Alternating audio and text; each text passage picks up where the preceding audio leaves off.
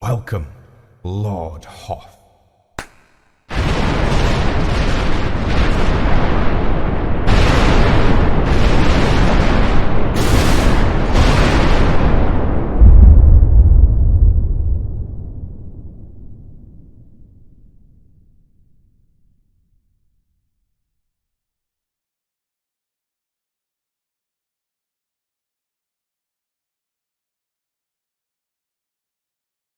Dessel, a Cartersis miner from Apotros, is working his shift during the day.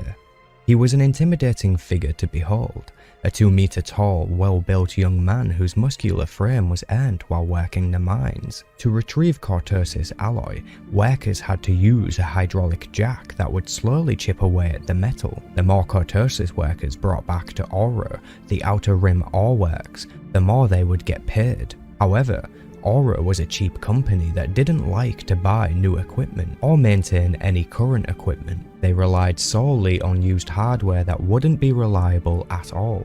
Eventually, they would choke and stall. While working his shift, Dez's hydraulic jack did just that.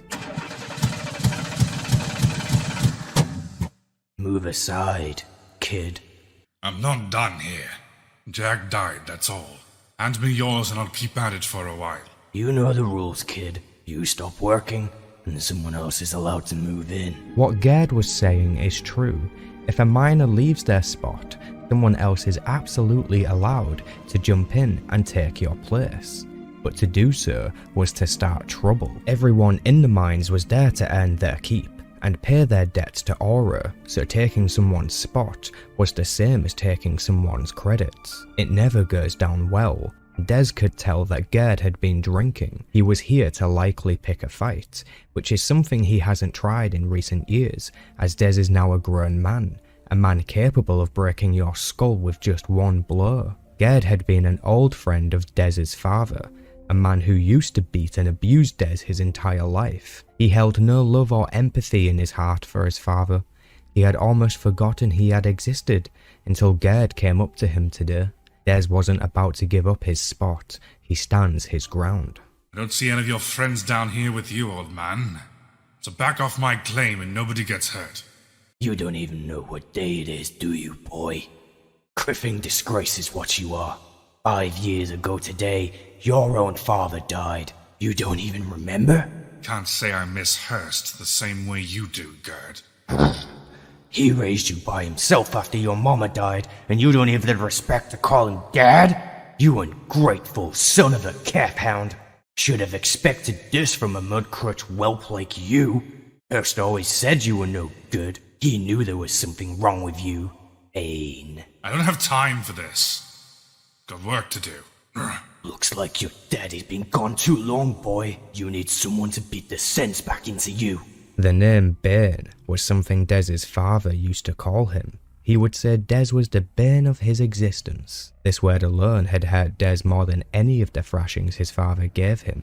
Dez had pushed Gerd back and snatched his own jack out of his hand, resulting in Gerd stumbling backwards and falling down. This was enough to make the two men start fighting. Dez had been working for at least 6 hours already.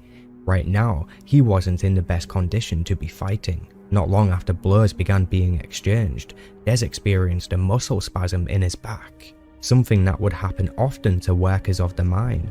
Despite this, Dez was still able to defend himself, not because of his physical strength or brawling experience, but because the Force was with him. It was something he didn't know yet. The Force was a thing that wasn't taught to your average person in the Outer Rim, but Dez knew he had a hidden gift. A gift that allowed him to see glimpses into the future. It could let him see which cards to play at the cantina, or it could help let him know when an opponent is about to throw a punch. When Gerd throws his punch, Dez sees it clearly through the power of the Force, allowing him to anticipate the blow and react with near perfect precision. As Gerd's fist came flying, Dez moves his head and managed to catch Gerd's thumb with his mouth and rip the appendage off using his teeth. Dez spits the thumb out of his mouth and simply watches Gerd writhe in pain around the cavern floors. He had beaten his opponent, and now he could do anything he wanted to them. Des reported to the foreman of the mines and was then instructed to go home. The foreman had told Des that they needed to make an example of him. Workers can't be fighting in the mines. As a consequence, Des was not allowed to work the mines until Gerd came back to work himself. This basically meant Des would have no income. However, the mines were not the only way to make credits on Apotros. Des rides the shuttle home across the plains of Apotros, gets changed out of his workwear and makes his way to the local cantina. He knew that Republic soldiers were at the cantina today, which meant he could go there and win some credits playing cards. Once the Republic troops had a few drinks, it wasn't too difficult to take their credits while playing Pezak or Sabak. Des enters the cantina and approaches the bar. The owner of the cantina is a Neimoidian named Groshik. He and Des had known each other since Des was a small child. They both had an arrangement. Des didn't need to pay for any drink he didn't ask for. So as he approaches the bar and Groshik prepares him a drink without request, he politely accepts the courtesy and downs the full thing in one gulp. You're here early, Yeah, ran into some trouble down in the mines. I bit Gerd's thumb off, so they let me go home early. Ha ha ha. Seems like a fair trade. I see you've noticed our recruiters tonight. I don't suppose you started trouble with Gerd just so you could go home early for cards with these Republic soldiers. Nah, I wouldn't do that. Just a happy coincidence this time. What are they spewing out tonight? More battles of glory? Trying to warn us about the horrors of the Brotherhood of Darkness. It doesn't seem to be going well. Usually when Republic troopers came to Apotros, they would attempt to recruit workers of the mines. Des suspected they received some sort of bonus for every new initiate they sign up. The Republic would offer them a new life, free from the mines and promise of stability and health. However, with the current war going on, the Republic versus the Brotherhood of Darkness, Des knew better. He wouldn't be spending his free time dodging blaster fire on the front lines for a faction that has never once considered his own well-being. The Republic buy cortosis from Aura, who don't share the profits with the miners. Instead, the workers are trapped in debt and barely affording to live, all while risking their lives mining cortosis in sometimes lethal conditions, not to mention the side effects, such as hair loss. Des himself had experienced hair loss and could not grow a head of hair. But most of these things were just facts of life for Des. He knew the Jedi wouldn't be coming to save him from any small injustices, so why should he put his life on the line? He wouldn't be. He knew one day he would pay off his debt to Aura and get off this blasted world. Winning in a game of cards could help nudge that on the way. Des inspected the cantina and saw many Republic troops playing different games at the tables. He was going to be waiting a while for a free seat to become available. As soon as one came up on the sabacc table, Des jumped right in. Whoa! They grow you fellas big out here on the rim. How tall are you? 2 meters. Even. Are you sure you're not really a Wookiee someone shaved for a joke? Come on now, son. It's just a joke. You can take a joke, can't you? Yeah. I could take a joke, but I'd rather take your credits.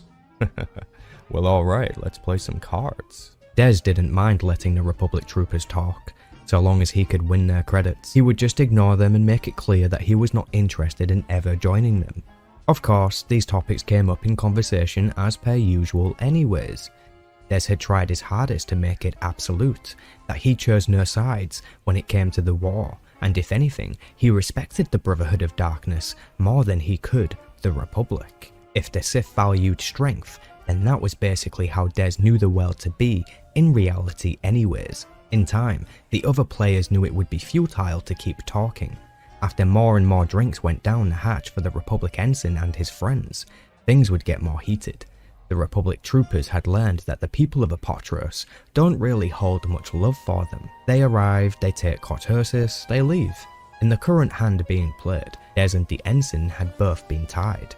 Des had been using his precognitive sight all evening in hopes of winning the sabacc pot, which was at 10,000 credits. With all the animosity building between the players, it almost became a match of making each other lose rather than caring about winning anymore.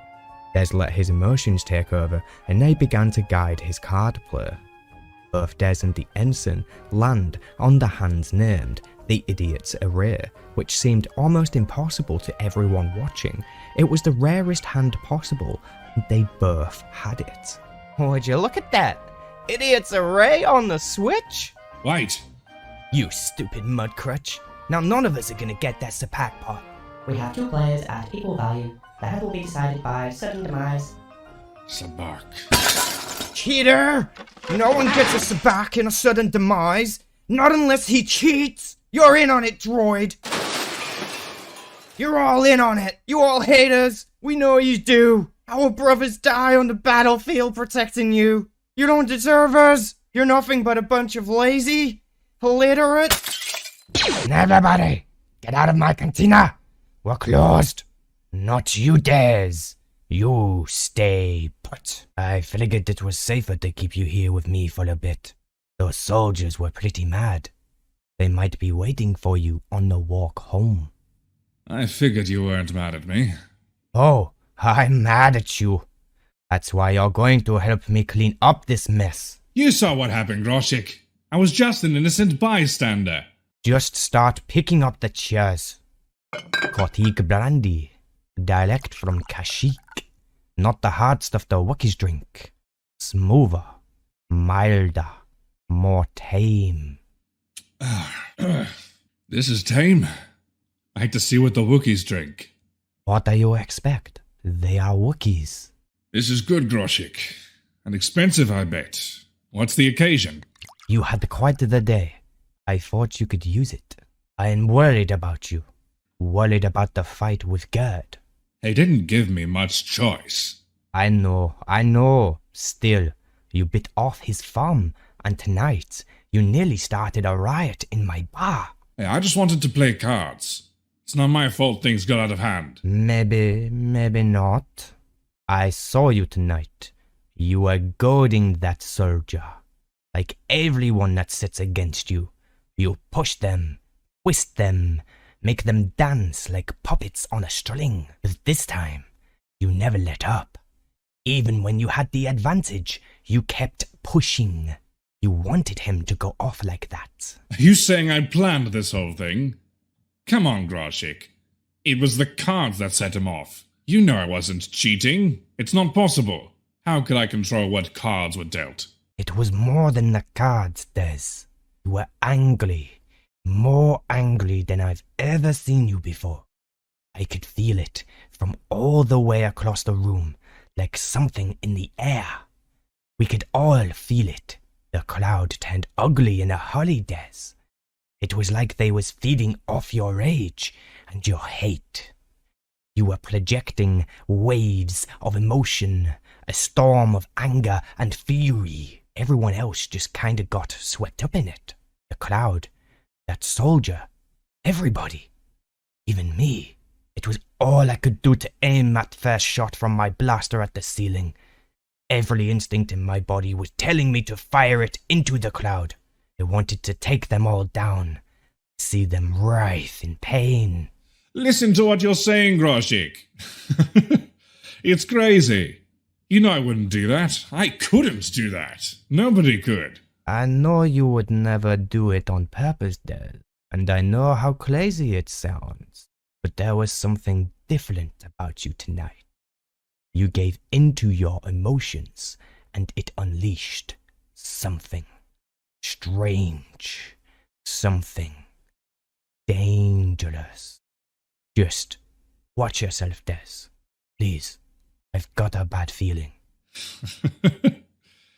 You be careful, Groshik. Nemoidians aren't known for relying on their feelings. It's not good for business. True. Maybe I'm just tired. I should get some sleep, and so should you. After leaving the cantina in the darkness, Des finds himself being ambushed on his walk home. The Republic ensign and 2 of his friends had followed Des from the bar. However, they underestimated their opponent. Des had sensed them in the darkness and prepared for an assault. He swung his own fists around in the black of night and was rewarded by the sound of crushed cartilage and breaking bone. Moments later, Des saw one of the assailants draw a weapon. It was a vibrosword that appeared to be glowing. He could see it clearly. Des avoided the vibroblade attack, then grabbed the weapon himself and reversed it into his opponent. The blade ran through the ensign's chest, and then his lifeless body thumped against the permacrete of Apotros' residential areas. The other assailants saw their dead friend and decided to flee. Des wanted to inspect the weapon he saw glowing, except it wasn't glowing now. It was almost as if his eyes were warning him about a dangerous threat. Little did he know, this was the power of the Force and a manifestation of his dormant, dark side power. Des knew he couldn't go home now. Soon the authorities would be searching for him. Regardless of whether or not it was self-defense, the Aura Company wouldn't see it that way. They would probably send Des to a prison colony for the crime of murder. Des decides to return to the cantina. Perhaps Groshik would know what to do. When he arrives, Groshik brings him inside and questions him as to why there is blood on him. Des explains the situation, and Groshik pours them another round of Cortica brandy. As it would turn out, Groshik had contacts all around. He knew anyone he knows from the Republic wouldn't be much help right now, so Groshik confesses to Des that he has contacts within the Sith. Should he want to escape Apotros and be a fugitive of the Republic, then Groshik could help Des join the Sith and find a new life for himself. Without hesitation, Des was ready to leave Apotros and begin a new life, even if it meant enlisting with the Sith and joining their army. He couldn't fight for the Republic, but he could certainly fight against them. Groshik sets Des up at the local spaceport with a Rhodian captain who will take him off-world. Des hides in a side panel of the ship's interior and awaits for his new life to begin.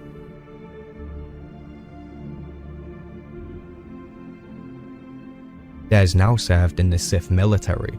He held the rank of sergeant and was highly respected by his fellow troopers. Des's hidden force ability had evolved from helping him win at cards and trivial brawls in the mines of Apotros, to now helping him win his battles in the ongoing war against the Republic and Jedi. Des had been able to save his comrades countless times, along with completing near impossible missions with outrageous odds of survival. For that reason, most of the other troopers were loyal to Des, loyal enough to follow him wherever he leads. The squad Des served in was named the Gloom Walkers, a very prestigious military unit that would usually be selected for high priority objectives. The current objective for the squad was on the planet of Fasira. The Sith Lords had ordered the lieutenant and commanding officer, Lieutenant Ulubor, to send the Gloom Walkers into an enemy stronghold during the daytime. Knowing that attacking in broad daylight would be nothing but suicide, Des challenged his commander. However, Ulubor would not let up.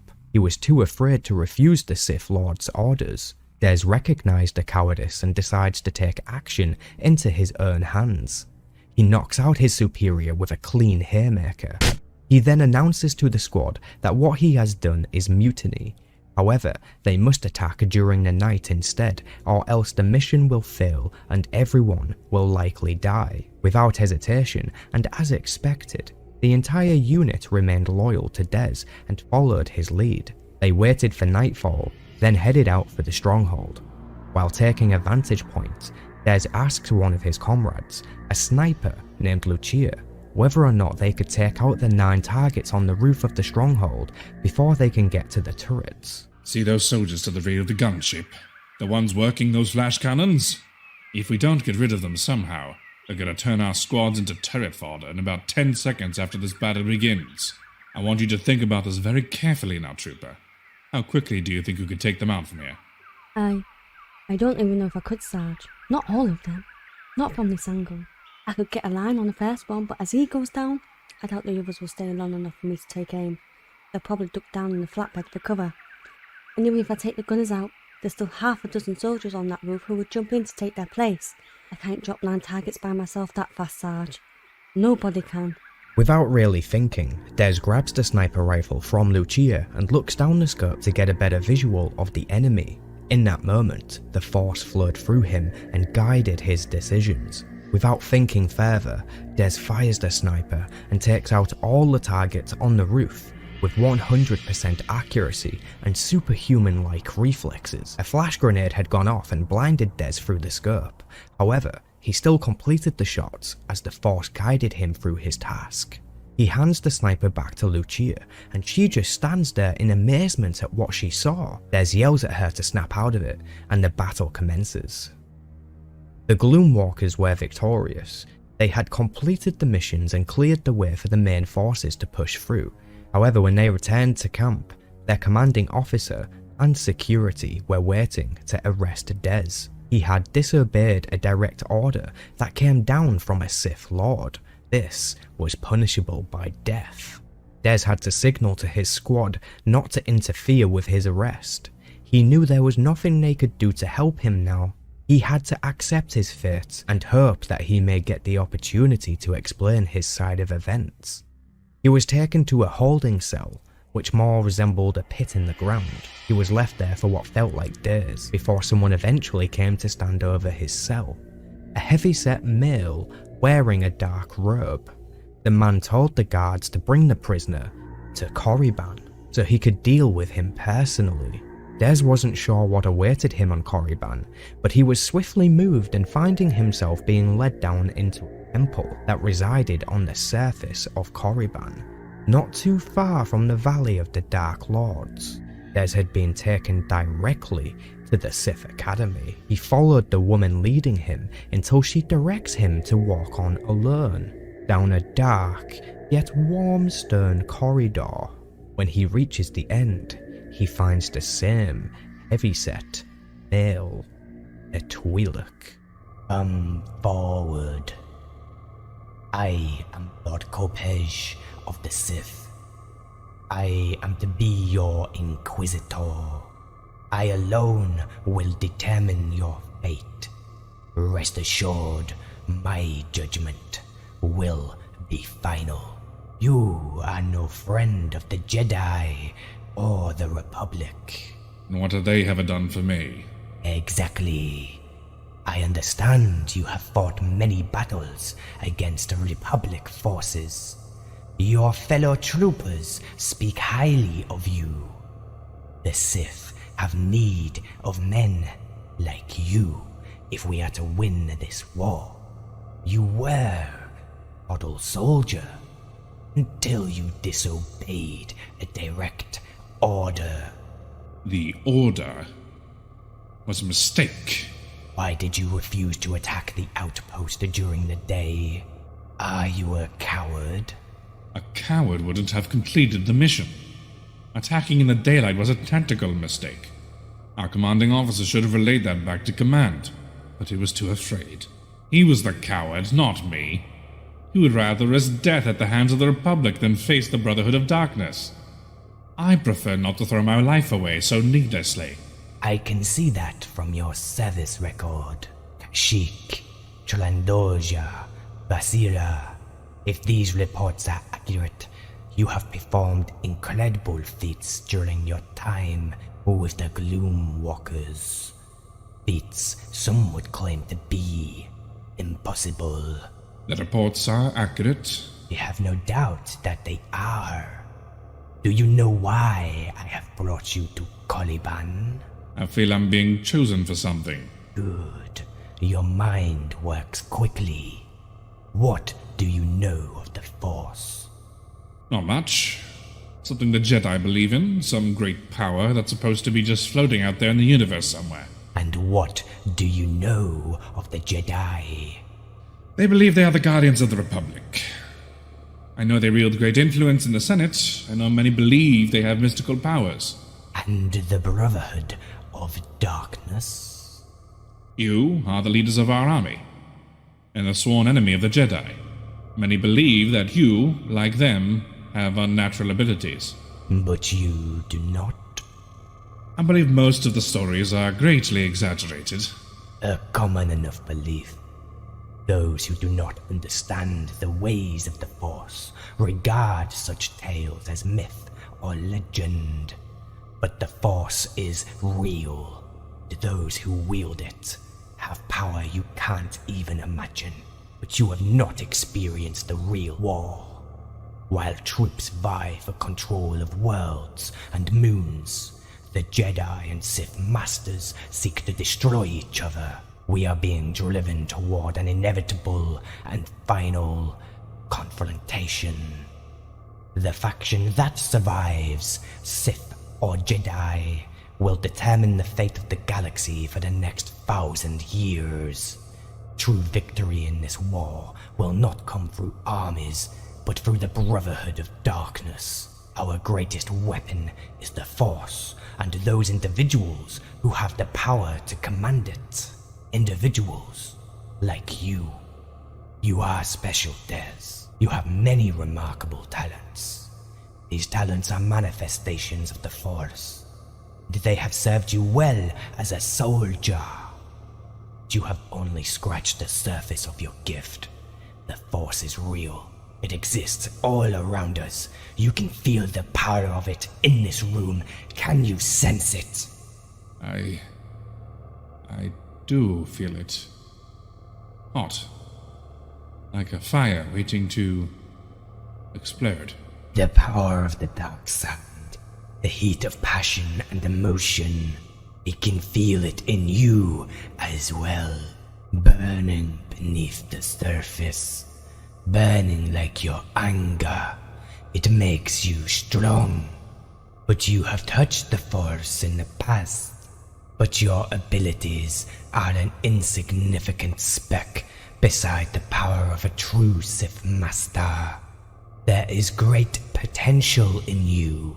If you stay here on Caliban, we can teach you to unleash it. You would no longer be a trooper on the front lines. If you accept my offer, that part of your life is over. You will be trained in the ways of the dark side.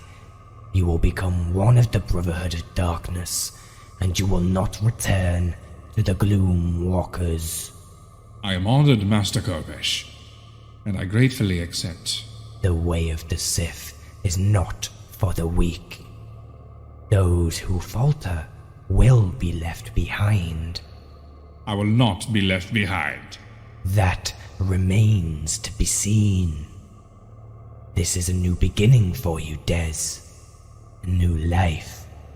Many of the students who come here take a new name for themselves. They leave their old life behind. Do you wish to choose a new name for yourself, Des? Do you wish to be reborn? Yes. And by what name should we call you now? My name is Bane. Bane of the Sith. Dessel took the name that once used to make him feel weak. He would now use it to make himself strong. He would draw upon the anger it caused within him and use it as fuel for his new journey of darkness.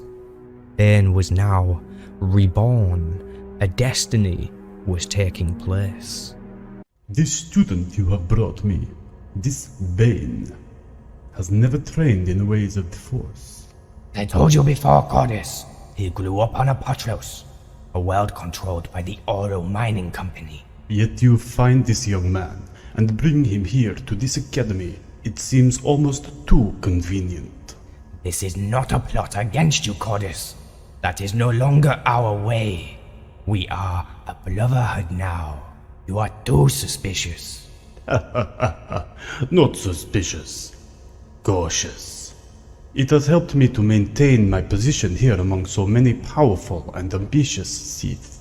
He is as powerful as any of them. But he is also older. We prefer to find our students when they are younger and more malleable. Now you sound like a Jedi.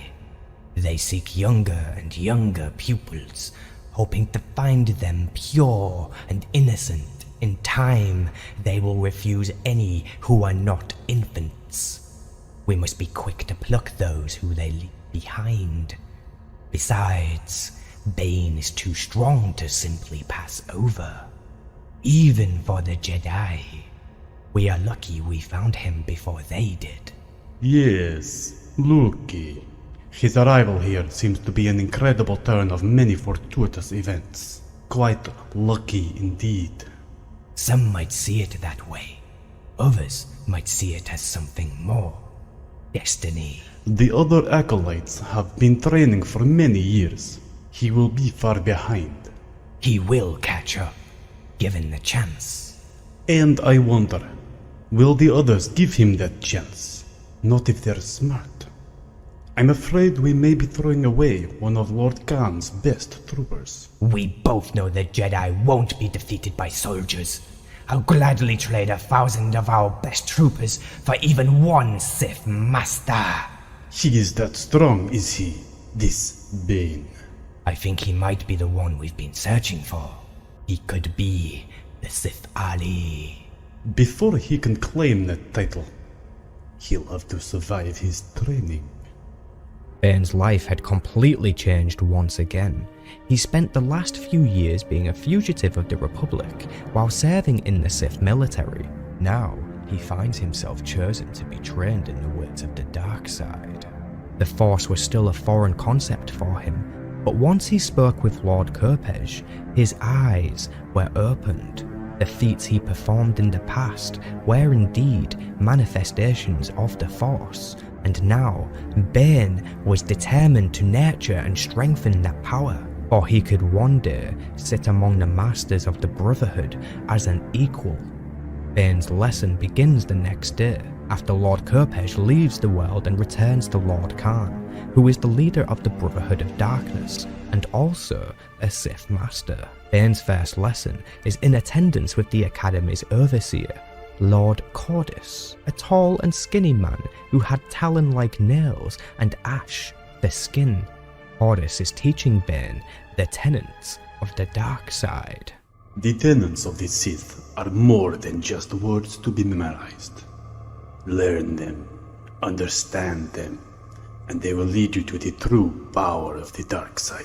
Peace is a lie. There is only passion. Kopej tells me you come to us as a raw apprentice. He says you have never been trained in the ways of the Force. I'm a quick learner. Yes, and strong in the power of the dark side. But the same can be said of all who come here. What do you know of this academy? The students here are taught to use the Force. They are taught the secrets of the dark side by you and the other Sith Lords. I know there are many other academies like this one. No, not like this one. It is true we have other training facilities spread across our ever-growing empire. Places where individuals with promise are taught to control and use their power. But each facility is unique. And where individual students are sent depends on how much potential we see in them. Those with notable yet limited ability are sent to Honecker, Gentis, or Kamal to become Sith warriors or marauders. They are taught to channel their emotions into mindless rage and intensify their battle fury. The power of the dark side transforms them into ravaging beasts of death and destruction to be unleashed against our enemies. Brute strength alone is not enough to bring down the Republic. True. Those with greater ability are sent to worlds have allied themselves with our cause to destroy the Republic. Ryloth, Umbara, Nashada. These students become creatures of shadow, learning to use the dark side for secrecy, deception, and manipulation. Those who survive the training become unstoppable assassins, capable of drawing on the dark side to kill a target without moving a muscle. Yet even they are no match for the Jedi. Precisely. The academies on Dathomir, Iradonia are most similar to one here. Their apprentices study under Sith Masters. Those who survive their training become adepts and acolytes who swell the ranks of our armies. They are the counterparts to the Jedi Knights, who stand in the way of our ultimate conquest. But even as the Jedi Knights must answer to the Jedi Masters, so must the adepts and acolytes answer to the Sith Lords. And those with potential to become Sith Lords, and only with such potential, are trained here on Korriban. Korriban is the ancestral home of the Sith. This planet is a place of great power. The dark side lives and breathes in the very core of this world. This temple we stand in, was built many thousands of years ago to collect and focus that power. Here you feel the dark side at its strongest. You have been chosen because you have great potential. Great things are expected of apprentices here on Korriban. The training is difficult, but the rewards are great for those who succeed. You have the potential to become one of us, one of the Brotherhood of Darkness. Together we can cast off the shackles of the Republic. But even those with potential can't fail. I trust you will not disappoint us, Bane. Bane spends his first few weeks at the academy separate from the other apprentices mostly. Since Bane joined the Order as an adult, his knowledge of the Sith was very far behind the other students. For this reason, the Sith Masters are instructed to spend extra time with Bane, carefully teaching him the ways of the dark side. It did not take long for Bane to discover his hidden potential. After only a few days of training, he found himself able to leap vertically to heights you couldn't possibly imagine. He could sprint at full speed for many laps around the Academy's perimeters without needing to stop for air. He was now capable of moving larger and larger objects through the power of the Force. Bane had experienced a transformation from mere mortal to an apprentice of the Sith.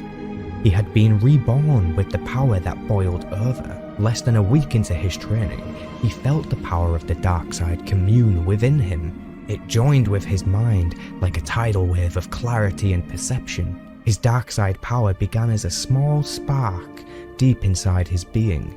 Now it was a raging inferno, white hot and prepared to channel his emotions and fury into power he could use to defeat an opponent in the dueling ring.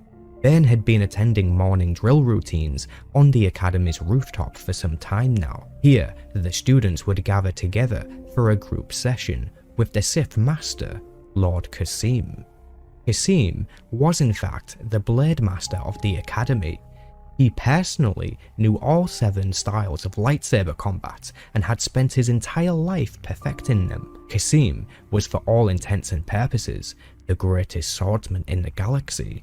For this reason, Kasim was at the Academy specifically to train the students in the art of lightsaber combat. When Bane had first joined these lessons, he had proven to the other students that his experience was far behind. Bane himself was aware of this. That's why for the first few sessions, he would refuse to participate in the dueling ring. After each session, students were allowed to challenge one another in the dueling ring. Bane had been refusing every offer to fight, except against one student, named Furhag. This student had beaten Bane in the dueling ring before now, and Bane wanted revenge. Today, he would initiate a challenge against Furhag to test the progress of his training. I challenge Furhag. I accept.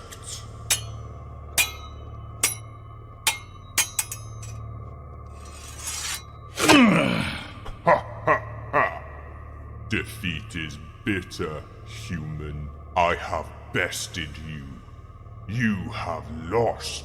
You trained for weeks to challenge me. You have failed.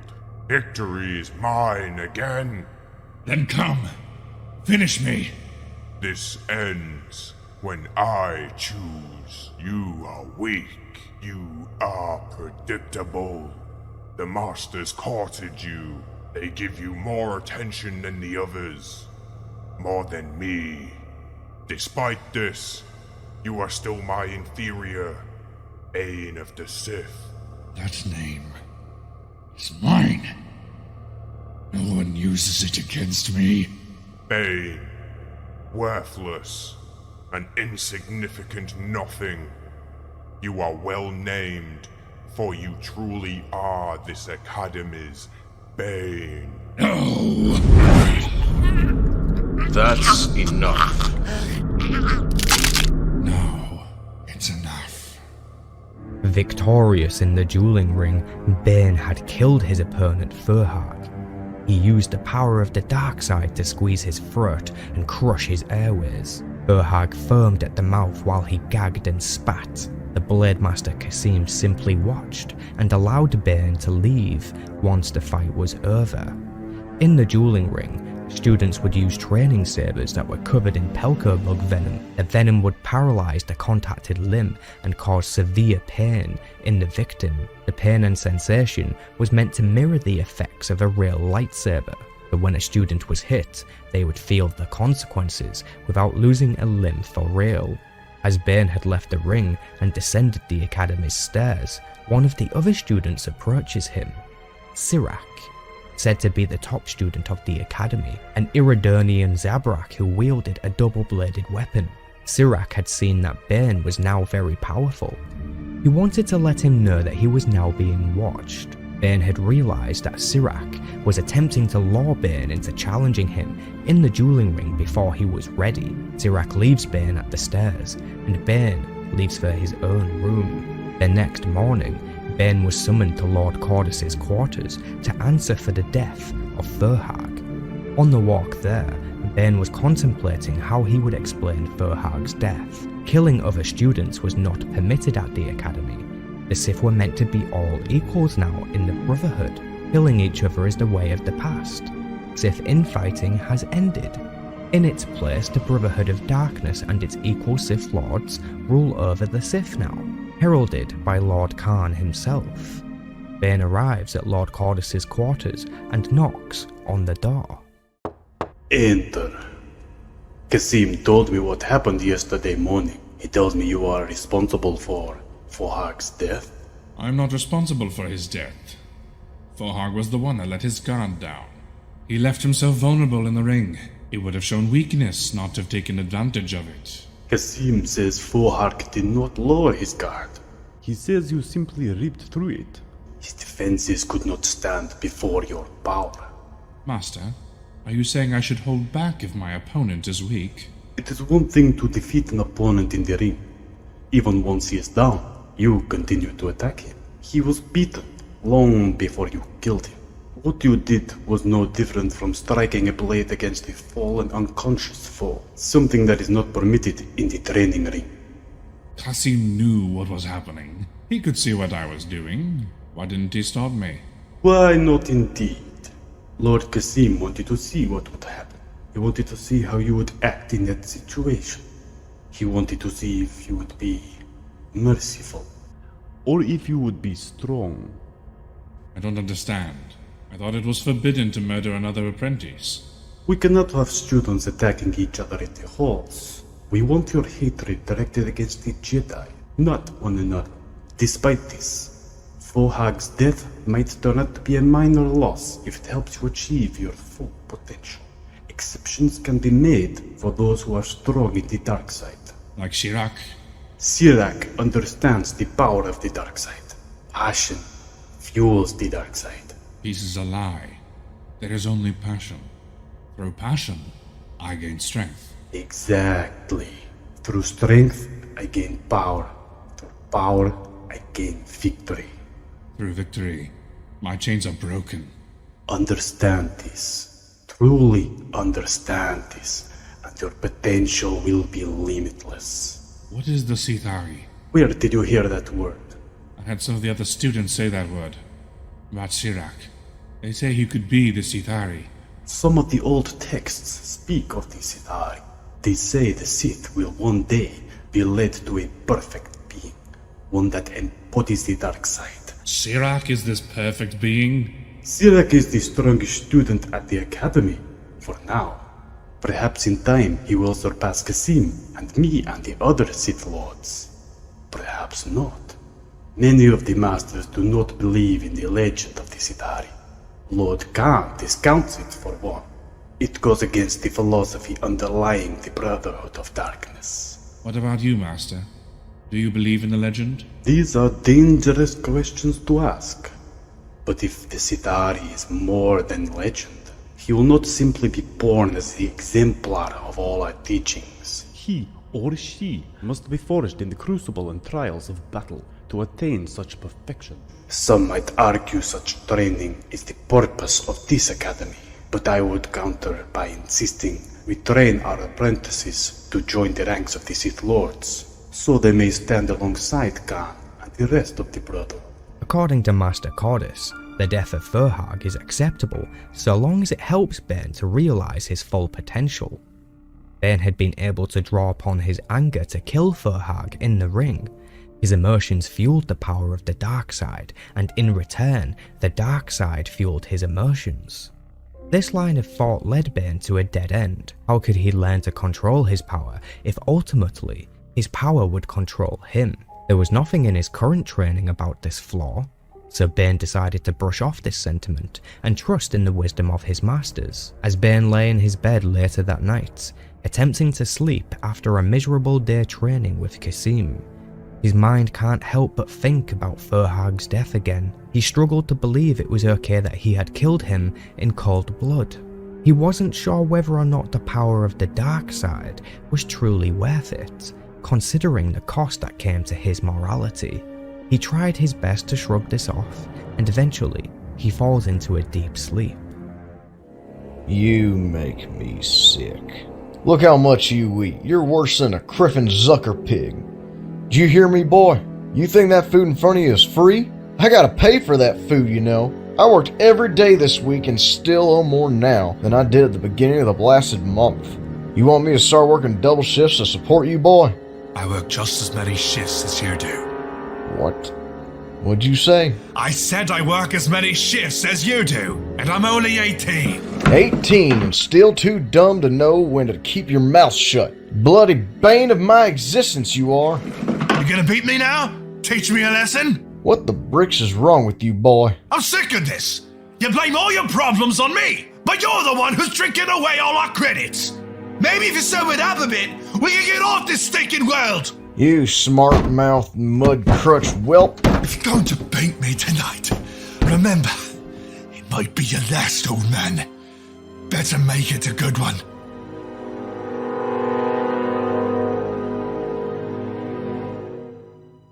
I hope you die. I hope you die. I hope you die. I hope you die. I hope you die. Bane awakens from his sleep, perspirating and fatigued. He had dreamed about his father and the circumstances around his death. According to the official reports, his father had died of a sudden heart attack the same night he nearly beat his own son half to death. The authorities never suspected the real truth, and neither did Bane. Not until now. He had killed his own father that night through the power of the dark side, meaning Furhag wasn't the first person he murdered with the Force, and he likely wouldn't be the last. The revelation affected Bane, and this reflected in how he connected with the dark side. Knowing that he was responsible for his father's death meant that he could somehow no longer draw upon the anger he used to feel, almost as if he was feeling guilty. Ultimately, he knew that the weak would fall to the strong. Determined to continue his training, he reports to the Blade Master Kasim for a private lesson. No, wrong. You are too slow on the first transition. You are leaving your left side open for a quick counter. I'm sorry, Master. I'll go and practice the routines again. Routines? What good will that do? I must learn to sequence better. Become faster.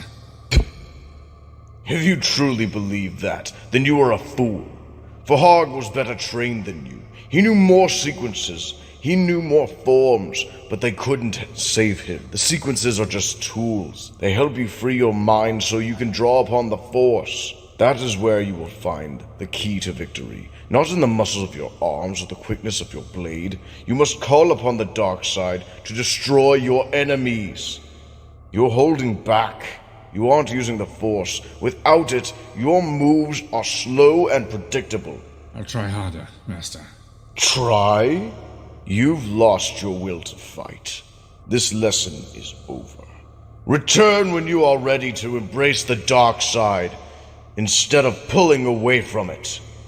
In the few weeks since Furhag's death, Bane's training seems to have taken to a decline. His ability to draw on the dark side was now obstructed by his internal conflicts. The Blade Master had recognized this flaw in Bane to some degree, Kasim knew that Bane was holding back for some reason. This was a barrier he needed to overcome if he was to ever become an equal in the Brotherhood. While Bane trains at the Academy on Korriban, a war is still ongoing far away in the stars. Lord Khan, the leader of the Brotherhood, had received news that the Jedi have formed an army to oppose them, and they have appeared on the world of Ruusan, calling themselves the Army of Lights. Khan couldn't help but find the name of the opposing force quite humorous. In retaliation, Lord Khan unites the Sith Lords and gathers his own army to assault the Jedi on Ruusan. Already the Brotherhood had taken many worlds, but Khan was now willing to risk losing them all for the sake of attacking the Jedi and their infamous leader, General Hoth. Hoth was a Jedi Master. He and Lord Khan had a clear rivalry between each other in all the conflict. What the Brotherhood of Darkness did not know is that Lord Khan himself was adept in the ways of Force inspiration, an ability that allowed him to cast subtle ways of persuasion and loyalty amongst his brothers. Lord Khan used this ability to unite the Sith of this era and bring a stop to the infighting. The task of keeping all the Sith Lords in check was very stressful. It required Khan's constant attention and slight manipulations. News of the change in the war reaches the surface of Korriban. Lord Cordis summons the Blade Master to his quarters so he may share the news. Kasim also offers an update on Bane's progress at the Academy. You wanted to see me? News from the front. The Jedi have amassed together under a single banner on Ruusan. General Hoth is leading them. Lord Khan has gathered his own army. Now they are heading to engage the Jedi. Are we going to join them? None of us. None of the masters and none of the students, unless you feel one of the apprentices is ready. No. Sirak, perhaps. He is strong enough, but his pride is too great, and he still has much to learn. What about Bane? He showed great promise in disposing of Vohag. That was a month ago. Since then, he has made no progress. Something is holding him back. Fear, I think. Fear? Of the other students? Of Sirak? No, nothing like that. He's finally seen what he is truly capable of. He's seen the full power of the dark side. I think he's afraid to face it. Then he is of no further use to us. Focus on the other students. Do not waste your time on him. I think he just needs more time. Most of our apprentices have been studying the ways of the Sith for many years, ever since they were children. Bane didn't begin his training with us until he was full grown. Well aware of the circumstances surrounding his arrival at this academy. Next time Bane approaches you, turn him away. Make sure all of the masters understand he is no longer worthy of our teachings. Considering Bane's lack of progress recently, Cordis thinks it best to cast him out and no longer give him attentions from the Academy's masters. This meant Bane had to find his own way back to power, a task that was proving to be quite difficult for him. Lord Kasim had turned Bane away in a very public manner, making it clear to all of the students that he is no longer to be respected or even seen as a threat. All he could do was attend the group sessions, but his presence would be discarded and no advice or wisdom would be given to him. The message was clear. Before long, other apprentices would notice his vast decline in power and likely challenge Bane in the dueling ring. He had to make sure he got there first. In the next group session with Kasim, after finishing the routines and drills, Bane challenges Sirak, the current top student of the academy, in the ring.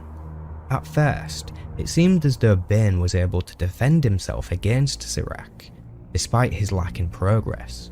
However, Bane eventually realized that Sirak was actually toying with him. Now, he was showing Bane his true talent. It became clear very quickly that Bane was overmatched. Sirak had crushed Bane's fingers, shattered a kneecap, broken his jaw and even smashed out some of his teeth. Sirak then picks up Bane's body and throws him using the power of the Force to the other side of the rooftop. The resulting crash landing broke many of Bane's ribs. Then he passed out. Bane spends 3 weeks in the Bacta tank. The average length of stay in the tank was usually just 1 day, but Bane had severely lost against Sirac. With this loss, Bane knew that his life was essentially over. If he didn't find a way to find his will to fight again, he would forever be seen as an outcast. Weak, all he could do was give himself up to his studies. With his newfound spare time, Bane decides to revisit the Academy's archives. Much like the Jedi Order have their library, the Sith also have their own archive. Although its contents were certainly lacking, Bane had visited the library when he first arrived on Korriban. The dusty books and scrolls had helped teach him the ways of the Sith and their history. However, that was when he didn't have much time to browse the catalogues. Now, he had as much time as he needed to finish any research of reading of any ancient text. Bane discovered many unique things in the text that were not being taught by the Masters of the Academy. He discovered the Darth title and pondered why it was currently not being used by any of the Sith, a question he may get answers to another time. As he studies in the archive, a newly arrived acolyte stands by the doorway and watches him. Other acolytes saw no use in visiting the library. They preferred to be in the presence of the living masters and learn from them, which meant Bane would usually find himself alone to nurture his studies. So when Githany, a former Jedi, now Sith acolyte, approaches him in the library, he was slightly surprised. She was a female human with striking beauty. Bane couldn't help but stare as she approached him, but she was used to men staring at her. She often used it to her advantage. Bane, I've been looking for you. Looking for me? Why? I need you. I need your help against Sirac. I can't help you with Sirac. Please, Bane, just listen to what I have to say. Take a seat. I know what happened to you in the dueling ring. I know everyone believes Sirac destroyed you, that somehow the defeat robbed you of your power. I can see you believe it too. They're wrong, Bane. You can't just lose your ability to command the Force. None of us can. The Force is part of us. It's part of our being. I heard accounts of what you did to that Forharg. That showed what you were capable of. It revealed your true potential.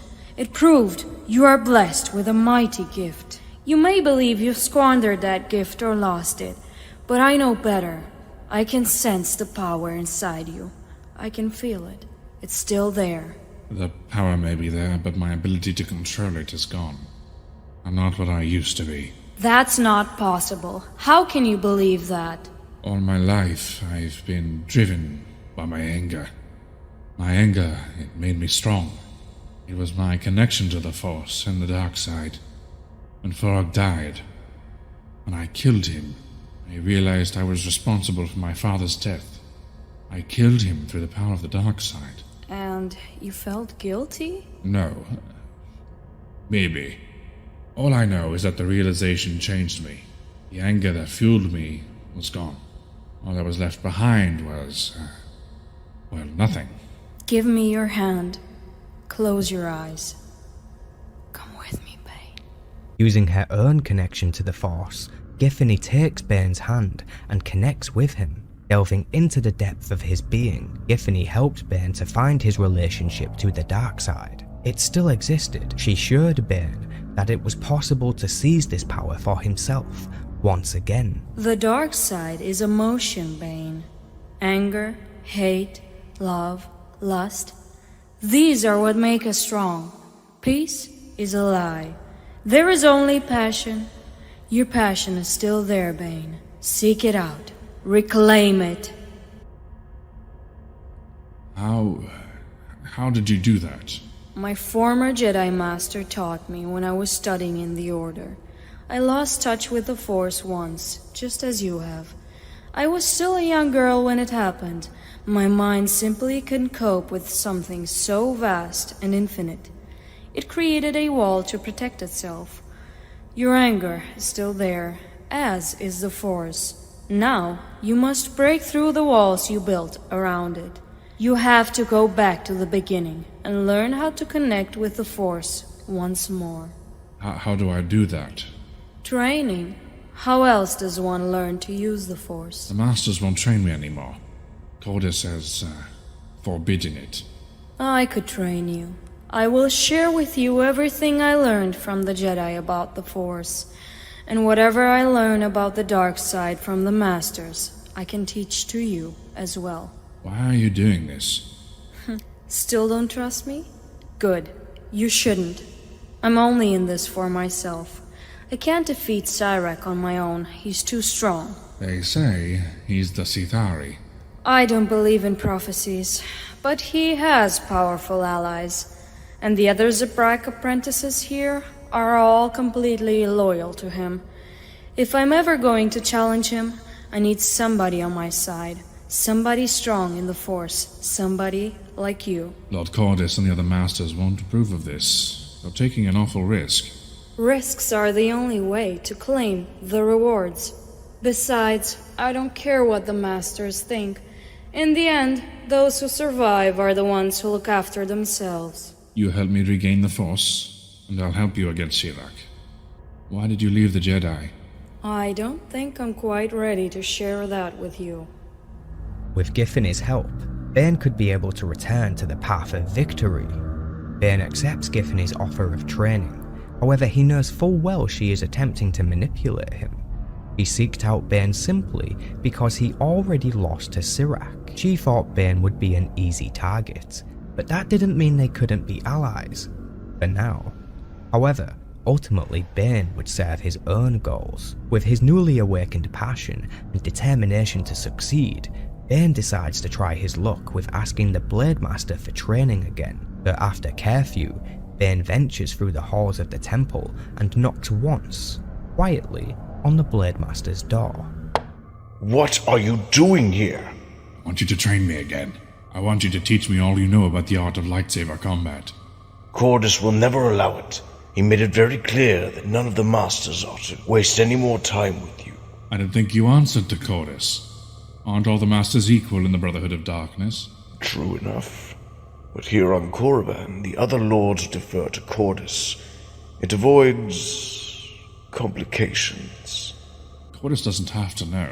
Train me in secret. We can meet at night on the temple roof. Why should I do this? You ask for teachings of a Sith Lord, but what are you offering me in return? You know my potential.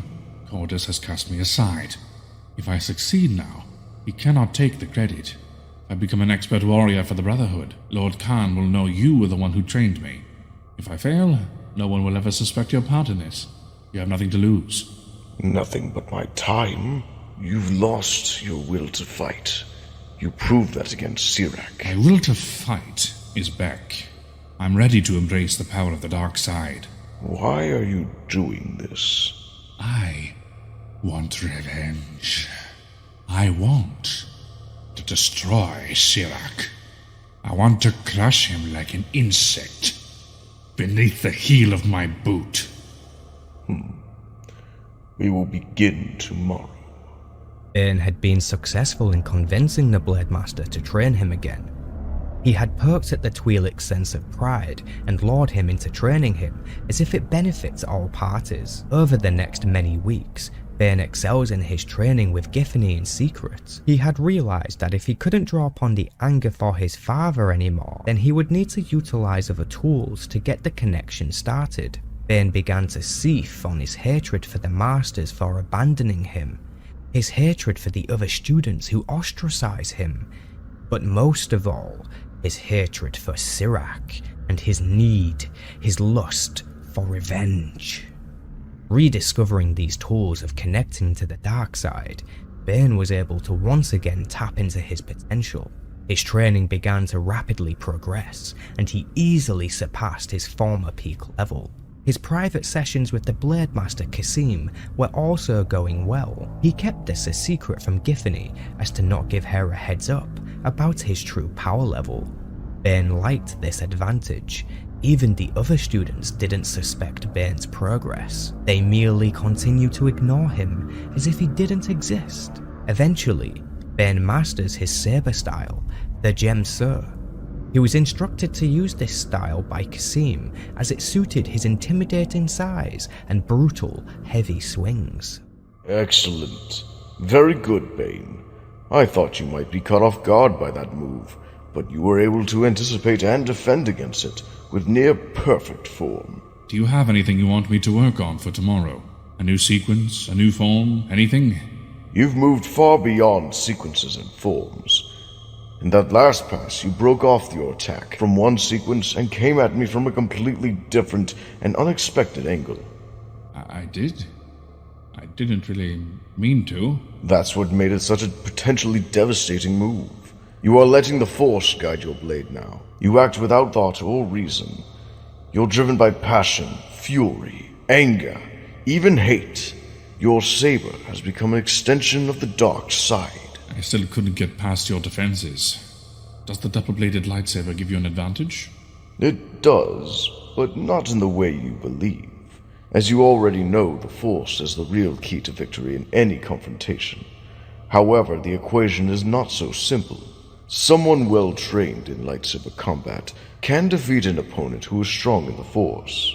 The Force allows you to anticipate your opponent's moves and counter them with your own. But the more options your foe has available, the more difficult it is to predict which will be chosen. So the double-bladed lightsaber simply gives you more options? No, but you think it does, so the effect is the same. I still don't quite understand, Master. You know the single-bladed lightsaber well. You use it yourself, and you've seen most of the other apprentices use it as well. My double-bladed weapon seems strange to you, unfamiliar. You don't fully understand what it can and cannot do. In combat, your mind tries to keep track of each blade separately, effectively doubling the number of possibilities. But the two blades are connected. By knowing the location of one, you are automatically aware of the location of the other. In actual practice, the double-bladed lightsaber is more limited than the traditional lightsaber. It can do more damage, but it is less precise. It requires longer sweeping movements that don't transition well into quick stabs and thrusts. Because the weapon is difficult to master, however, few among the Jedi or even the Sith understand it. They don't know how to attack or defend effectively against it. That gives those of us who use it an advantage over most of our opponents. Like Githani's whip? Exactly. The energy whip is far less efficient than any of the lightsaber blades. However, nobody ever practices against a whip. Githany knows that their enemy's confusion, being confronted with the whip, gives her an edge. By telling me this secret, you've given up your advantage. Only to a small degree. You now understand why an exotic weapon or unfamiliar style will be more difficult to defend against. But until you become an expert in a particular style, in the heat of combat, your mind will still struggle to grasp its limitations. So by studying different styles, I could negate the advantage? In theory, but time spent studying other styles is time spent away from mastering your own form. Your best progress will come from focusing more on yourself and less on your opponent. Then why even bother telling me all this? Knowledge is power, Bane. My purpose is to give you that knowledge. It is up to you to figure out how best to use it. Bane's progress was clear to Lord Kasim. His tone implied he was impressed. However, Bane was still struggling to understand many of the basic concepts that the masters were teaching. With all his newfound knowledge, and from everything he had learned in the library so far, Bane knew that the weak must serve the strong. But this contradicted Khan and his brotherhood. He claims that they are all equals and are all worthy of the rank of Dark Lord. Bane continued to struggle with how Khan's brotherhood was indirectly a mockery to the original Sith traditions. Equality is a lie, a myth to appease the masses. It's a chain that needed to be broken. If all are equal, then none can be strong, he thought to himself. Regardless, Bane reports to the Sith library so he may study with Githany in private. Very good, Bane. That's enough for today.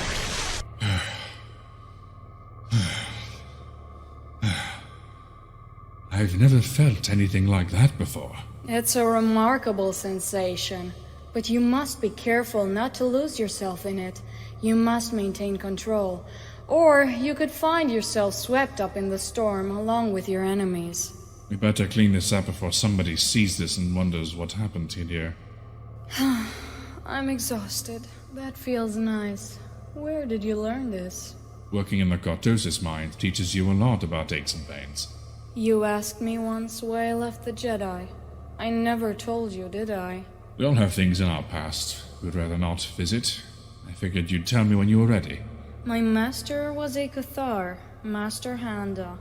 I studied under him for almost as long as I can remember. My parents gave me over to the Order when I was just a toddler. I've heard the Jedi care little for the bonds that hold families together. They only care about the Force. Worldly attachments, friends, family, lovers, they cloud the mind with emotion and passion. Passion leads to the dark side. So I've heard.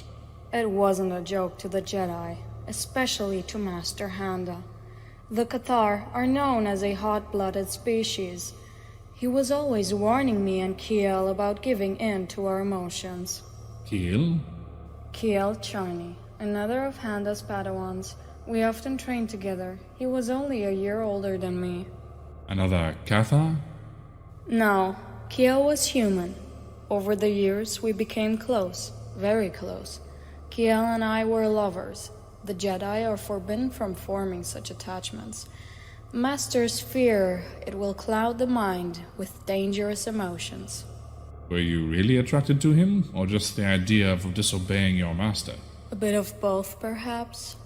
He was handsome enough, strong in the Force. There was an undeniable attraction. Once we became lovers, it didn't take long for Master Handa to find out.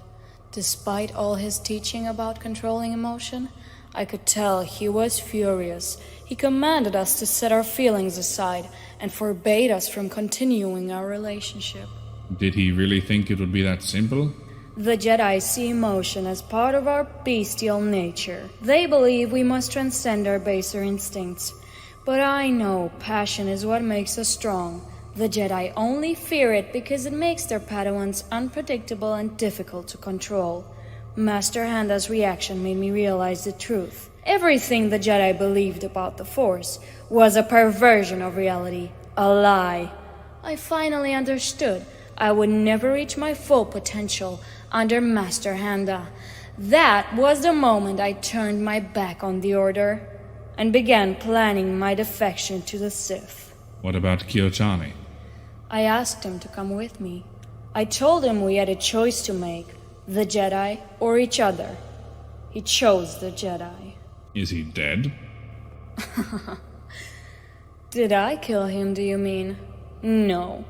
He was still alive the last I heard. He may have died battling the Sith on Rusan since then, but I didn't feel the urge to kill him myself. Then I guess your feelings for him weren't as strong as you thought. When you finally betray me, I hope you care enough to try to kill me yourself. I'm sorry, Githani. It was just a joke. I didn't mean to upset you. I opened up a painful part of my past, Bane. It's not something I want to make light of. You're right. I'll go. In his most recent lesson with Githany, Bane had learned how to use and channel the power of Force lightning. In just his first attempt, he had been able to summon a grand vortex of electricity that messed up the library assemblance. After putting things back together, Bane unintentionally offends Githany with a mild jerk. However, she was in no mood for humour. The next day, during early hours of the morning, Bane and Kasim were once again sparring atop the Academy's roof. Bane was able to keep up with the Blade Master now. Kasim used a double-bladed weapon, just like Sirac. Now that he had spent so much time sparring against Kasim, Bane was more than sure he could defeat Sirac in the ring now. During their session, Bane had realised the fight was over and yielded to his opponent. He saw no point in continuing the fight any longer. The Blade Master was surprised by this decision, but he still respected it. Kasim thought Bane would continue fighting in the name of honour and glory. However, Bane countered with a quote from a book written by Darth Revan. "Honour is a fool's prize. Glory is of no use to the dead." Kasim did not recognise the quote, but still commended his apprentice for speaking words of wisdom. An ironic twist, Bane had subtly taught his mentor something new, yet his mentor, for some reason, did not have the capacity to recognise it and absorb it. After the session is over, Bane takes the opportunity to ask his mentor about why the Sith no longer use the Darth title. Master, why don't the Sith use the Darth title anymore? It was Lord Khan's decision. The Darth title is a relic of the past. It represents what the Sith once were, not what we are now. There has to be more to it than that. Lord Khan wouldn't throw out the ancient traditions without justification. I see you won't be satisfied with the easy answer. Very well. To understand why the title is no longer used, you must understand what it truly represents. The Darth title was more than a symbol of power. It was a claim of supremacy. It was used by those Dark Lords who looked to enforce their will on the other masters. It was a challenge, a warning to bow down or be destroyed. Of course, few of the Dark Lords would ever submit to another's will for very long. Wherever one of our order took up the Darth title, deception and betrayal were always close at hand to snatch it away. There can be no peace for a master who dares use the Darth name. Peace is a lie. There is only passion. Peace was a poor choice of words. What I meant was stability. Those masters who used the Darth title spent as much time guarding against their supposed allies as they did battling the Jedi. Khan wanted to put an end to such wastefulness. Khan wants us to focus all our resources on our true enemy instead of one another. That is why we are all equals in the Brotherhood of Darkness. Equality is a myth to protect the weak. Some of us are strong in the Force. Others are not. Only a fool believes otherwise. There are other reasons the Darth title was abandoned. It attracted the attention of the Jedi, for one. It revealed our leaders to the enemy. It gave them easy targets to eliminate. Forgive me, Lord Qasim. I meant no offense. I only sought to draw upon your wisdom to explain that, which I could not explain myself. So now, do you see the wisdom behind Lord Khan's decision to end the tradition? Of course. Bane had lied to the Blade Master. He still didn't understand, nor could he accept why Lord Khan no longer allowed the use of the Darth title. It didn't matter if any of the Dark Lords used the title, the Jedi would still know who their leaders are, so that didn't make sense. From Bane's perspective, it was almost as if Qasim was trying to convince himself as much as he was Bane. Slowly, Bane began to realise that what the Sith are today is not what the Sith used to be in years past. Previous Dark Lords had ruled over their minions with an iron fist. Power and authority was not just merely granted to those who did not deserve it. Power must be seized by those worthy enough to take it. In time, Bane would realise that the lessons the Masters teach directly contradict what the ancient texts speak of. Later in the day, Bane meets with Githany in the archives once again. She attempts to manipulate Bane into challenging Sirac in the dueling ring, but Bane has his own plan. Tomorrow morning, I'm going to challenge him in the dueling ring. What? Don't be stupid, Githany. He'll destroy you. I have no choice, Bane. I already told you, I don't believe in the legend of the Sith Ari. Sirak may be the top student in the school, but he's not invincible. He may not be the Sith Ari, but he's still too strong for you. You can't face him in the dueling ring, Githani. I've studied him. I know how good he is. You can't beat him. What other choice is there? We have to destroy him, and the only way is by facing him in the dueling ring. You can't face Shirak in the ring, but I can. What? He beat you nearly half to death last time. He'll kill you for sure this time. This time I intend to win. What's going on, Bane? I've been training with Lord Qasim. In secret. I don't like being played for a fool, Bane. Neither do I. I'm not stupid, Githani. I know what you wanted from me. I know what you expected me to say. I will get my revenge on Shirak, but I'm taking my own path. When? Tomorrow morning. Just as you said you were going to. But you knew I wasn't serious. And you know I am. You don't have to worry, nobody will know you were involved. That's not what I'm worried about. Good luck, Bane. Be careful. I will. During the next group lesson atop the temple's roof, Githany avoids speaking with Bane. Throughout the entire lesson, Bane focuses on channeling his dark side energy, seething and lusting for revenge against Sirak for what he did to him. By the time the lesson ended, Bane's anger had become white, hot rage. The rain pours down over the students, drenching everyone's long robes. Bane removes his robe, revealing his hulking physique and muscles. Then, he steps into the ring. Sirak! I challenge you! Bane was victorious. He had allowed Sirak to believe he wasn't a threat. He toyed with him and lulled him into a false sense of security. More than once Bane saw an opportunity to strike Sirak and win the duel. After all, to win, he only needed to hit him once. The Pelko venom would do the rest. He allowed the fight to go on for many minutes. Bane eventually noticed that Sirak had no real experience in long, drawn-out fights. No one was ever able to test him like Bane was right now. Time and time again, Bane had to pull back from landing a critical blow, until his rage peaked and his power boiled over. In the very last minute, Bane embraces the dark side and uses it to enhance his speed and power. Like a blur, he moved towards Sirak and disarmed him. He then crushed his forearm with the training saber and spun around to deliver a second blow to his leg.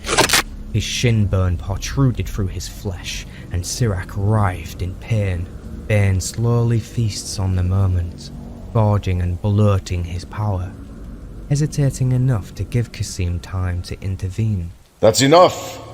It's over, Bane. You have witnessed an amazing victory. Bane's triumph was as much a result of his brilliant strategy as his superior skill.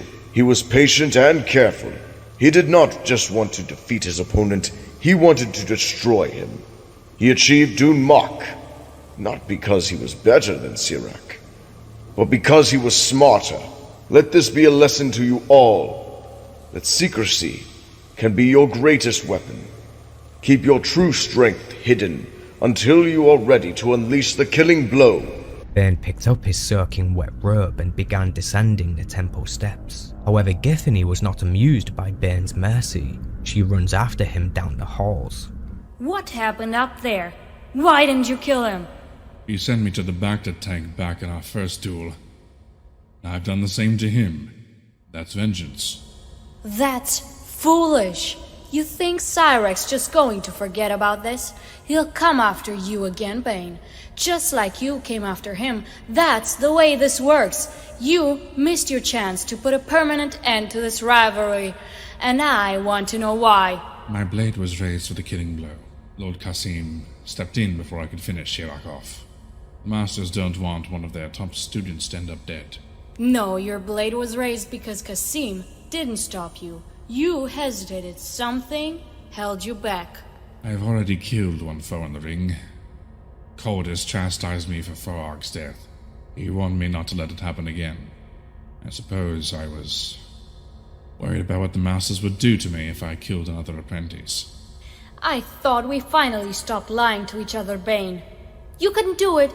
You felt the dark side swallowing you up, and you pulled back. You're wrong. I retreated from the dark side after I killed Varg. I know how that felt. This is different. You still aren't willing to give yourself fully to the dark side. Cyrax showed weakness, and you showed him mercy. That's not the way of the Sith. What do you know of the ways of the Sith? I'm the one who's read the ancient texts. Not you. You are stuck learning from masters who have forgotten their past. Where in the ancient texts does it say to show compassion to a fallen enemy? Or just angry because your plan fell apart. For the rest of the day, Bane struggled to come to terms with why he hesitated during the fight. He had the opportunity to kill Cyrax, but he knew that the Masters would not approve of it. He knew that the Brotherhood were equals and killing each other was no longer the way of the Sith. Except the weak must serve the strong. It was a fundamental creed of the Sith. If killing Cyrax was what Bane desired, then why should he allow others to make him think that killing is wrong? He wondered whether or not Githany was right. Cyrax would likely look for vengeance now. It was the way of the dark side. This meant that Cyrax would forever be a threat unless Bane destroyed him. In the late hours of the night, Bane was awoken by a knock at the door. The Blade Master Kasim had come to visit him. He entered Bane's room and reveals a lightsaber in his hand. At first, Bane thought it was Kasim's weapon. However, the handle was too short to be a double-bladed weapon. It also had a slight curve in the hilt. I have something for you. This was the weapon of my master. As a young child, I would watch for hours as my master performed his drills. My earliest memories are of dancing ruby lights moving through the sequences of battle. You don't remember your parents? My parents were sold in the slave markets of Nalhutta. That's where Master Nadaz found me. He noticed my family on the auction blocks. Perhaps he was drawn to us because we were Twi'leks like himself. Even though I was barely old enough to stand, Master Nadaz could sense the Force in me. He purchased me and took me back to Ryloth to raise me as his apprentice, among our own people. What happened to your parents? I don't know. They had no special connection to the Force, so my master saw no reason to purchase them. They were weak, and so they were left behind. My master was a great Sith Lord. He was particularly adept in the arts of lightsaber combat, a skill he passed on to me. He taught me how to use the double-bladed lightsaber, although, as you can see, he preferred a more traditional design for himself. Except for the handle, of course. It feels strange. It requires a minor variation in your grip. Hold it more in the palm, further away from the fingertips. Some moves are more difficult with this particular weapon, but many others are far more effective. In the end, I think you'll find this lightsaber will suit your personal style quite well. You're giving this to me? Today you proved you were worthy of it.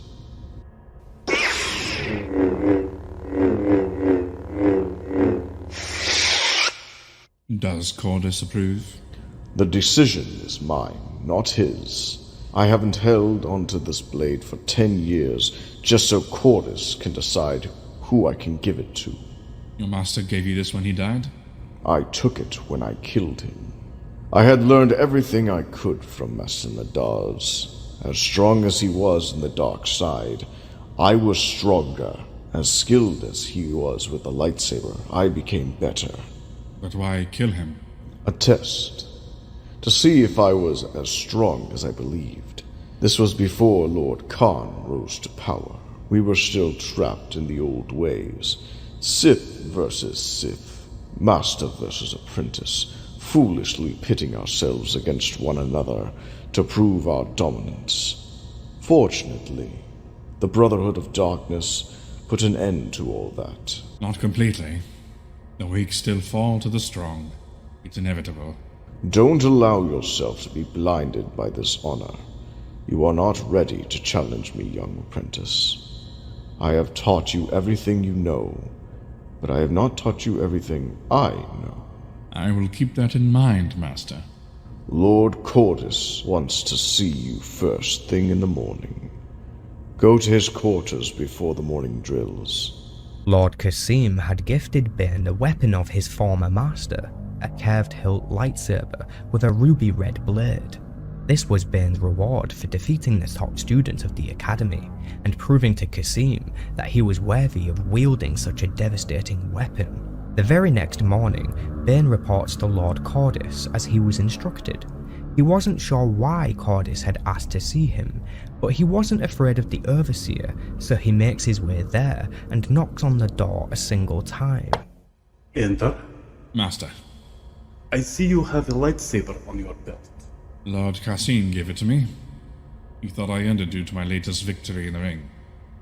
I have no wish to contradict the Blade Master. However, now you carry a lightsaber, do not forget that you are still an apprentice. You still owe your obedience and allegiance to the masters of this academy. Of course, Lord Cordis. The way you have defeated Sirak has left quite an impression on the other students. They will look to emulate you now. You must set an example for them. I will do my best, Master.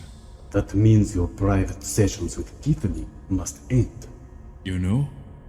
I am a Sith Lord and Master of this academy. I am no fool, I am not blind to what happens within the walls of this temple. I tolerate such behavior when you are an outcast because it did no harm to the other apprentices. Now, however, many of these students will be watching. I do not want them following your path and trying to train one another in a misguided attempt to duplicate your success. What will happen to Gathani? Will she be punished?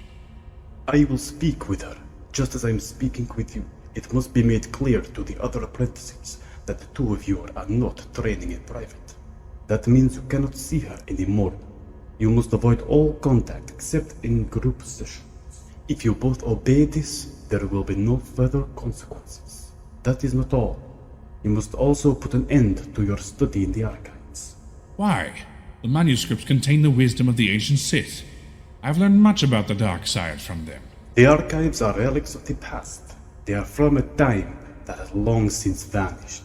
The order has changed. We have evolved beyond what you have learned from those musty scrolls and tomes. You would understand this if you had been studying with the masters instead of rushing off on your own path. The Sith may have changed, but we can still build on the knowledge of those that came before us, Master. You must understand that. Why else would you build this academy on Korriban? The dark side is strong on this world. That is the only reason we choose to come here.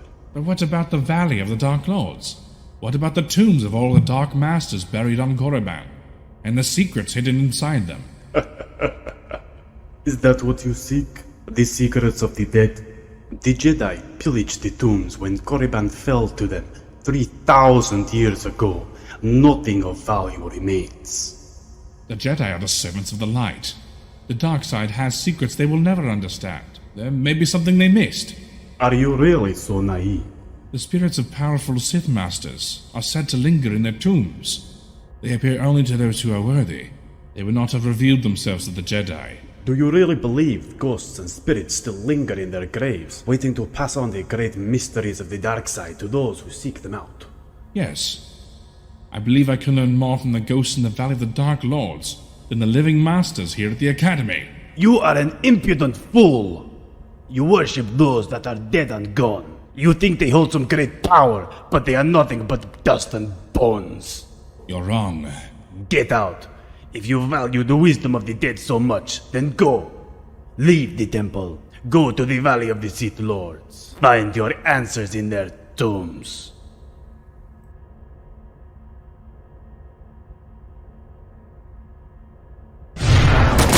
What in blazes did you do, Cordis? I assume you are referring to Apprentice Bane. Of course I criffing mean Bane. No more games, Cordis. What did you do to him? To him? Nothing. Not in the way you're thinking. I merely tried to reason with him. I tried to make him understand the necessity of working in the structure of this institution. You manipulated him. You twisted his mind somehow.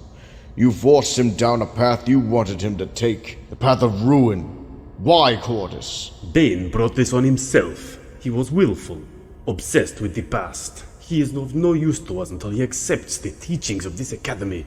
Tell me what happened, Cordis. Where is Bane now? He's gone into the wastelands. He's heading for the Valley of the Dark Lords. What? Why would he do that? I told you. He is obsessed with the past. He believes there is secrets out there that will be revealed to him. Secrets of the dark side. Did you warn him of the dangers? The Pelko swarms, the Ducata? He never gave me the chance. He wouldn't have listened anyway. He's going to survive. He's stronger than you know. If he survives, he will learn the truth. There are no secrets in the valley. Not anymore. Everything of value has been taken, stripped away first by the Sith to preserve our order, later by the Jedi seeking to wipe it out. There is nothing left in the tombs but hollow chambers and mounds of dust. Once he sees that for himself, he will give up his foolish idealization of the ancient Sith. Only then will he be ready to join the Brotherhood of Darkness. Bane could no longer listen to the wisdom of the masters at the academy. He knew deep down that the Sith had become a mockery of what it used to be. He was determined to find answers within the Valley of the Dark Lords, so he ventures there in isolation. When he finally arrived at the valley, he walks over to what is clearly the entrance of an ancient tomb. The carvings and doorwork were tarnished by time. Bane certainly wasn't the first person to come here. He enters the tomb and finds the core deep within. An empty sarcophagus lay in the middle of the room. The tomb was barren, deserted. It looked too empty in Bane's opinion. He looked around the room, hoping to at least find the remains of the Dark Lord laid to rest here, but there was nothing. He called out and his voice echoed across the stone walls. No voice returned his calls. No dark side masters appeared in ghostly forms to offer advice or knowledge. The past was dead. However, this revelation did not encourage the new teachings of the Sith for him. It only bolstered his belief that the current Sith have so lost their way that not even the Dark Lords of the past wish to linger in their tombs anymore. Korriban was no longer a place of grand power. The dark side no longer flowed through its core as it once did. The Brotherhood and their pathetic new code of equality have tainted the Sith Order and weakened them as a whole. This made Lord Khan and all the other masters traitors to the true Sith. Bane would not be fooled. He would not bow down to the will of Lord Khan and his Brotherhood. It had been weeks since he left the academy. He survived without food or water due to his immense power in the Force. However, he was now beginning to feel the effects of dehydration and hunger. Bane returns to the Sith Academy and immediately visits the kitchen area to eat his fill of food and quench his hunger. Then, the veil of fatigue falls over him. So he travels to his room and throws himself on the bed and falls into a deep slumber. Welcome back, Bane. I trust your journey was educational. I hope you understand now why I let you go. This was the final phase of your training. You have to understand why we have abandoned the old ways. This is a new age, and you could understand that only once you recognize the old age is truly gone. Now that you have learned that final lesson, the Academy has nothing left to teach you. You are no longer an apprentice, Bane. You are now fit to join the ranks of the Masters. You are now a Dark Lord of the Sith. I know Lord Kasim has already gifted you a lightsaber. I too have a gift for you. Take it, Lord Bane. This synthetic crystal is stronger than the one powering your lightsaber now, and it is much stronger than the natural crystals the Jedi use to power their own weapons. The timing of your return from the wastes couldn't have been better. We are making preparations to leave Korriban. Lord Khan has need for us on Rusan. All of the Sith must be united in the Brotherhood of Darkness if we are to defeat the Jedi.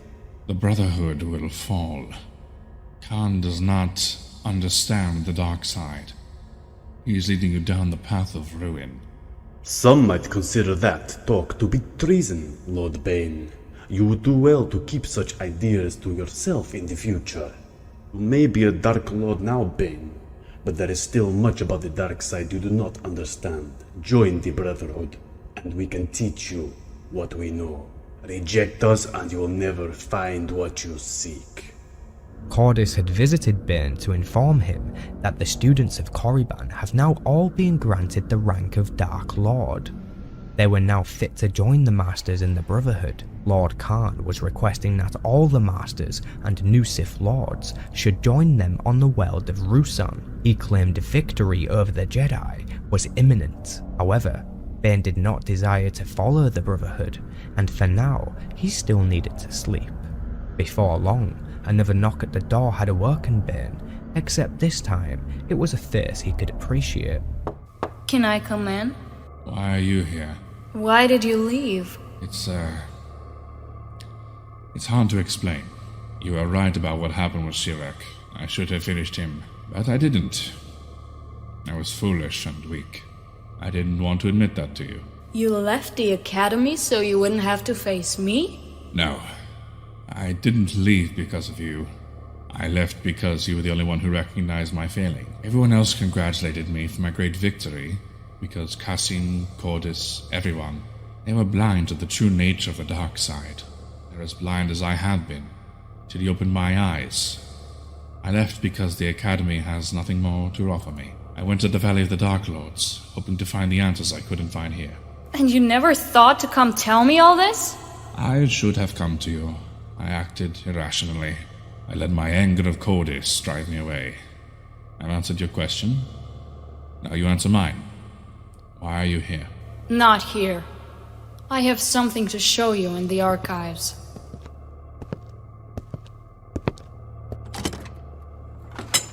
Yathane, what's going on? Why did you follow me, Bane? How could you be so stupid? Didn't you realize you were walking right into a trap? Is this what you want, Githani? She wants what all Sith wants. Power. Victory. She knows to side with the strong. I'm stronger than he is. I proved that in the dueling ring. There is more to power than physical prowess. Strength means more than just the ability to use the Force.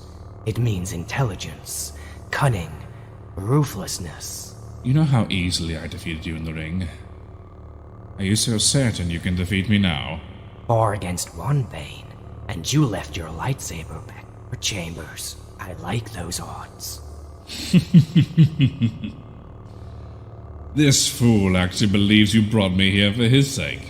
We both know why you brought me here, Githani. You don't want to side with Shirak.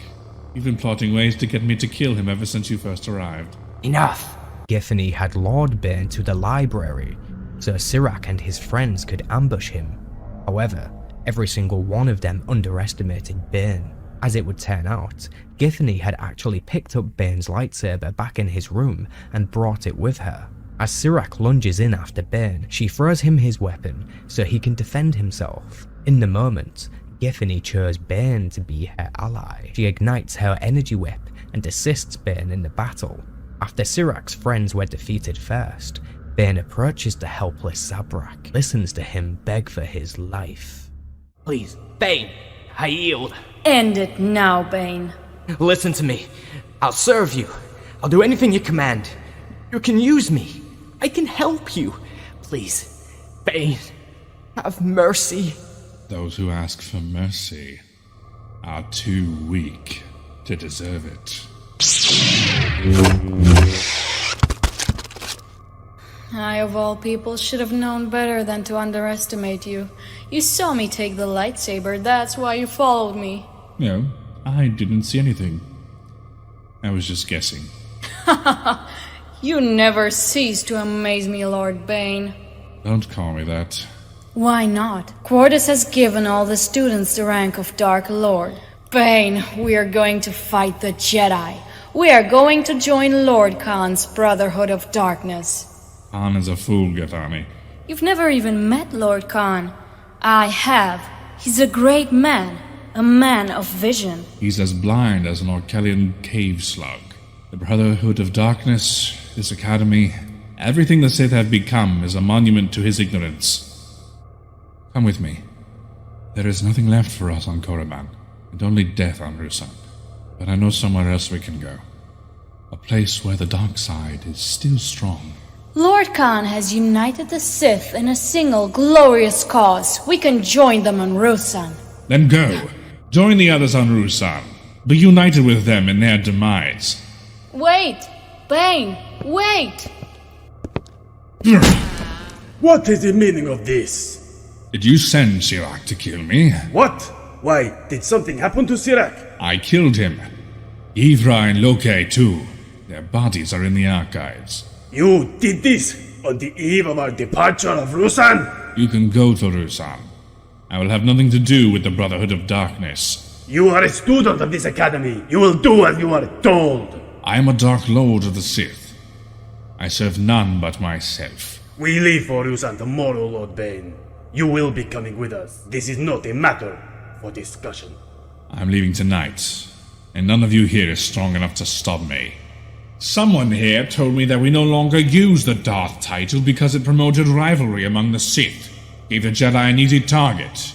It was easier to just abandon the custom, to have all the Sith Masters use the title of Dark Lord. But I know the truth, Cordis. I know why none of you claim that title for yourself. Fear. You're cowards. None of the Brotherhood is worthy of the Darth title. Least of all you. Don't go. Let's talk about this. If you just meet with Khan, you'll understand. That's all I ask, Bane. It's Darth Bane. Enough was enough. Tiresome of the blasphemy the Masters preach, Bane declares himself a Darth of the Sith, a declaration of his immense power and will over others. He refused to bend the knee to Lord Khan and follow along like some useless puppets. Githany had refused to join Bane. She was adamant on joining the other Sith Lords on Ruusan. Bane knew Khan's Brotherhood would fail. Already many worlds they had captured had been retaken by the Republic, while Khan is distracted with the Army of Light. During his studies of the Sith archives, Bane had heard mention of the world Lehon, also known as Rakata Prime, the homeworld of the ancient Rakatan species that once ruled over the galaxy. This was the destination Bane would go next. After announcing himself as Darth Bane to the others, he leaves the academy, steals the personal starship of Cordis, the Valsin, a T-class long-range cruiser. It had been gifted to Cordis the day before, a present from Lord Khan. Now it belonged to Bane. He boarded the starship and used the basic flight training he learned back in the military to navigate to the world of Lehon. When Darth Bane arrives, he could feel the imprint of the past. Visibly, the world was a graveyard for what could be called the greatest defeat of the Sith.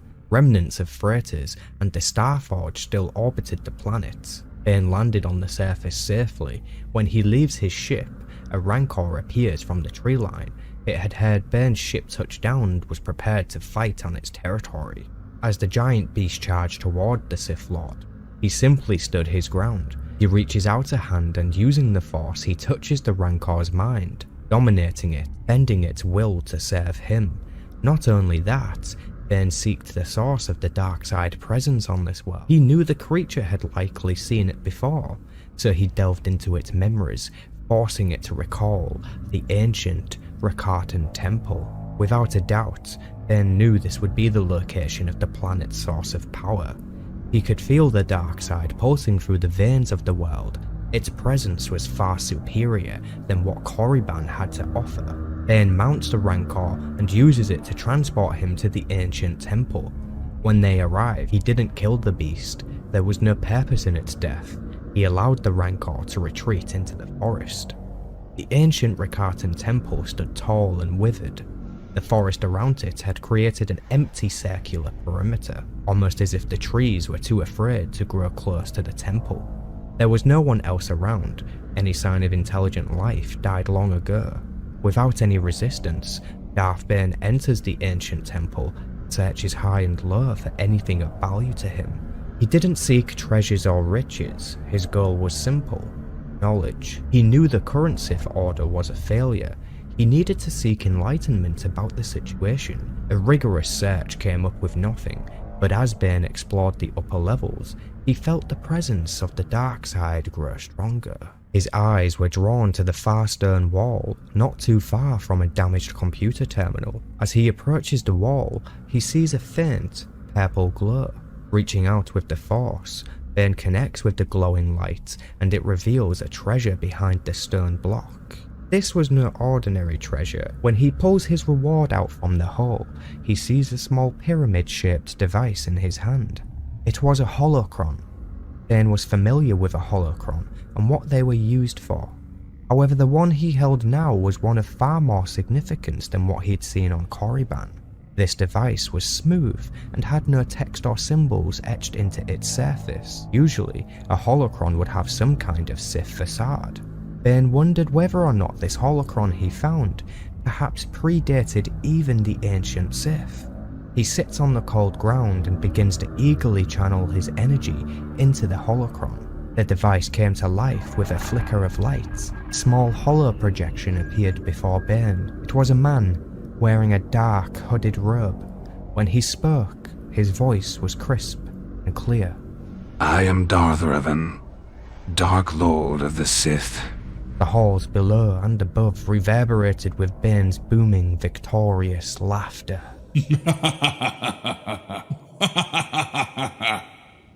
Those who use the dark side are also bound to serve it. To understand this is to understand the underlying philosophy of the Sith. The dark side offers power for power's sake. You must crave it, covet it. You must seek power above all else, with no reservation or hesitation. The Force will change you. It will transform you. Some fear this change.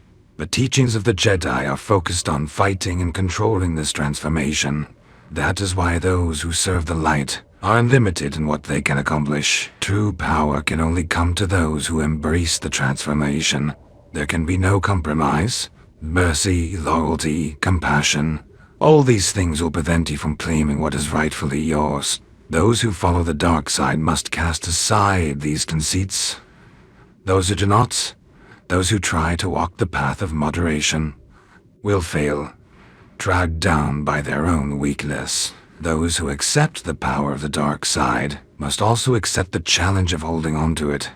By its very nature, the dark side invites rivalry and strife. This is the greatest strength of the Sith. It culls the weak from our order. Yet this rivalry can also be our greatest weakness. The strong must be careful, lest they become overwhelmed by the ambitions of those beneath them, working in consort. Any master who instructs more than one apprentice in the ways of the dark side is a fool.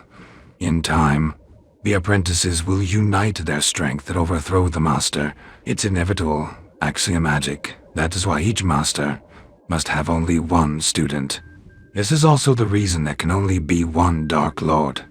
The Sith must be ruled by a single leader, the very embodiment of the strength and the power of the dark side. If the leader grows weak, another must rise to seize the mantle. The strong rule, the weak are made to serve. This is the way it must be. My time here has ended. Take what I have taught you and use it well. Darth Revan, one of the only Sith Lords who came the closest to defeating the Republic, all of his knowledge and power now belonged to Bane. He spent the next few days carefully studying the holocron and listening to the wisdom of the Gatekeeper. Through Revan, Bane had found the clarity he was searching for. The Sith must be ruled by a single leader. This was what Revan had said. Also, Revan had said each master must have one student. He remembered being passed around from class to class like a child on Korriban. Everything the Brotherhood had become was a great treason against the ancient Sith. The crystal that powered Revan's holocron was flawed. Because of this, its lifespan was fairly short. The moment it winked its last projection, Bane discarded it and crushed it using the power of the Force. He then meditated, seeking further enlightenment upon Revan's wisdom. Then, it came to him. It was his duty, no, his destiny, to destroy Lord Khan and his Brotherhood and return the Sith to the path of vengeance. He would wash away the Brotherhood like a dirty stain on the history of the Sith. Then he would rebuild the Sith Order in his own image and one day bring vengeance upon the Jedi and ultimate victory for the Sith. Through Revan's holocron, Bane had learned many dark-side rituals. He discovered a lethal and terrifying power known as the Thought Bomb. Using such a thing would result in the death of all nearby Force users. Using this weapon, Bane could eradicate the Brotherhood and make the Jedi think that the Sith were extinct. He could then rebuild in the shadows, creating a legacy that would endure through the centuries. At first he thought he could rule over the Sith by himself. One lone Sith master who embodied all the Sith and all the power, but he quickly dismissed that idea. Eventually, each master would die. It was inevitable. It was the way of the dark side. But if the Sith numbered exactly 2, he could train a chosen apprentice and pass on all his knowledge. This in turn would strengthen the Sith as a whole, while at the same time ending the opportunity for Sith infighting. The rule of 2. One to embody the power, the other crave it. This was the knowledge that would bring the Sith Order into a new age. The revelation that would change the galaxy forever. The old ways would be swept away. Khan and his Brotherhood would be annihilated, and Bane would be the one to do it. The only thing he wondered now is who could be his apprentice. Bane! I come with an invitation from Lord Khan. How did you find me? Lord Khan told me where you were. Once I arrived, I simply followed the beacon on your ship. Did Khan send you to kill me? If you do not join the Brotherhood, I will leave your corpse on this barren and forgotten world. Barren? How can you say that? The dark side is strong here, far stronger than it ever was on Korriban. This is where we will find the power to destroy the Jedi, not in Khan's Brotherhood. Korriban was once a place of great power too. Over the centuries, thousands of Sith have explored its secrets, and none of them ever discovered any great strategy to defeat our enemies. It is time to end this foolish quest, Bane. The old ways have failed. The Jedi defeated those who followed them. Exar Kun, Darth Revan. They all lost. We have to find a new philosophy if we want to defeat them. Khan understands this. That is why he created the Brotherhood. The Brotherhood is the future of the dark side. Khan is wrong. I will never follow him. I will never join the Brotherhood.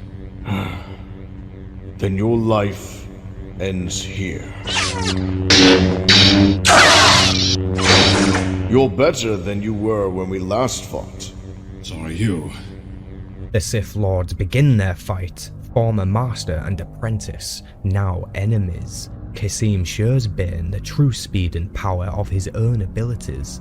However, Darth Bane, with his most recent revelations, could feel the dark side coursing through his being like a raging inferno. He deflects Kasim's attacks and prepares his own assaults. However, just as Bane seems to take the advantage, the Blade Master twists the hilt of his double-bladed weapon, and it turns into 2 single-blade weapons. Back at the academy, Kasim had told the other students that this saber style was dangerous and flawed. Now, Bane understood the real truth. It was the Blade Master's secret weapon against his opponents. The unfamiliar style caught Bane completely off guard. Kasim was a perfect swordsman. He had spent his entire life perfecting the art of saber combat. Right now, he was proving his worth. They both fight until eventually Kasim uses the Force to push Bane outside of the temple. Kasim approaches the steps and yells out to Darth Bane. You should have killed me when you had the chance. I will follow wherever you run. Wherever you go, I will eventually find you and kill you. Don't live your life in fear, Bane. Better to end it now. I agree.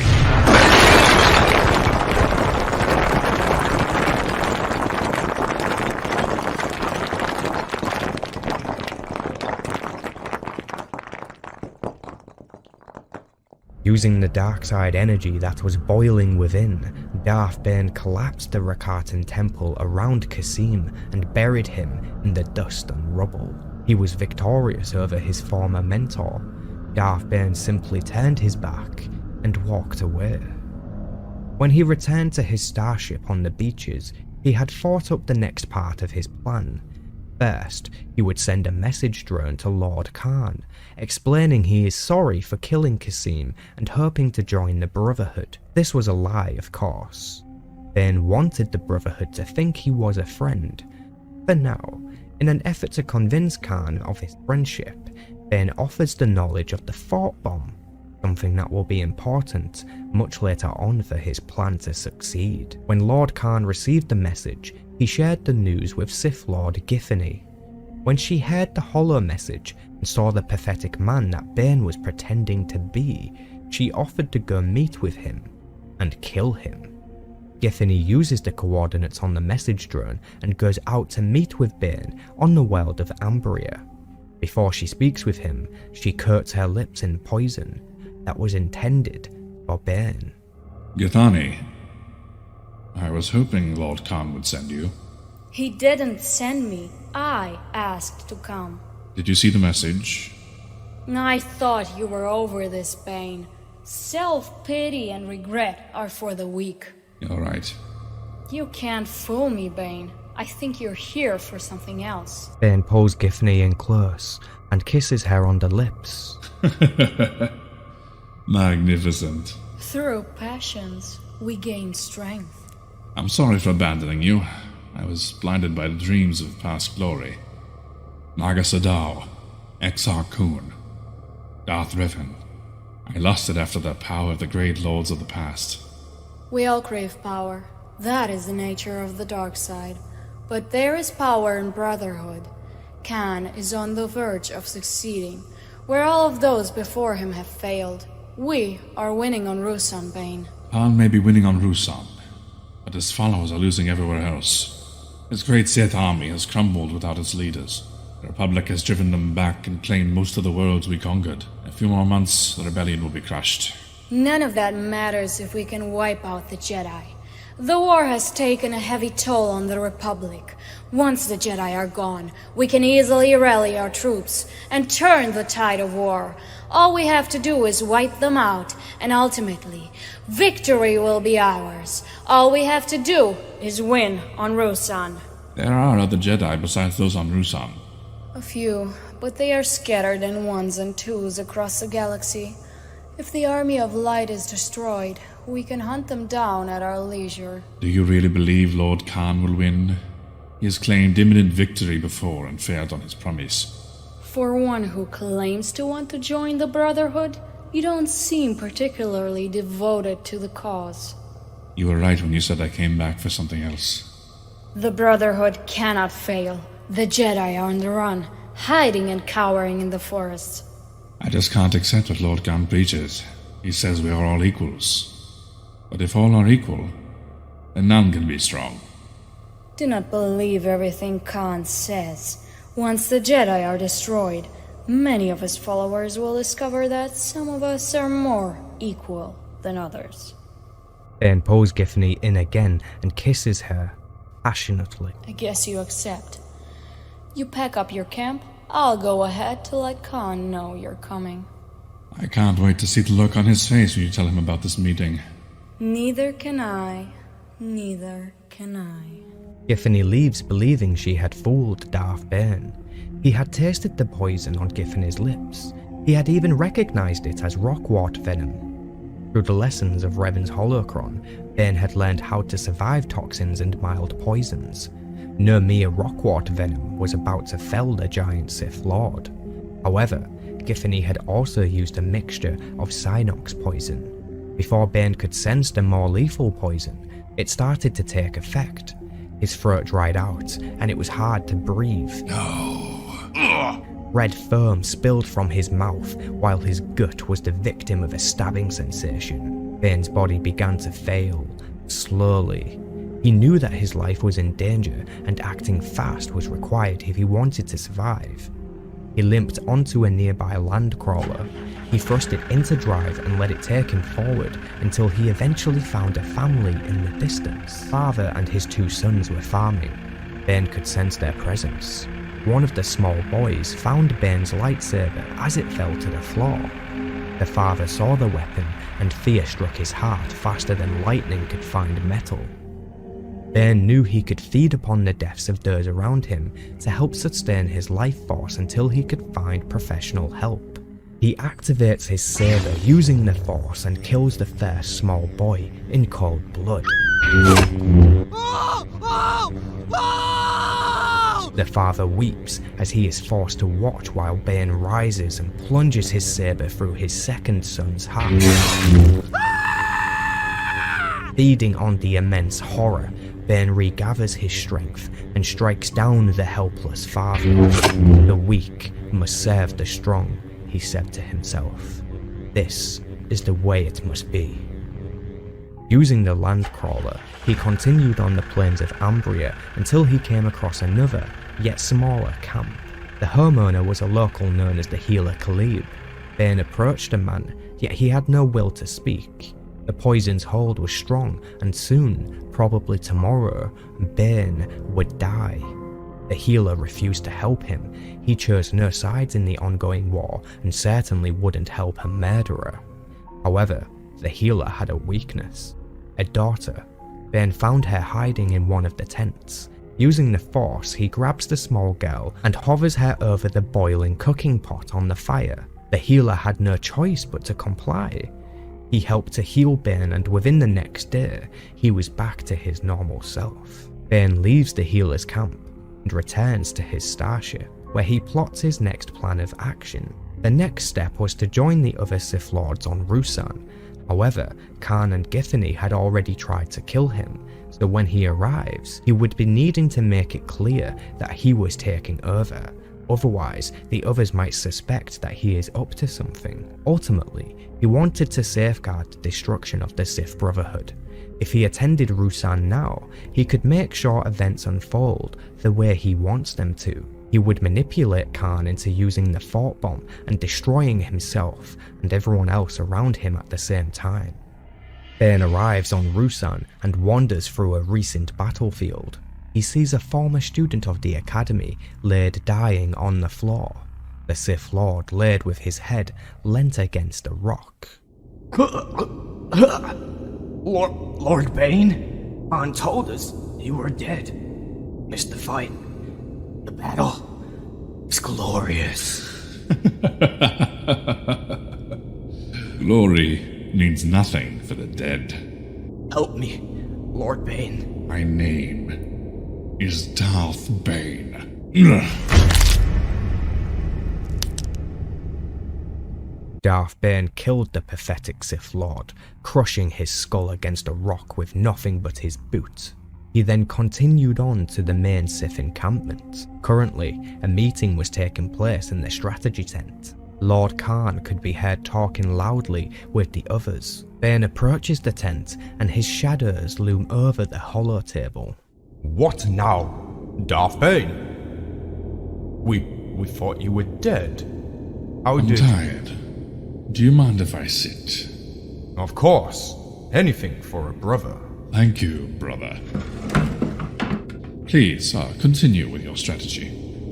As I was saying, the Jedi are hiding in the forest. We can flush them out if we split our numbers. If we deploy our flyers, we can flank their southern lines. Deploying flyers and flanking armies. You're thinking like a dirt general, not a Sith Lord. How did you ever find the guts to try to poison me? That wasn't me. Don't apologize for cunning and trickery. I admire you for it. We are Sith, servants of the dark side. Now look at this map. Think like a Sith. Don't just fight in the forest. Destroy the forest.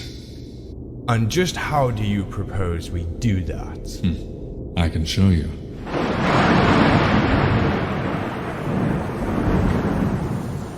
That's the dark side. The dark side is one. Indivisible! Give yourself over to the dark side. Let it surround you, engulf you, devour you. Do you feel invincible? Invulnerable? Immortal? Can you feel it? Are you ready to destroy a world?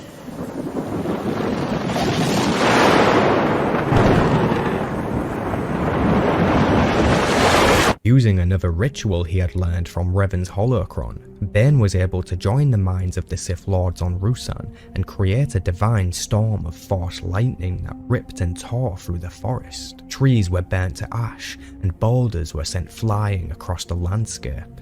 The indigenous wildlife known as bouncers were also caught in the blast. The storm forces the Jedi to leave their shelter in the forests. In the end, there was no forest. However, the ritual came at a great cost. It abruptly ended when Khan used his own powers of Force inspiration to gather the Sith Lords for an attack against the now fleeing Jedi. Bane was furious that they had disconnected rather than continuing the chaos. They could have wiped out their army with the storm. Regardless, Bane knew that despite their morale and bravado, the Brotherhood would not defeat the Jedi. The Jedi always remain united in their cause against the dark side. This is why they always win, because their unification against a common foe grants them power. It's inevitable. While the Brotherhood departed to engage the Jedi, Bane remained at the camp and walked towards Lord Khan's personal tent. As he approached, Lord Cordis landed nearby on a flyer and greeted Darth Bane. You have no need for your weapon, Bane. I have come with an offer. An offer? What could you possibly have to offer me? My allegiance. Why would you give your allegiance to me? Why should I even want it? I am not blind, Lord Bane. I see you speaking with Githany. I see how you are undermining Khan. I know the reason you have come to Ruusan. What exactly are you proposing? I know what happened to Qasim. He sided with Khan against you. He paid for that decision with his life. I am not so foolish. I know you are here to take over the Brotherhood. I believe you will succeed, and I want to help you. You want to help me take over the Brotherhood? Replace one leader with another, and you and the rest of your Brotherhood continue as before. That's your brilliant plan? I can prove to be quite useful to you, Lord Bane. Many of the Brotherhood are former students of my academy. They still look to me for guidance and wisdom. Therein lies the problem. Your wisdom has destroyed our order. You have polluted the minds of your followers. You and Khan have led them down the path of ruin. I don't understand. That has always been the problem. The Brotherhood must be purged. The Sith must be destroyed and rebuilt. You, Khan, and all the others must be wiped from the face of the galaxy. That's why I have returned. Please! Not like this! Release me! Let me draw my lightsaber! Let us fight like Sith! Surely you know I can kill you just as easily with my lightsaber as I could with the Force. I know! More honor in death by combat! Honor is for the living. Dead is dead. Lord Cordis was a fool for thinking that Darth Bane would entertain any scenario where they would be allies. Bane killed Cordis, easily tearing through his defenses and seizing him in the air with the almighty power of the dark side. He crushed his throat and left his lifeless corpse to rot in the nearby bushes. The next part of Bane's plan was to interfere more so with Lord Khan. He needed Khan to believe Bane was a threat to his authority. Bane enters Khan's personal tent and uses the computer to relay orders to their fleet that is currently blockading the planet. He tells the fleet to engage the Republic. This in turn would mean the Jedi could send reinforcements to the ground. This only worked against the Brotherhood. 300 or more Jedi descended to the planet to bolster General Hoth's army. Khan had no option but to retreat back to base camp and question what went wrong. Back so soon, Khan? What happened to your glorious battle? Reinforcements. Somehow Farfalla found a way through our blockade. I told your fleet to engage the Jedi. But why? I wanted all the Jedi here on Ruusan at the same time. You blasted fool! Victory was ours! We had Hoth beaten! That is your goal, not mine. I'm after a prize far greater than the death of General Hoth. He is but one man. We all know what prize you seek, Darth Bane. You're here to take over the Brotherhood. If you lead them against the Jedi, then you'll lead them to their slaughter. How quickly you've fallen into despair, Khan. It seemed only hours ago you were certain of victory. That was before Farfalla and his reinforcements arrived. Back when we had the advantages of numbers and air superiority. All that is gone thanks to you. We can't possibly defeat them now. I can. I know many rituals, many secrets, and I have the strength to use them. The Fort Bomb. Your leadership has failed. Now I will take the Brotherhood down the path to victory. And what of me? You can swear your loyalty to me with all the others, or you can die in this tent. Do you believe the others will follow you? They are still wary of you after the last ritual. The Brotherhood is about equality, not servitude. Asking the others to bow down before you will only drive them away, or turn them against you. How do you think the others will react when I tell them how you orchestrated the arrival of the Jedi reinforcements? Killing me won't keep your secret. The others know you weren't at the battle when Farfalla's ships arrived. More than a few of them probably already suspect you of betraying them. You may be the strongest among us, but you can't defeat us all. Not by yourself. You're right. You're right. There's still hope, though. Follow me, and I will keep the others from turning against you. Join us in the Brotherhood. What about the Jedi? What about their gunships? We can nullify their air superiority by retreating into the caves. I know General Hoth. He will follow us, and there we will unleash the Fort Bomb against them. I will do as you say, Lord Khan. Together, we will destroy the Jedi. Unfortunately, there are still complications. Complications? I can convince the rest of the Brotherhood to forgive your treasonous acts, but only after the Jedi are destroyed. Until then, you will have to remain hidden from the others. I will lead the Brotherhood to the caves. I am strong enough to join their minds and unleash the power of the Fort Bomb without your help. You stay here in the tent until nightfall, then sneak out of the camp. Stay safely out of view until the deed is done. His plan was working. He had successfully deceived Lord Khan into thinking he was in control of the situation. All he needed to do now was simply wait, while Khan led the Brotherhood to their deaths. Just as he said, the entirety of the Brotherhood united and retreated into the caves. 100 Jedi, led by General Hoth himself, followed them into the depths. No one came out alive. Welcome, Lord Hoth.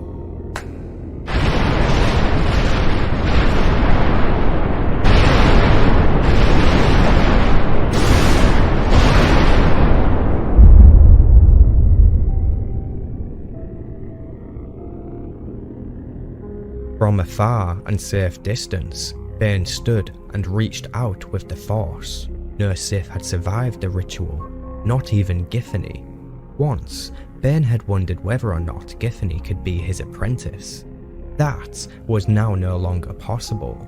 The Fort Bomb didn't kill every Force user on the planet. The blast seemed to be concentrated in the area of the caves and the surface above. Bane was alone now, the only remaining Sith and the new ruler of the Order. The Jedi would believe the Sith died here on Ruusan. In secret, Darth Bane would rebuild the Order, strengthen it from within. Bane knew that to defeat the Jedi, they would need to use the tools of the dark side: cunning, secrecy, patience. It could take decades or even centuries. Bane knew that he might not even live to see the day of the Republic's defeat, but the Sith would grow stronger, all thanks to him. So this video covers Darth Bane's unique perspective of the book trilogy. To understand how Darth Bane takes Zannaah as his apprentice, please check out our Darth Zannaah Explained video, as that is also a feature-length production worthy of your time. Darth Bane discovers his apprentice on the world of Ruusan. Rain, a small human female, no older than 9 or 10. She had previously killed 2 Jedi in revenge of her dead bouncer friend. When Bane saw this, he knew the Force was offering him an apprentice to fulfill his vision. He seizes the opportunity to take Zannaah as his apprentice. While still on the world of Ruusan, Bane and Zannaah discover an old manuscript that once belonged to Lord Cordis. Not only did it include valuable banking clan codes, but it also held the location of Freedon Nard's tomb.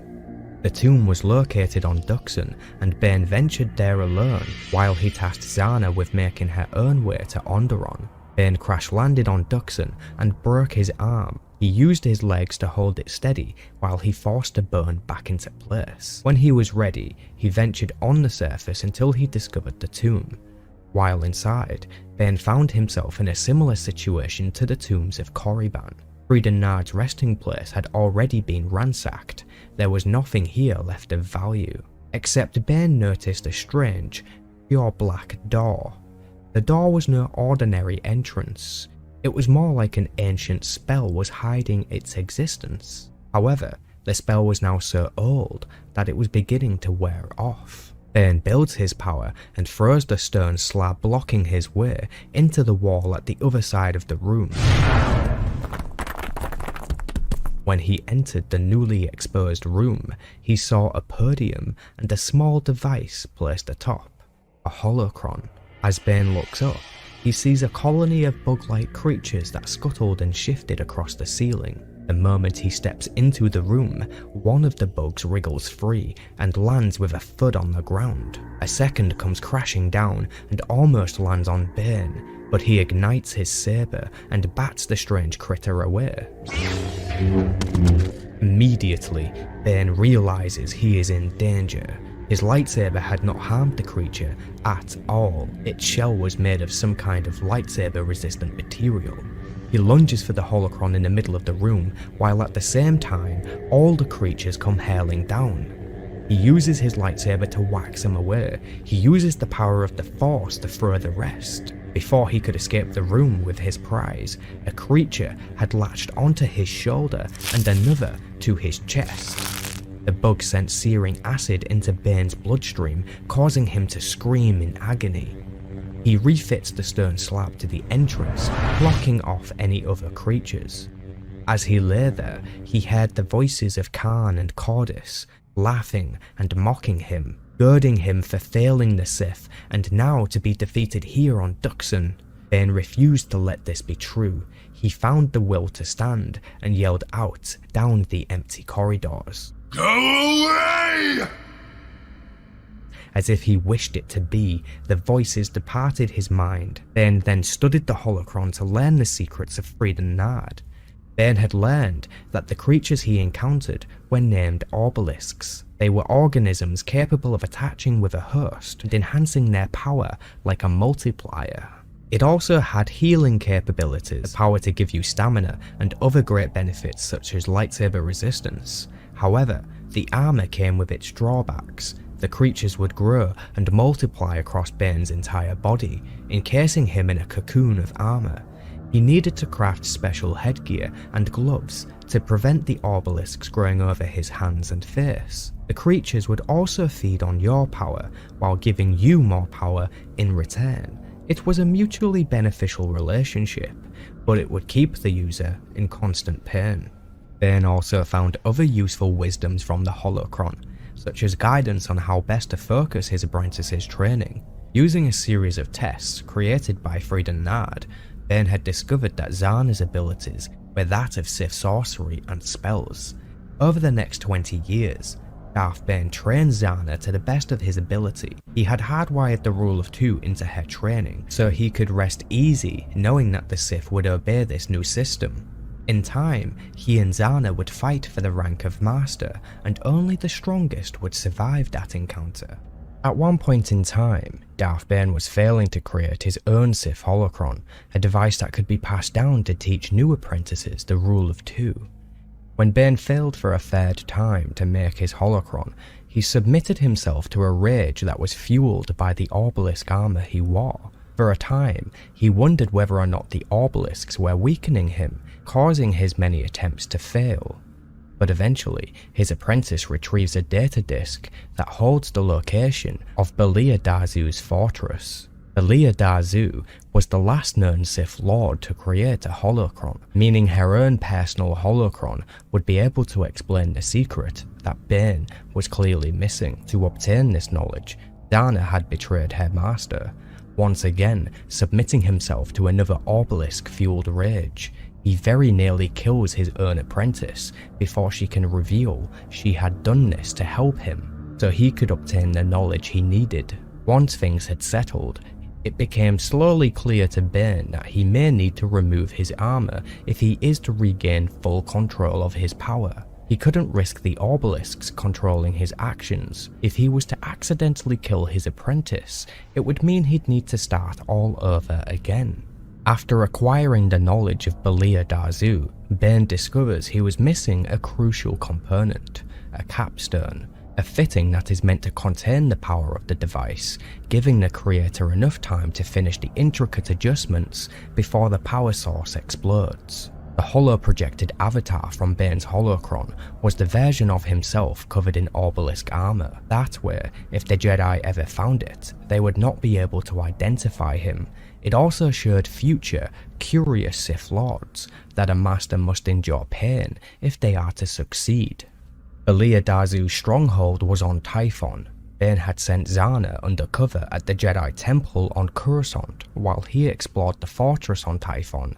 Zannaah's objective was to find information on how to remove the obelisks. Zannaah found what she needed, but when she meets with her master on Typhon, they quickly learn that she was followed by 5 Jedi, 3 of which were Jedi Masters. Together, Zannaah and Bane defeated the Jedi. However, Bane suffered great injury.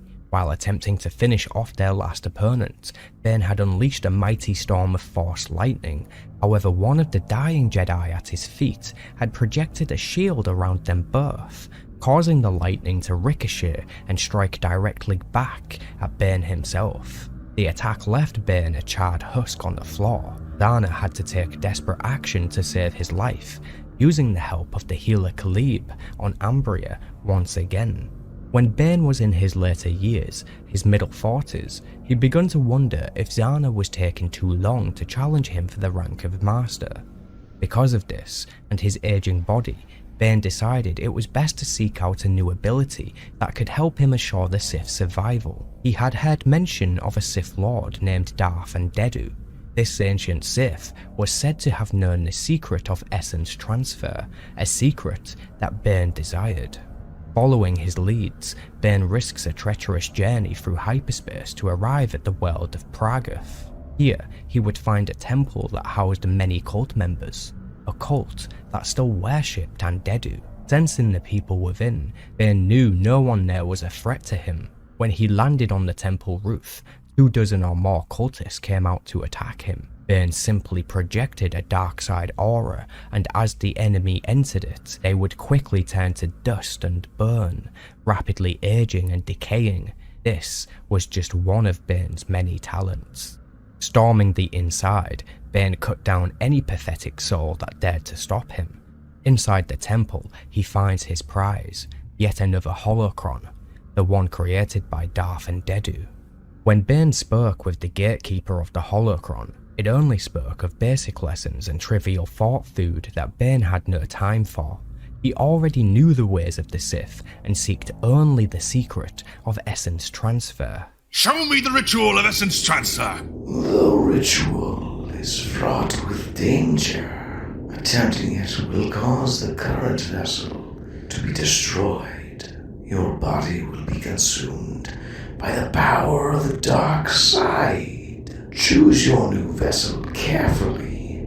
If you select a living being, be warned that their own spirit will fight you as you try to possess their body. If their will is strong, you will fail, and their consciousness will be cast into the void, doomed to an eternity of suffering and torment. I am not some student cowering in fear at the unimaginable power of the dark side. I am the Dark Lord of the Sith. Your title means nothing to me.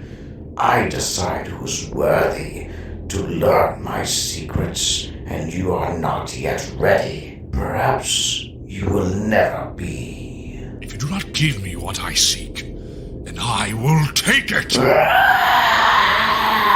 Using his own knowledge of how to construct a holocron, Bane was able to reach into the device's core and begin hacking the framework as if it was a computer terminal. However, this task was at least 1,000,000 times more complicated.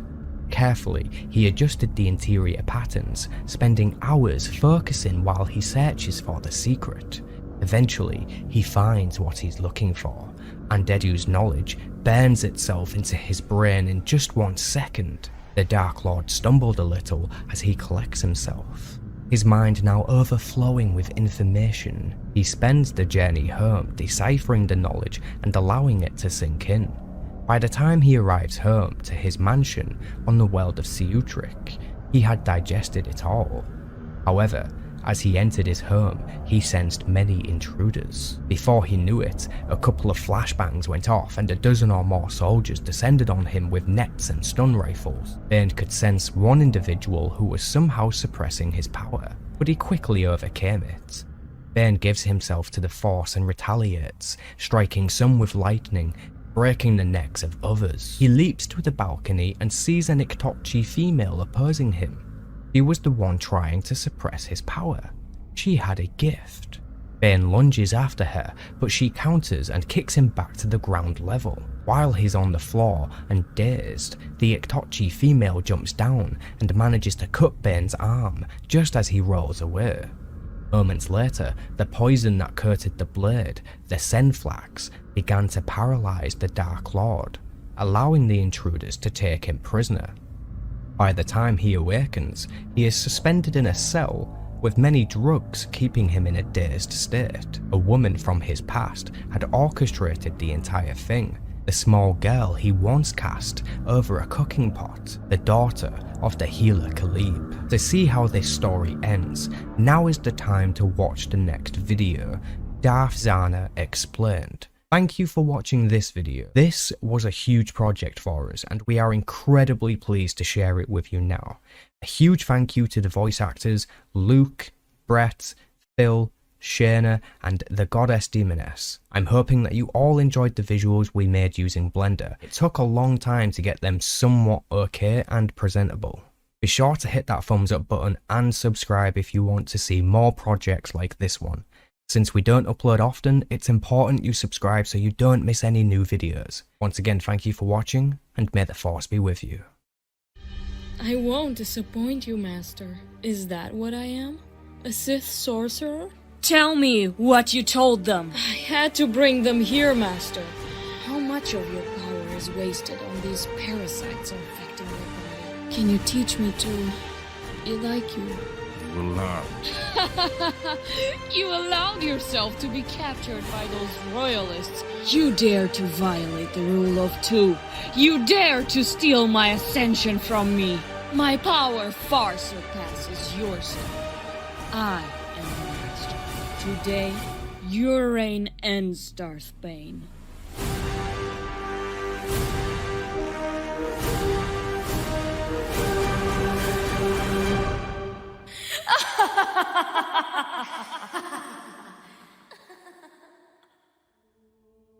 Rain was a 10-year-old female human. She was raised by her cousin Root on a world named Sermov Rit.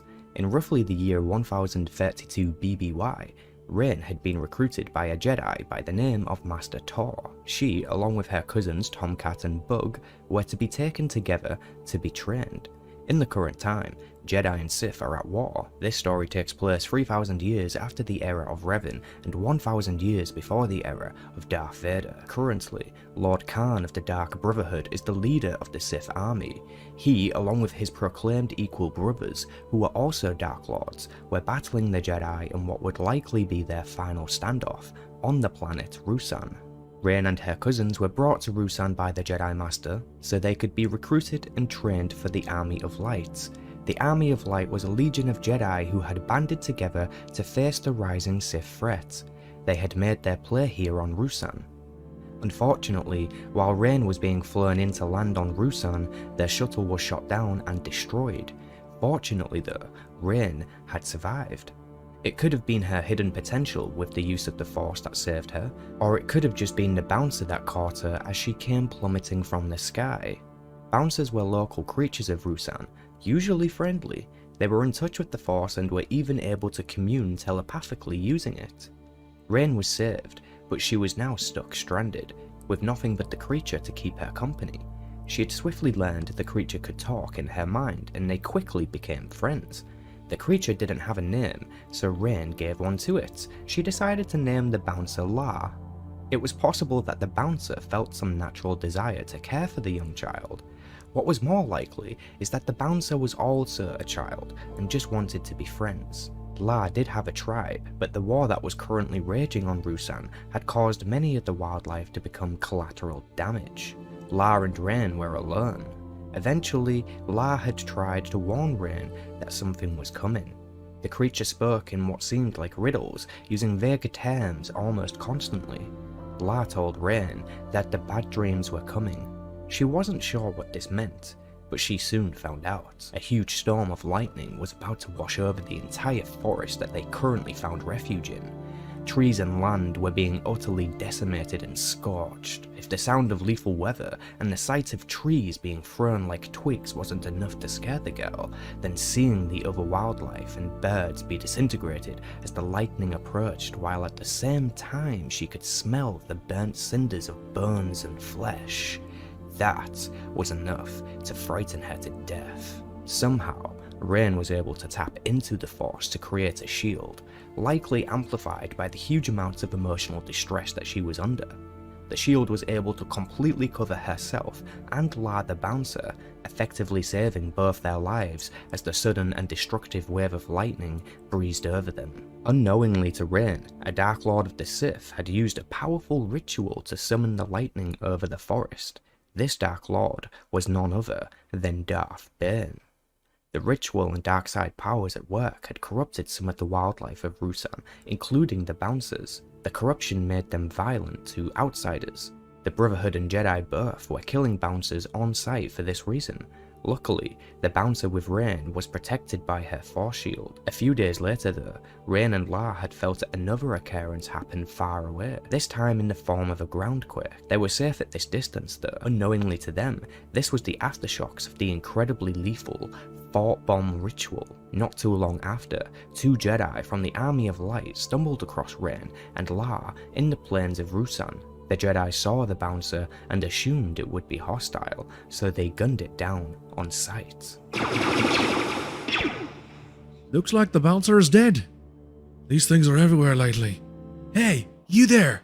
Are you okay?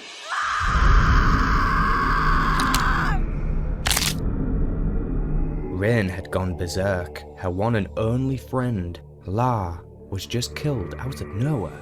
She'd experienced so much loss recently. First her childhood friends, and now La.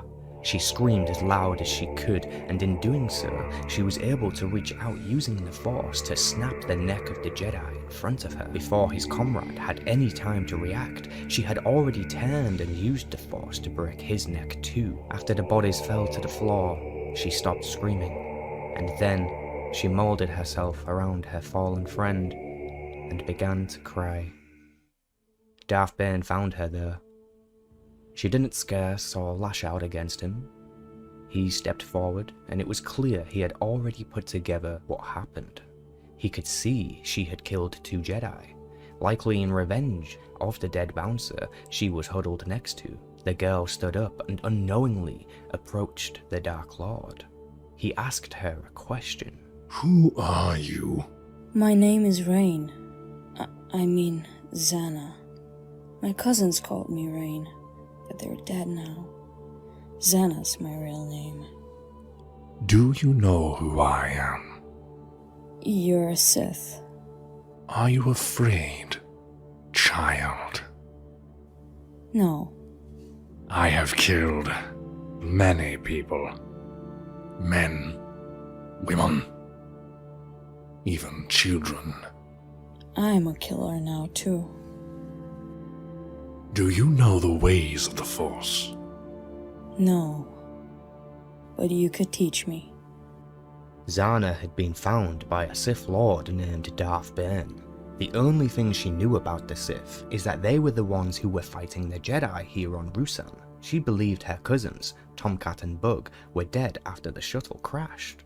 She was amazed to still be alive herself after all this time. When Bane offered to take her on as an apprentice of the dark side, she jumped at the opportunity. Exactly why is hard to say.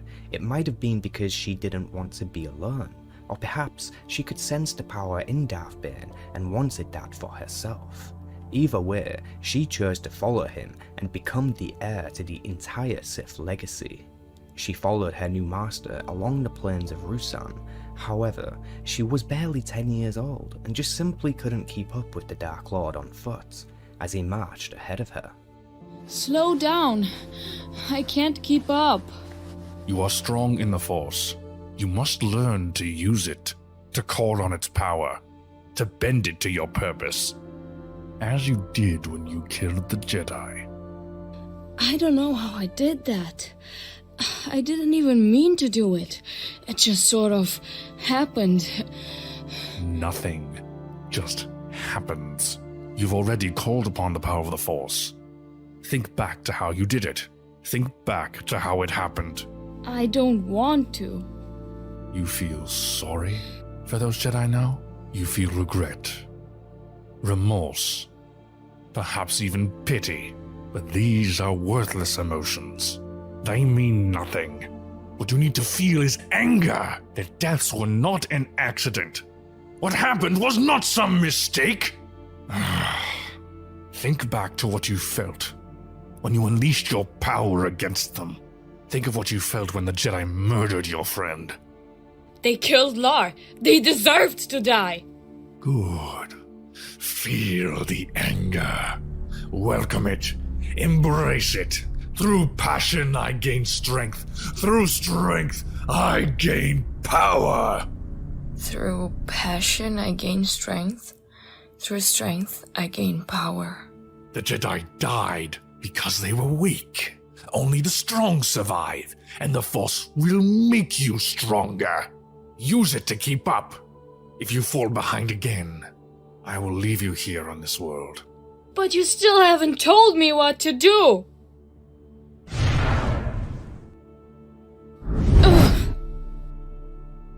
A Sith knows when to unleash the fury of the dark side and when to hold back. Patience can be used as a weapon of the dark side if you learn how to use it. And your anger can fuel the dark side when you learn to control it. Where are we going? To the Sith camp. We'll require supplies for our journey. Are there other Sith here? The ones the Jedi were fighting. There are no other Sith. There never will be. Except for us. One master. And one apprentice. One to embody the power. The other to crave it. What happened to the others? I killed them. Then they were weak and deserved to die. Well said, my apprentice. Wait here. Zanna followed her master across Ruusan until eventually they had found the camp Darth Bane was talking about. Impressively, Zanna was able to sense the scavengers ahead at the camp, but her master had already sensed them earlier. They stopped not too far away, and Zanna was instructed to wait. As soon as her master left, she followed him, disobeying his order. She wasn't sure how he might react, but Zanna just wanted to see what her master was capable of. She had no chance of being able to keep up with Bane as he travelled full speed toward the camp. So in her own pace, she made her way there. By the time she had arrived, her master had already killed at least 6 scavengers who were sifting through the abandoned Sith remains in search of treasures and loot. Although she arrived late, she could see from the carnage around that Bane was indeed very powerful. He had charged into battle and slaughtered everyone around. Well, almost everyone. Zannaah could see that Bane had let 2 of the scavengers run free.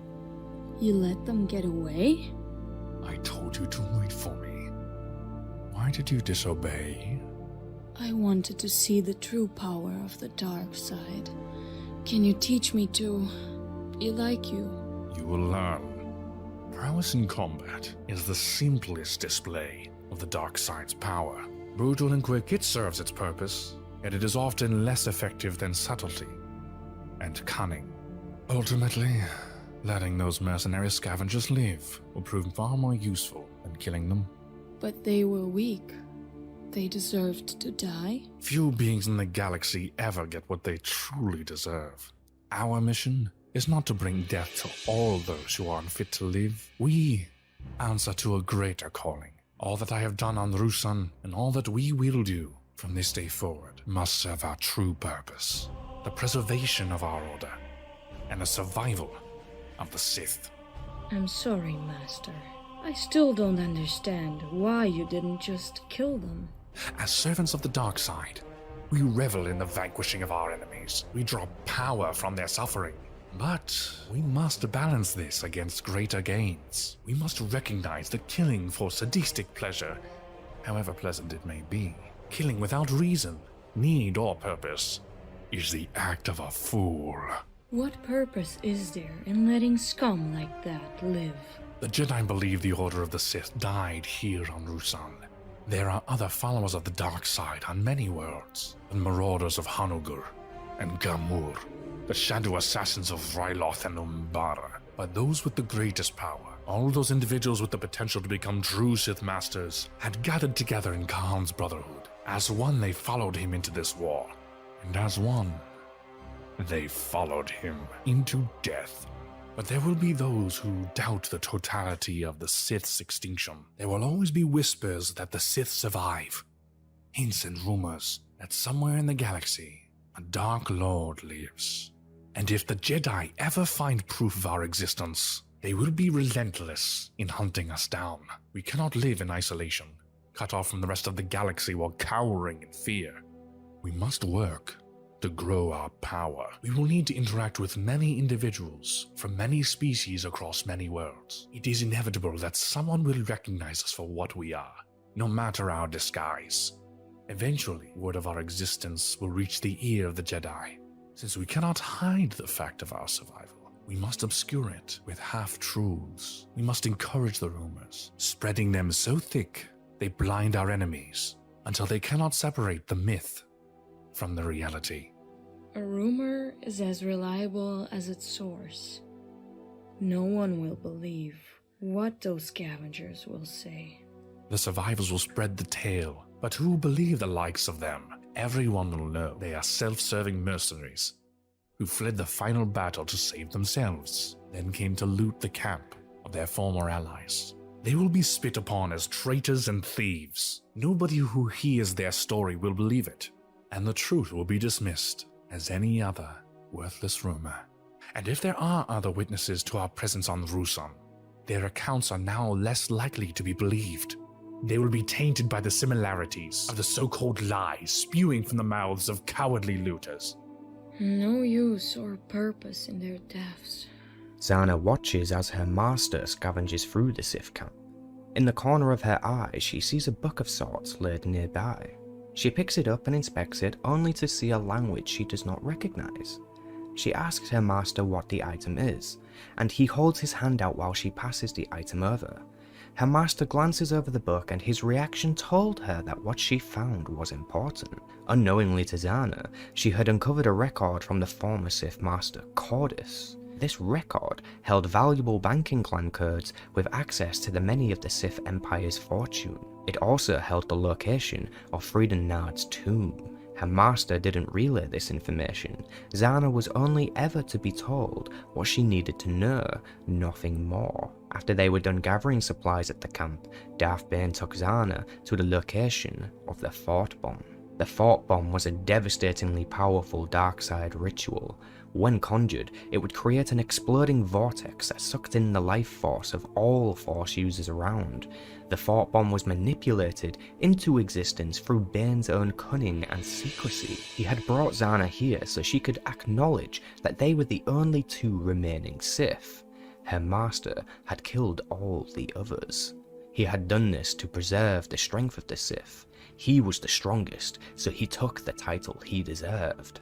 Zanna was eager to learn, probing her master with curious questions about the Force. However, as they were conversing, an old familiar face to Zanna came running towards them both. Somehow, somewhere, Zanna's cousin Tomcat had survived and was now before Zanna. Her cousin recognized Bane as a Sith and immediately tried to lash out against him. However, Zanna wanted the life that Bane offered her, to become the heir of the dark side's legacy. Before Bane was able to act, Zanna had used the Force to completely explode the hand of her cousin. Tomcat had run at Darth Bane with a lightsaber in his hand. Now the weapon was on the floor, and her cousin was shrieking in pain. In time, her cousin would realize this was her final mercy. She destroyed his hand in an effort to keep Bane from lashing out, which would have resulted in his death. Now he gets to live, albeit with just one hand. Her master questioned the actions, but Zanna simply explained there was no use or purpose in his death, using the logic he had recently taught her against him. She was right too. The chances of anyone believing a Sith Lord and a small girl were seen together were incredibly unlikely. Bane approved of his new apprentice's behavior, and the two carried on and left Tomcat alone to suffer. While walking away with her new master, Zanna didn't once look back. Next, they headed out for Darth Bane's personal starship. However, when they arrived... Oh, this is a nice ship. I never imagined I'd be riding in something like this off-world. You are not. We're not taking your ship? I am. You must make your own way off this world. I can't come with you? No. But why not? What did I do? Why are you leaving me? This is part of your training. To understand the dark side, you must experience hardship and struggle. You don't have to abandon me to make me suffer. The strength of the dark side lies with the individual. The Force comes from within. You must learn to draw on it yourself. I will not always be there to teach you. But you said there was always two. One to embody the power and the other to crave it. Why do you follow me? To unleash my full potential. To learn the ways of the dark side. And when I no longer have anything to teach you, what will happen then? I don't know. There will come a time when your training ends. There will come a day when you have learned all the lessons, when all my knowledge of the dark side will be yours. And on that day, you will challenge me for the title of Master. And only one of us will survive that encounter. You have the potential to surpass me. If you achieve your potential, I will cease to be of use to you. You will need to find new sources of knowledge. You will have to find a new apprentice, so that you may pass on the secrets of the Sith Order to another. When your power eclipses mine, I will become expendable. I will be weak. And you know what we do with weakness. This is the rule of two. One master, one apprentice. When you are ready to claim the mantle of Dark Lord as your own, you must do so by eliminating me. The confrontation is inevitable. It is the only way the Sith can survive. It is the way of the dark side. Make your way to Onderon. I will meet you there in 10 standard days. How am I supposed to get there? You are my chosen one, the anointed heir to the legacy of our order. You will find a way. And if I don't? Then you will have proven yourself unworthy of being my successor, and I will seek out another apprentice. Zanna was left alone on the surface of Ruusan. She did nothing but stand motionless and stare as her master flew his ship out of sight. Zannaah considered using the swoop bike to find people and then hopefully transport off-world, but she was too small to operate the bike. She opted to use the lessons that Bane had recently taught her instead. Patience, along with being able to wield the Force to propel herself forward on foot. She did this for as long as she could, until her feet hurt. She was still new to adopting the power of the Force, so she ended up fatiguing herself along the plains of Rusan. She didn't know how long or how far she had walked, but eventually she saw a shuttle and people nearby. There was an old man, a young woman, and 2 boys who seemed to be stockpiling their ship. As she slowly stumbled her way to their location, the young woman saw Zannaah and had called out to her. The people could see that she was in need of help, and they decided to take her on board and speak with her inside of the cargo hold. Before they talked, they gave Zannaah some food and something to drink. Then they questioned her about who she was and where her parents were. However, Zannaah knew she had to choose her responses carefully. Bane had told her that the Sith Order must remain a secret.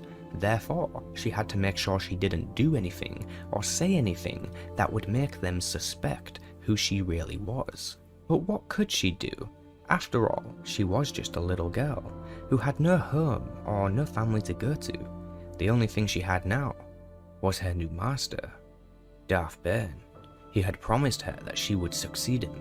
When Zannaah was asked by her saviors what her name was, she told them her name was Rain.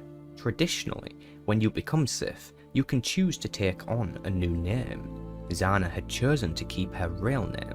She told her saviors the name Rain as this was her cover. It was the name her cousins used and one she knew growing up, a nickname.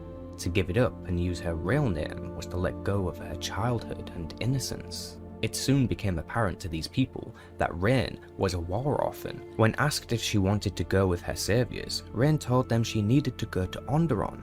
Knowing she couldn't tell them why, she offered a lie instead. She told them that she had family on Onderon. She just needed to find them. The older man, who spoke with calmness, explained to Rain that they would take her to the fleet in orbit, then decide what to do in the morning. He had also offered for her to come and live with him on Rusan, just until they found her family at least. It had been so long that kindness made its way to Zannaah that her mouth dropped at the offer. She was left alone in the cargo hold to think about her options and eat. Rain was stunned that someone would just take her in like that. Bane had abandoned her. He said she was the heir to the Sith and she wasn't sure if that's what she wanted. Then she thought about what the old man had said, that she could stay with him and his boys. Why would she want to have a close connection to people she could not protect? Her bouncer friend La had died because she couldn't protect him. The old man was tempting Zannaah with a simple and easy life. Peace is a lie, she thought to herself, knowing that accepting a mediocre life would not allow her to embrace her full potential.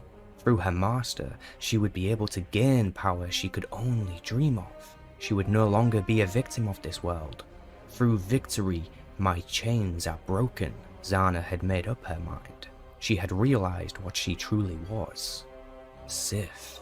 Zannaah took to searching through the cargo hold, hoping to find something she could use to help her escape, or even stop the shuttle from arriving on the fleet. Just as one of the boys entered the cargo hold, she found a blaster.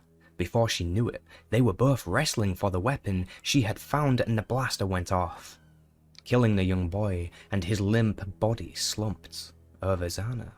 The older man and father of the boy had ran in to see what the commotion was, and before he could reach his dead son or Zannaah, she fired the blaster, wounding and paralyzing the old man. She fired a second shot while screaming in horror of what she was witnessing. The second shot killed the old man. On the ship intercom, she heard the young woman acknowledge the fired shots. Quickly, she made her way to the cockpit where the young woman and the other teenage boy currently were. Zannaah demanded that they plot a course for Onderon. After the woman complied, she tried to talk Zannaah down, asking what happened and trying to tell Zannaah she wasn't a killer, which was wrong. Already she had killed 4 people, including 2 Jedi, and she was just 10 years old. Zannaah squeezed the trigger, ending the woman's life. Then she turned towards the boy, who begged for his life, which of course didn't work. Zannaah had accepted who she was now. She was Sith. She could feel the fear in the boy and the pull of the dark side responding to it. Zannaah pulled the trigger again and added another body to her death counts. Despite her small size, Zanna was able to manage moving the bodies from the cockpit into the cargo hold with the others. She knew the ship was on autopilot and all she needed to do was just wait out their journey. Zanna helped herself to the ration kits on board the ship. However, because they were adult-sized portions, she couldn't ever finish a full serving. So she would throw the leftovers behind her out into the corridor past the cockpit. After a few days, she could smell the food going bad, but she welcomed the smell as it covered the even worse smell of decaying flesh coming from the cargo hold. To escape being bored while on her journey, she would try to imagine what her future will be like with Bane. The power and knowledge he promised her was something she really wanted. She didn't want to be a victim anymore. She wanted to be strong, but her mind kept forcing her to remember the people she had recently killed. She wondered what her master would say about such weakness. Just then, the autopilot beeped to alert her that she was going to be arriving in a few minutes. The navicomputer was requesting coordinates for landing. At this moment, she realized she had no idea how to land the ship. So far, she just assumed that the autopilot would just land on its own, but she didn't know any coordinates to put in the terminal. In a panic, she decided to press random buttons until something happened. Hopefully good. After a few tries, the navicomputer accepted a landing location. When she looked out the cockpit viewing window, all that could be seen was lots of green.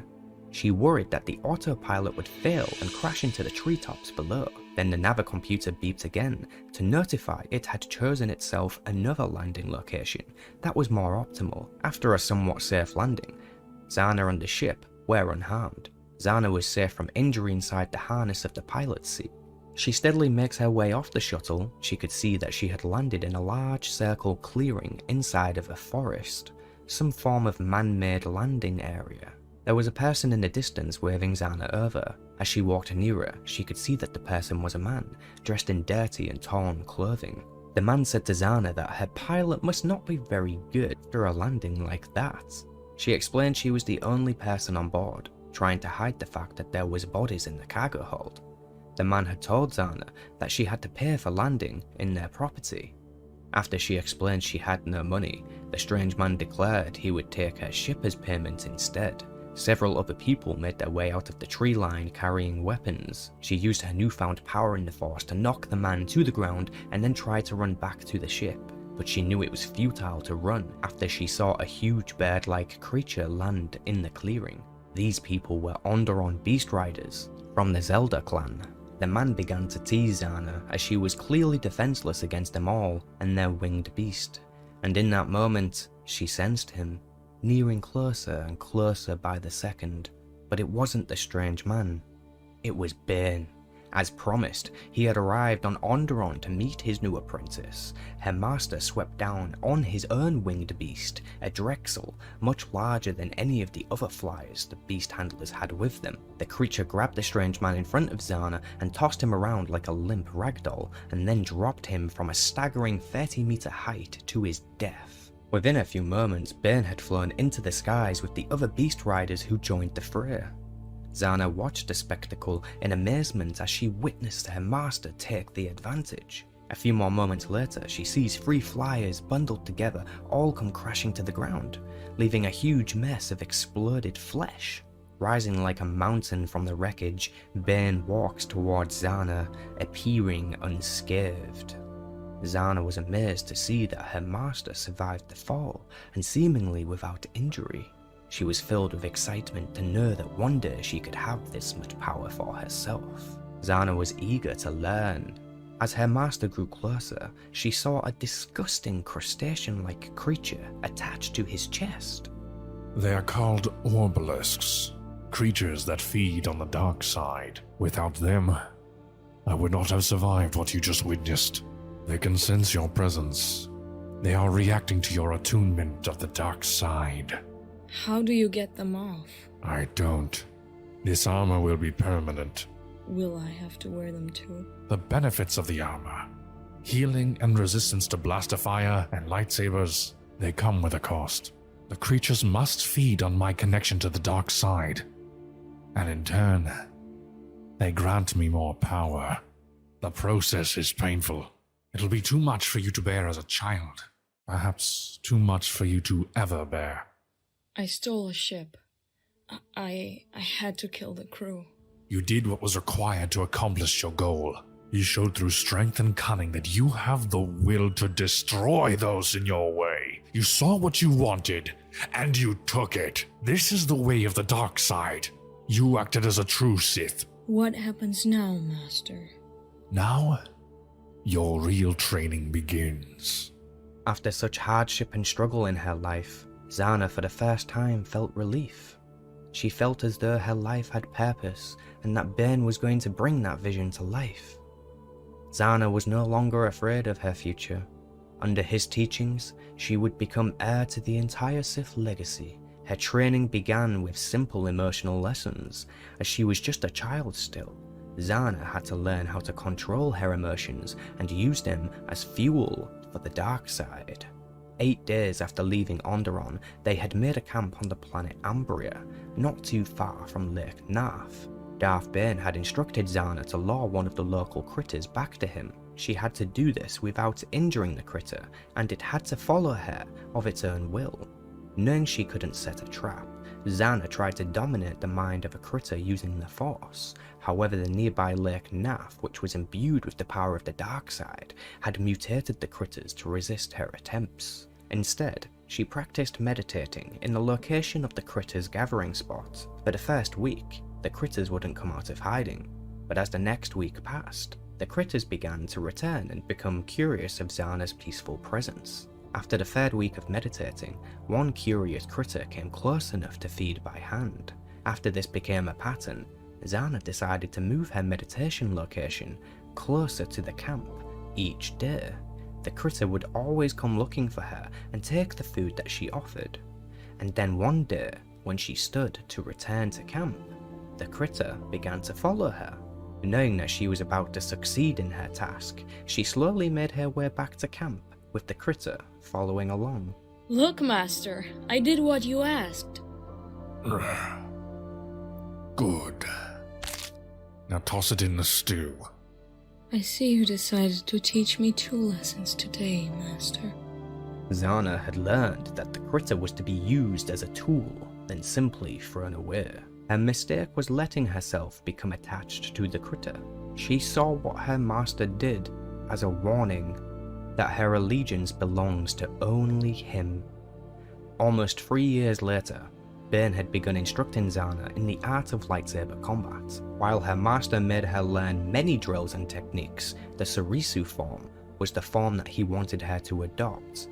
For 1 entire year, she trained each day practicing the swings and routines, until eventually, when she was 14 years old, Darth Bane tasked her with constructing a lightsaber. The result was a twin-bladed lightsaber powered by 2 crystals. However, rather than the usual 1.5 meter blade length, Zanna's was just under 1 meter at either end.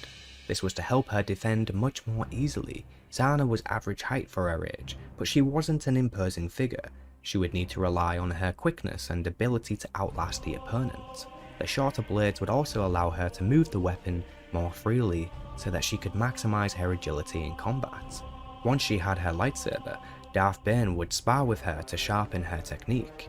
At this time, the obelisks that had only been on Bane's chest and shoulder years before had now spread to encase the majority of his person. With them being resistant to lightsabers, this gave Zanna a unique training regimen, as she could score hits on her master and not have to worry about the consequences of a lightsaber strike. Zanna knew that her master had uncovered new secrets from the holocron of Freedom Nard. However, he refused to share them with her. Instead, he explained only that he was testing her through a new method. After some time, Zanna was beginning to think she had failed her master in some way because there was no news of the results.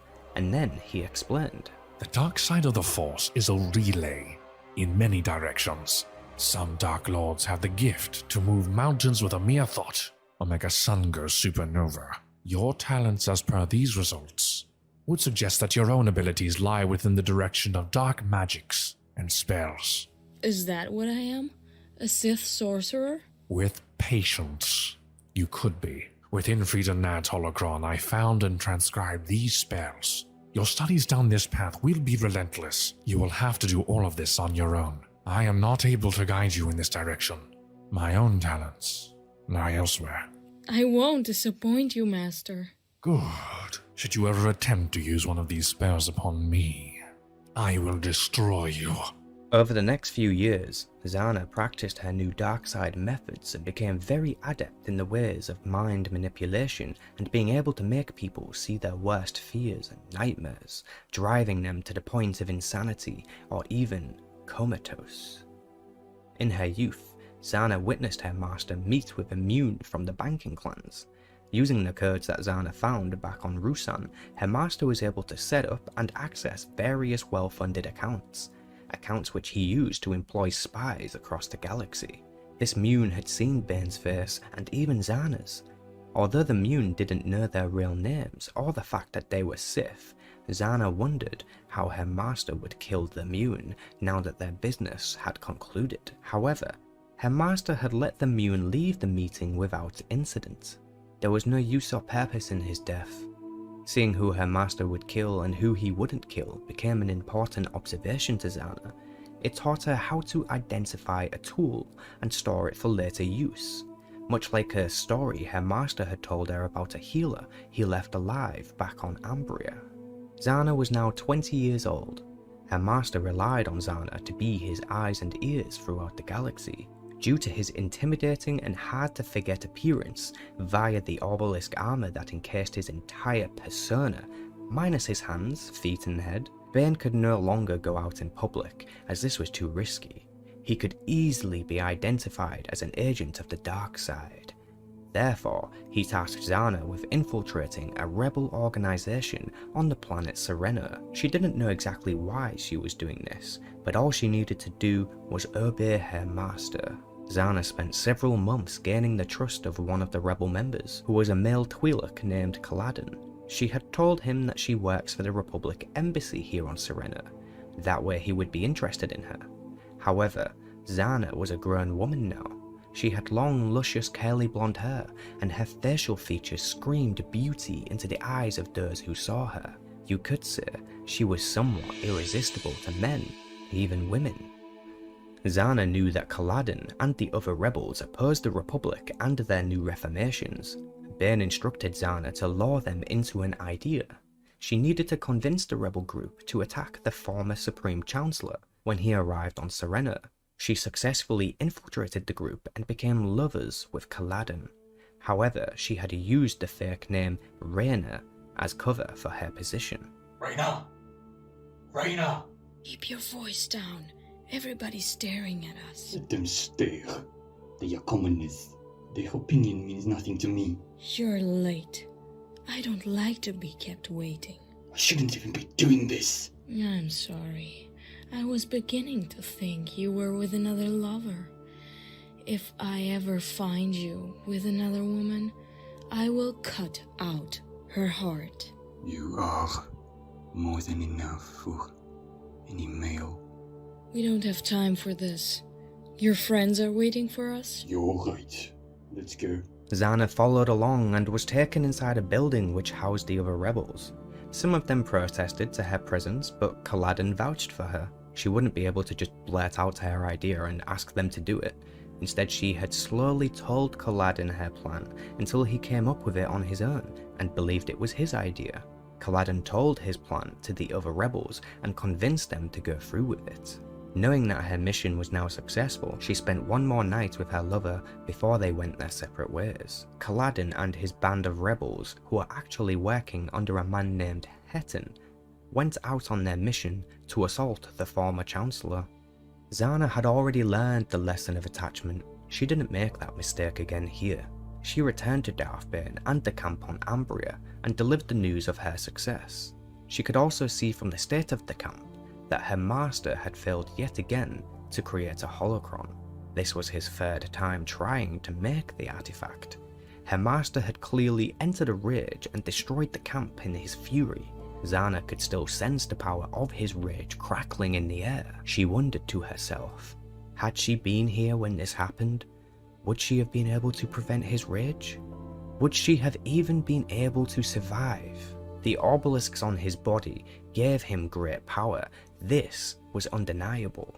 Yet Zannaah wondered whether this power was truly worth it, if her master was unable to control it. He had allowed the obelisks to fuel his rage and let it go unchecked. She was now almost certain that if he was ever to enter this rage fueled by the obelisks while she was around, she would probably die. Attempting to convince her master to remove the obelisks might be necessary for her own survival.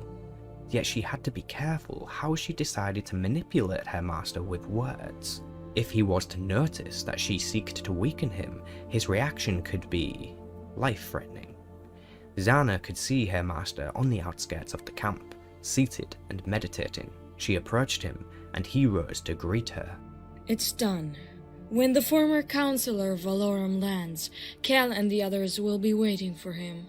You have done well. Are they going to succeed their mission? No. Then what purpose do they serve? I don't understand why you would send me on a mission like this.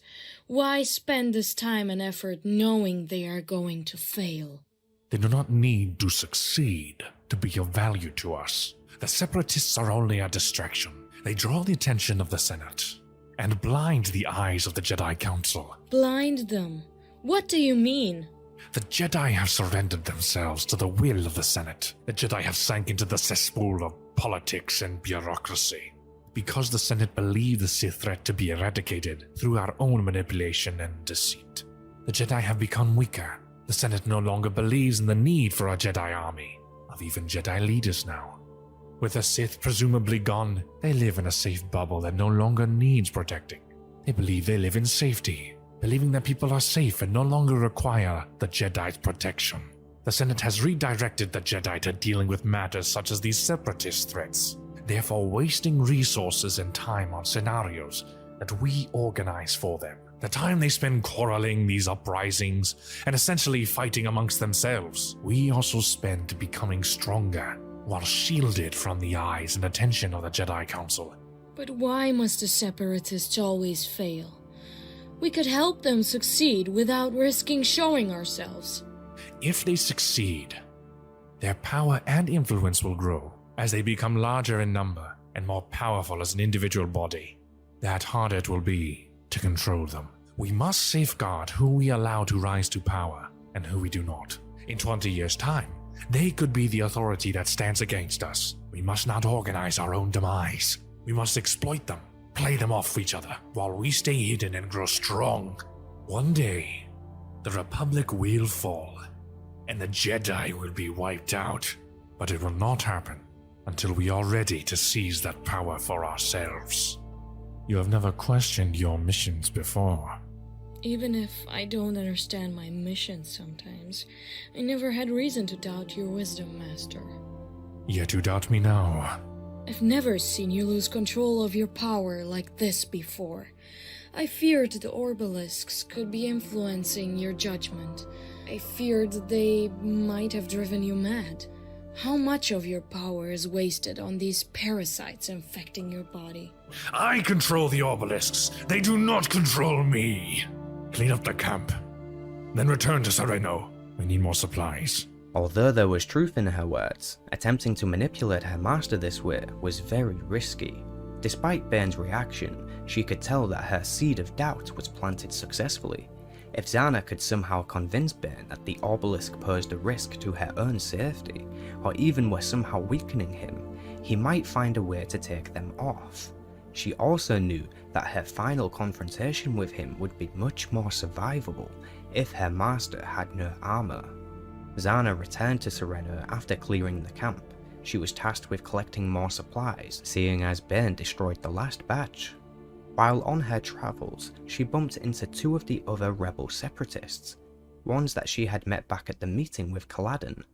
Their mission had gone horribly wrong, and they knew Zannaah had something to do with it. They followed her into an alley and cornered her. They still believed her name to be Reyna. One of them said they were going to take her to see Hetan, the leader of the organization. When she heard that, she decided to play along with being kidnapped. She could have just killed them both then and there, but she wanted to meet Hetan. The two kidnappers confiscated her lightsaber and accused her of stealing it from a Jedi. they intended to give it to Hetton as a treasure. The three of them got into a vehicle and made their way to Hetton's stronghold. As it turned out, the leader of the Separatists was a noble house on Onderon. After being taken inside, Zannaah was introduced to Hetton, who was a small, skinny old man. Zannaah was surprised when she was able to sense the power of the dark side within him. It was clear to her that he had been somewhat trained. However, weighing his power against her own, she knew that she could easily kill everyone in this room. Zannaah was the superior here. The two Separatist kidnappers received a scolding from Hetton about the failed mission. They presented him with the lightsaber and told him Reyna or Zannaah had it with her. One of the two kidnappers spoke up and said that she could get Zannaah to talk within just 5 minutes of being alone with her. At this point, Zannaah had enough of the charade. She twisted and curled her fingers in intricate patterns, all within the fraction of 1 second. The kidnapper who spoke up was suddenly tormented with images of their nightmares made reality. Everyone else in the room, including the other kidnapper, could only watch in horror as they had no idea what was happening. Then, Zannaah pushed the spell even further, and forced images of herself sleeping with this person's lover, which drove them to scream and cry. Creeping slowly into madness, they began to claw and gouge out their own eyes, and then Zannaah let their mind slip into the void. They wasn't dead, but whatever was left of them wished they were dead. The second kidnapper accused Zannaah of the situation and ran toward her with a vibroblade. Zannaah pulled her own lightsaber back to her hand using the force and toyed with the man as he failed time and time to land a blow. When he threw his weapon down and pulled out a blaster, Zannaah deflected his shots, sending the second blast into his face at point-blank range, leaving behind no recognizable facial features. Hetton, who witnessed the entire thing, approached Zannaah and kneels down. He says he's been waiting to find someone who can teach him and finish his training. Hetton pledged himself to Zannaah so long as she would teach him the ways of the dark side. Zannaah was reluctant to agree. However, Hetton had many resources to offer. He had a personal guard made up of a dozen Umbaran assassins, trained in stealth. He also had a vast amount of dark side artifacts and records. Among them was a data disk that he offered to Zannaah as a gift. It was a record of an ancient Sith Lord named Belia Dazu.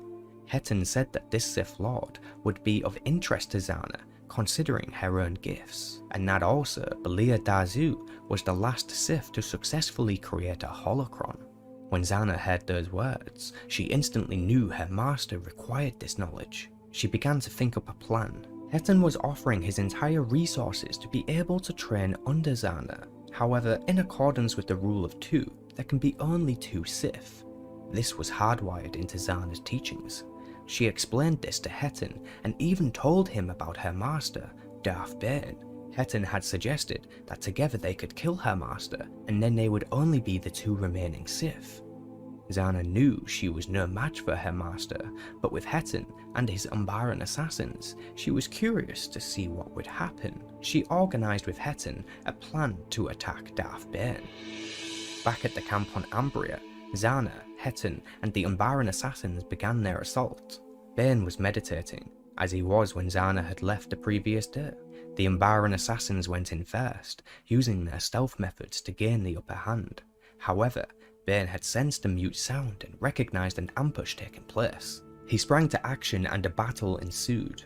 Zannaah and Hetton stood off to the side to simply observe for now. However, very quickly, they began to realize that the Umbaran assassins were being overpowered easily. Their electrostaffs had proven useless against Bane's armor and caused no harm to him. Within moments, 3 of the assassins were already dead, hewed in half at grotesque angles. Zannaah witnessed the remaining 5 assassins strike at once against Bane with their electropikes. The obelisk armor filtered majority of the zap, but enough made it through to shock Bane head to toe. The assassins could have finished him off, however all of them were stunned that someone just survived that attack. Bane quickly regained his footing and began to take the advantage. Bane sees Zannaah stood with Hetton and easily calculates what has happened. She betrayed him. Hetton, the old man, tried to send a beam of force lightning at Bane, which he easily deflects. He then jumps to Hetton's location and runs him through with his saber. Zanna looked around and saw that Bane had killed everyone. It didn't even take long. However, Bane was once again consumed by fury and anger and strikes out against his apprentice. You betrayed me! No, Master, I was... Did you really think those pathetic assassins could kill me? Master, please, I did this for you! I had to bring them here, Master. I brought you this. It has the secret to making a Sith holocron. You did this for me? Yes, Master. Hetton was the Separatist leader. They kidnapped me back on Rusan. I learned Hetton knew the ways of the dark side and has many records in his possession. I had to bring them, Master, I'm sorry. It was the only way to get this data disk. And what would you have done if they had killed me? Then, you would have been weak, unworthy of being the Dark Lord, and you would deserve to die. Zanna successfully convinced her master that she had acted on his behalf. In truth, she wanted to see her master in combat, and seeing how the assassins exposed a weakness in his armor with large electrical bursts, the entire situation had been worth it. Now, Zanna knew how to fight against him when the time comes. Bane spent some time studying the data disk and uncovered that Belia Dazu's tomb was located on an ancient Jedi homeworld, Typhon. The coordinates were also within the data disk, and Bane declared that he would be going alone in search of the knowledge to make a Sith holocron. But her master did have a mission for Zanna. Her seed of doubt had finally paid off. Bane was somewhat considering the possibility that the obelisks were affecting his ability to make a Sith holocron, along with sending him into sometimes uncontrollable rage. However, Zanna's master knew what to do. He tasked Zanna with learning a new spell, the spell of projecting a light side aura. He would be using this spell to go undercover at the Jedi Temple on Coruscant. At first, Zanna thought the idea was mad, but her master had put the pieces together so intricately she was convinced it would work. Using their connections with spies, they were able to copy the identity of a Jedi Padawan who was not currently on Coruscant. Zanna would use this identity to infiltrate the temple and then the Jedi Archive. The archives would surely have the information on the obelisks and how to remove them. So this was Zanna's mission. Her master set out on his journey to Typhon, and Zanna began her preparations for the mission. She started by dyeing her hair a dark colour to match that of the Padawan's identity they were using. She then practiced her ability to mask herself in a light side aura. At the same time, she had to hide her dark side aura. This was the first time she had faced such a mentally draining challenge, but she welcomed it. So far, she was able to keep her darkness hidden for long periods of time. However, eventually she would lose concentration, and her real self would show through before she can recompose. For now, she had to hope that this would be enough to see her through the mission. Zanna used Hetton's personal starship to make the trip to Coruscant. She was dressed in her disguise as the Padawan Nalia Adolu. When she arrived on Coruscant with no issues, she made her way casually to the Jedi Temple, and then toward the location of Jedi Master Bala. Zanna had preemptively researched the Jedi for her mission. She knew who was the lead archivist, Master Barra, and where to find him. She would be needing his permission to browse the library's archives. She would be requesting to see something that wouldn't draw suspicion, when in reality, she would search for the obelisks. When she makes it to the Jedi Master, the true test of her light side disguise begins. Oh, Padawan Nalia. We haven't seen you in quite some time. It must be nice getting away from Polis. Yes, Master Barra. Getting away from the cold is nice. I bet Master Anno would disagree. He always did enjoy the climate of Polis. Of course.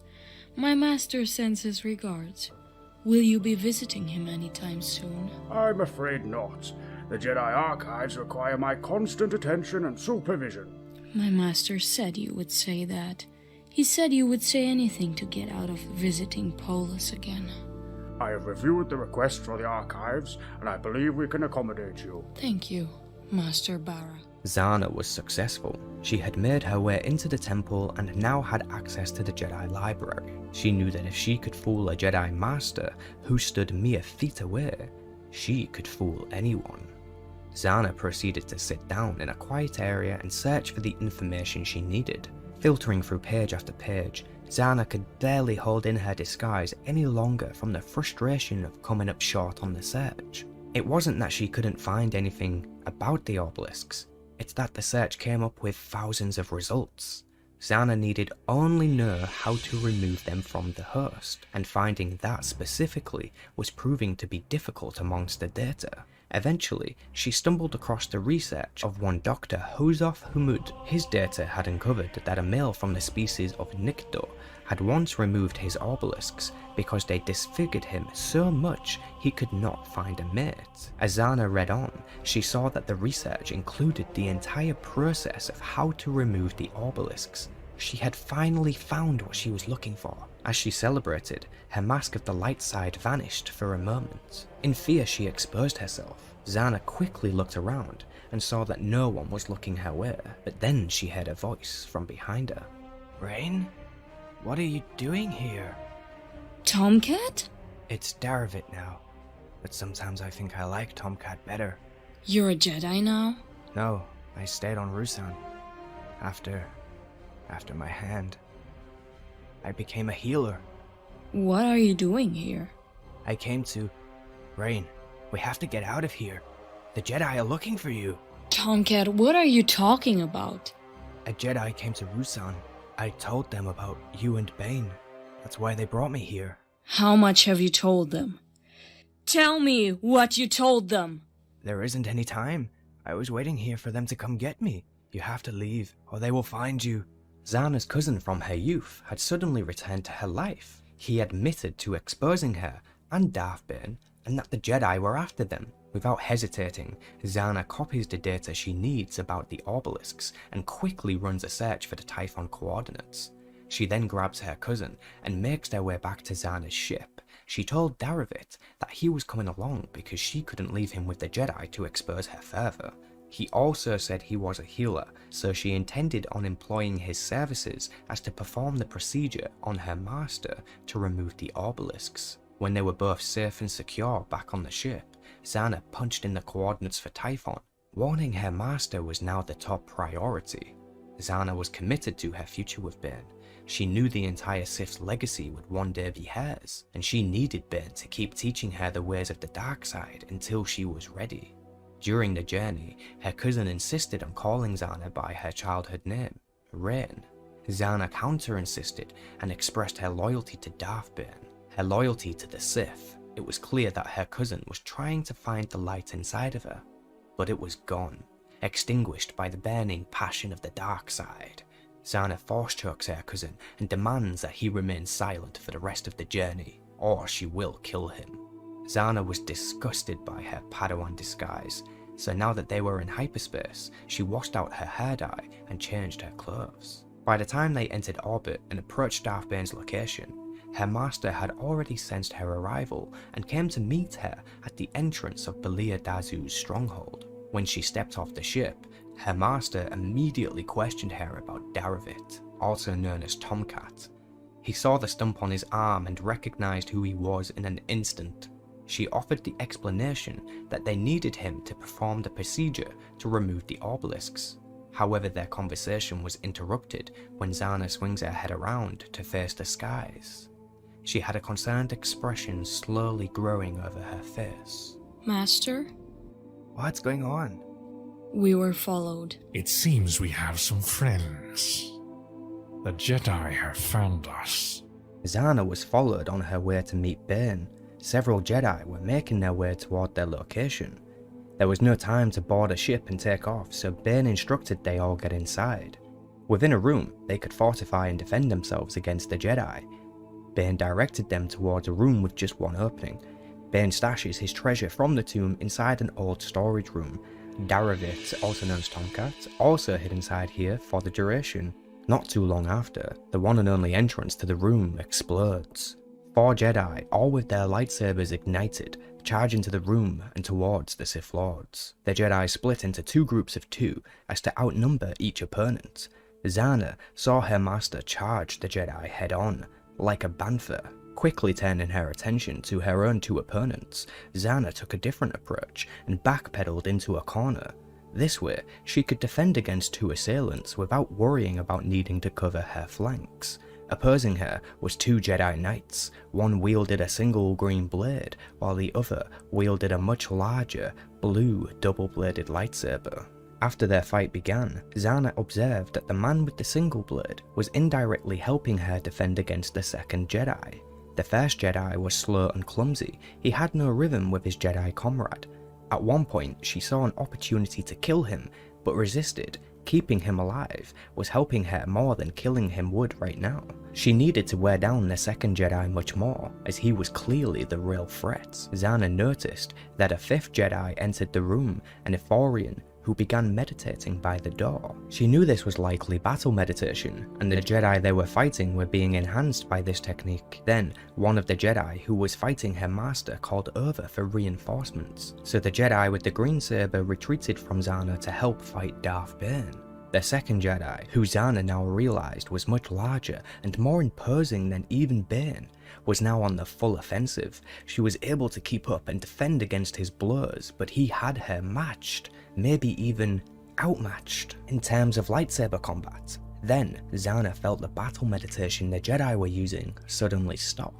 The big man she was fighting realized too, and it caused him to hesitate and look back at the Ithorian, who had been sent careering across the room by someone else's force push. But Zanna didn't know who did it. That didn't matter. Within a fraction of a second, Zanna twisted and curled her fingers to conduct her dark sorcery. She drove the Jedi mad with visions of his greatest fears. The Jedi was unable to resist, and Zanna simply cut him down as he flailed around like a helpless child. When Zanna looks across the room, she can see her master holding his own against 3 Jedis, at least 2 of which were Jedi Masters. Zanna cloaked herself and hid her presence. She then snuck up to the female Ichani Jedi and stabbed her in the back.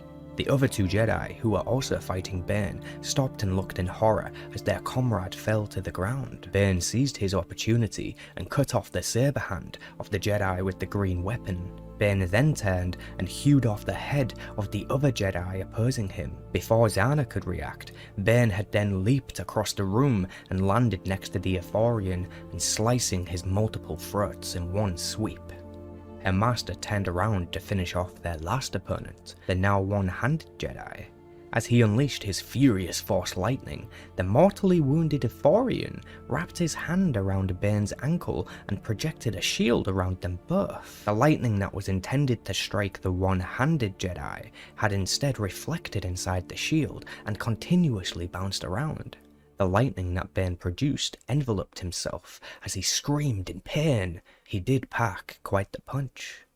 The shimmering glow caused Zanna to look away. When the shield expired, her master hit the floor, smirking and charred. Before she ran to him, she saw the last Jedi scrambling towards his lightsaber. Zanna looked down upon him with a hateful and sinister stare. He looked back at her with innocent, pleading eyes, but she responded by bringing her saber down and ending his life.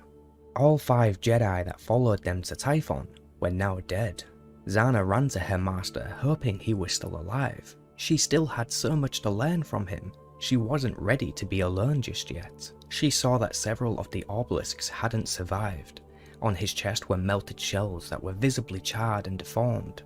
Other obelisks on his body had survived, but they were damaged so badly they were causing them to feast on his power much more furiously than they would normally, which was draining his life force.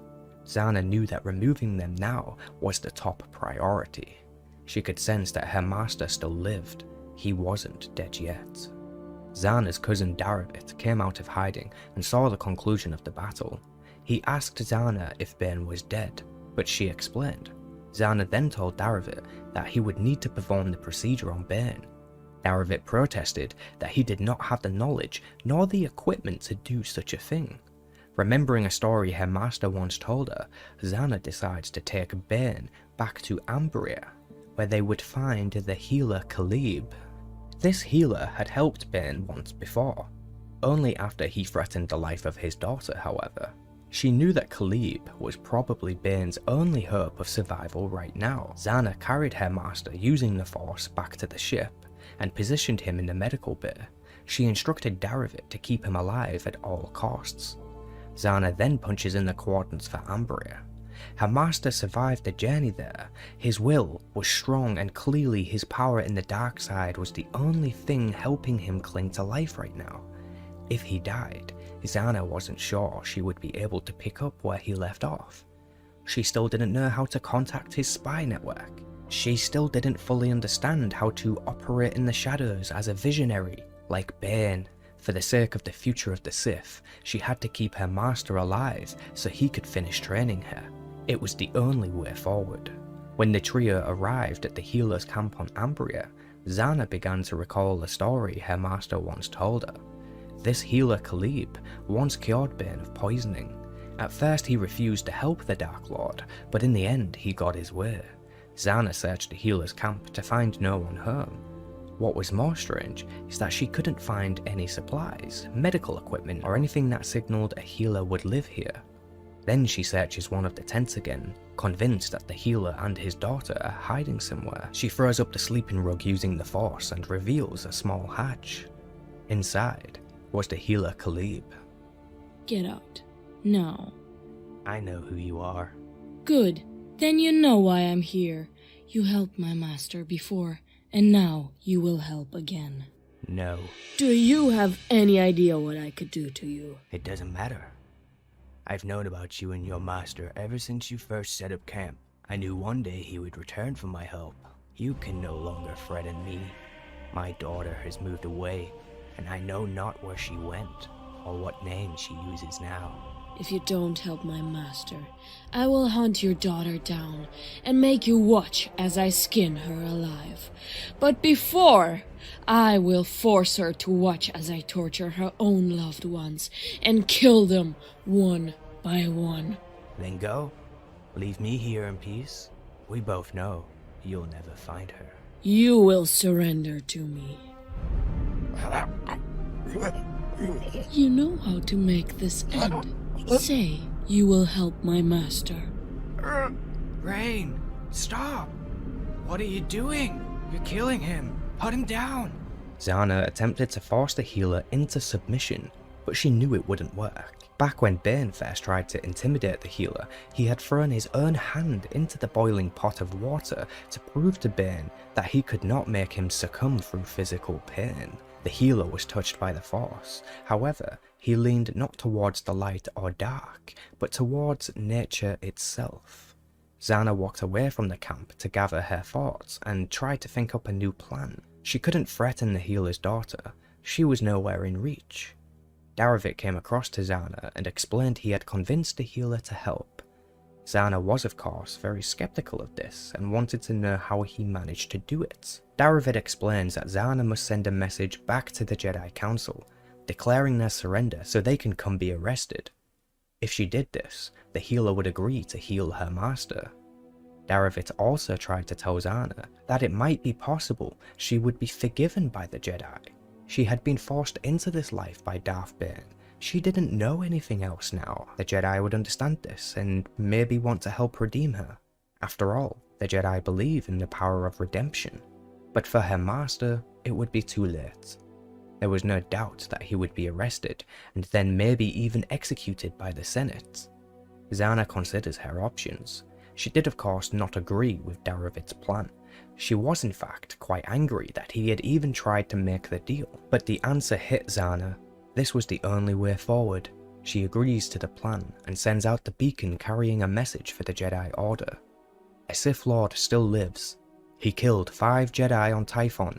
He is now on Ambria under the care of a healer named Khalib. He is badly injured and helpless. This was the message that Zannaah sent. She then goes to check on her master and see how his recovery is going. As promised, the healer was able to nurse Bane back to somewhat good health. His skin had been near fully restored, yet it would still be many weeks before he was fit to get out of bed. When her master finally came back to reality and woke up, she spoke with him. What happened? We had to remove the orbalisks. They were killing you. I brought you to the healer you told me about, but... What is it? Spit it out. The only way we would agree was if I sent a message back to the Jedi, letting them know you are here. They're coming for you. You have exposed me. You betrayed me. It was the only way we could heal you, Master. You still have so much to teach me. And how can that happen now? The Jedi are on their way. Darth Zannah, you are my chosen. The heir to the legacy of the Sith. You can still claim your rightful place as their master. Strike me down. Take my place. Kill the others here and leave this world. Seek out a new apprentice and keep the Order alive. Our ship is disabled and the Jedi will be here in a few hours. Kill me now. Deny the Jedi their so-called justice. A Sith never surrenders, Master. You taught me that. The Jedi will be here soon.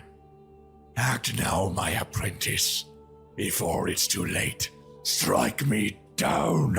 As her master fell back into a weakened state of slumber, the dark side gathered within Darth Zannah, Lord of the Sith. She ignites her weapon and strolls back towards Khalib and Daravit. With a flash flood of rage, Zannah lashes out against the healer and hews off his hands and feet at the joints. While the healer flailed around like a helpless child in agony, she swipes again and hews off his legs at the knees and his arms at the elbow. Daravit was next. While Khalib slowly suffered on the ground, Zannah penetrates her cousin's mind and plummets it into darkness, drawing out his worst fears and nightmares, reducing him to nothing but a blubbering fool. Zannah then used her saber to cut up the healer into even more tiny pieces. She relished in the gore. Her cousin had earlier tried to convince Zannah that this life was forced upon her. Daravit did not realize that Zannah chose to be Sith. She chose to seize her power and never become a victim again. She would never feel pain again, only inflict it upon others. Her loyalty to Bane and the survival of the Sith was the only thing that mattered. The Jedi were nearing. Zannah had to act quick. She hid herself, along with her master, underneath the trap door where she previously found the healer. Not too long after, 14 Jedi showed up to the camp. Clearly, they got the message. The Jedi team searched the camp and found only bits and pieces of the healer. His head was the only whole piece, rested atop a cooking pot. When the Jedi grew closer to their tents, Daravit shot out. Still influenced by Zannah's dark sorcery, Daravit attacked the Jedi, and they responded by killing him. The Jedi, in all their great wisdom, assumed that Daravit was the Dark Lord Bane, and that he had killed the healer after he was restored, when in reality, Zannah and her master were safely hidden away and concealed with her cloaking spell, the same one she fooled the Jedi with before, back in the archives. The Jedi cleared the camp and returned to Coruscant, while Zannah and Darth Bane safely came out of hiding. Once again, the Jedi believed the Sith to be truly gone. The Jedi believed Darth Bane was dead. Zannah was learning. She used the tools her master showed her, cunning and secrecy. Where are the Jedi? They went back to Coruscant. Explain. The Jedi arrived, and now they think you're dead, so they left. The healer? He's dead. Your cousin? Also dead. The Jedi killed him. Ah, good. I underestimated you, my apprentice. Had I known your plans, I would not have asked you to kill me. I swear this to you, my master. One day I will surpass you. One day you will no longer be of any use to me. And on that day, I will kill you, Lord Bane. But that day is not today. Over the next 10 years, Zannaah continues to study under Bane, learning the ways of the Sith. Her master is now in his mid-40s, while Zannaah recently turned 30. Her master, Darth Bane, had clearly suffered physically due to the dark side. His appearance was rapidly aged, yet Zannaah was still the definition of beauty. Whether her power in Sith sorcery gave her some unique ability to stay looking this way, or she just simply had yet to see this corruption happen, was unclear. Over the past many years, Darth Zannaah had become so powerful and full of knowledge that she began to contemplate more and more her final confrontation with Bane. Recently, her master had been displaying a tremor in his left hand. Zannaah wasn't sure if this was a sign of his decaying old weak body or just simply a test. She didn't know if her master was wanting to see if she would attack or not. This was the only thing that made her hesitate on striking out. Zannaah and Bane now lived on the world of Seotric 4. Here they posed as wealthy collectors and entrepreneurs. They had a large mansion to the east of the spaceport. This mansion also held the treasury of Darth Bane. However, Zannaah hadn't been granted access. She figured that if she wanted the knowledge inside, she'd probably have to take it by force. Darth Bane had sent word for Zannaah. He likely had a mission for her. As she entered the room, she once again noticed the tremor in her master's left hand. She pretends she didn't see it happen, and her master quickly pulls his arm under the table out of sight. Master, you sent for me? Yes, I need you to investigate something. In the Outer Rim is a world named Dawn. A Jedi was killed here 3 standard days ago. If someone killed a Jedi, then that's worthy of our attention. Do we know who did it? That is something you will need to find out. What was a Jedi doing on Dawn? That place has no use to the Council. That is also something you will need to discover for yourself. The Jedi are likely sending their own to investigate this matter too. Not right away. The Royal House of Dawn is instead sending a political ambassador to Coruscant. They've done this intentionally to delay the investigation. They must be very rich to pull something like that off. Those type of favors don't come cheap. A planet in the Outer Rim with no real bearing on the galaxy. Yet it has great riches, viable resources, mining. Correct. The planet no longer has much surface left for people to live on. I'll leave tonight. When Zannaah left, she once again considered the tremor she saw in her master's hand. She was still unsure whether or not this was some test. So far, she was convinced it was a test of patience to some degree. However, she decided that this was the last time she took orders from Darth Bane. She vowed to herself that the next time they meet, she would initiate her challenge for the rank of Master. For now, she would continue on this mission to Dawn. A Jedi was killed on Dawn, and Bane wanted to know why. So did Zannaah. It's not often a Jedi is killed, and if whoever killed them claimed to be followers of the Dark, it was their responsibility to eliminate them. This was the rule of 2. There can be only one master and one apprentice. Zannaah began to wonder if she would perhaps find her own new apprentice on Dawn. Perhaps whoever killed the Jedi would be a worthy candidate. She had been searching before now, but she never found anybody who was worthy enough to become her apprentice. Zannaah also wondered if Darth Bane had already thought of all this. What if he knew that Zannaah would search for a new apprentice on Dawn? What if Darth Bane no longer thought she was worthy and seeked to replace her? If that's your plan, Master, then you're gonna be in for a big surprise.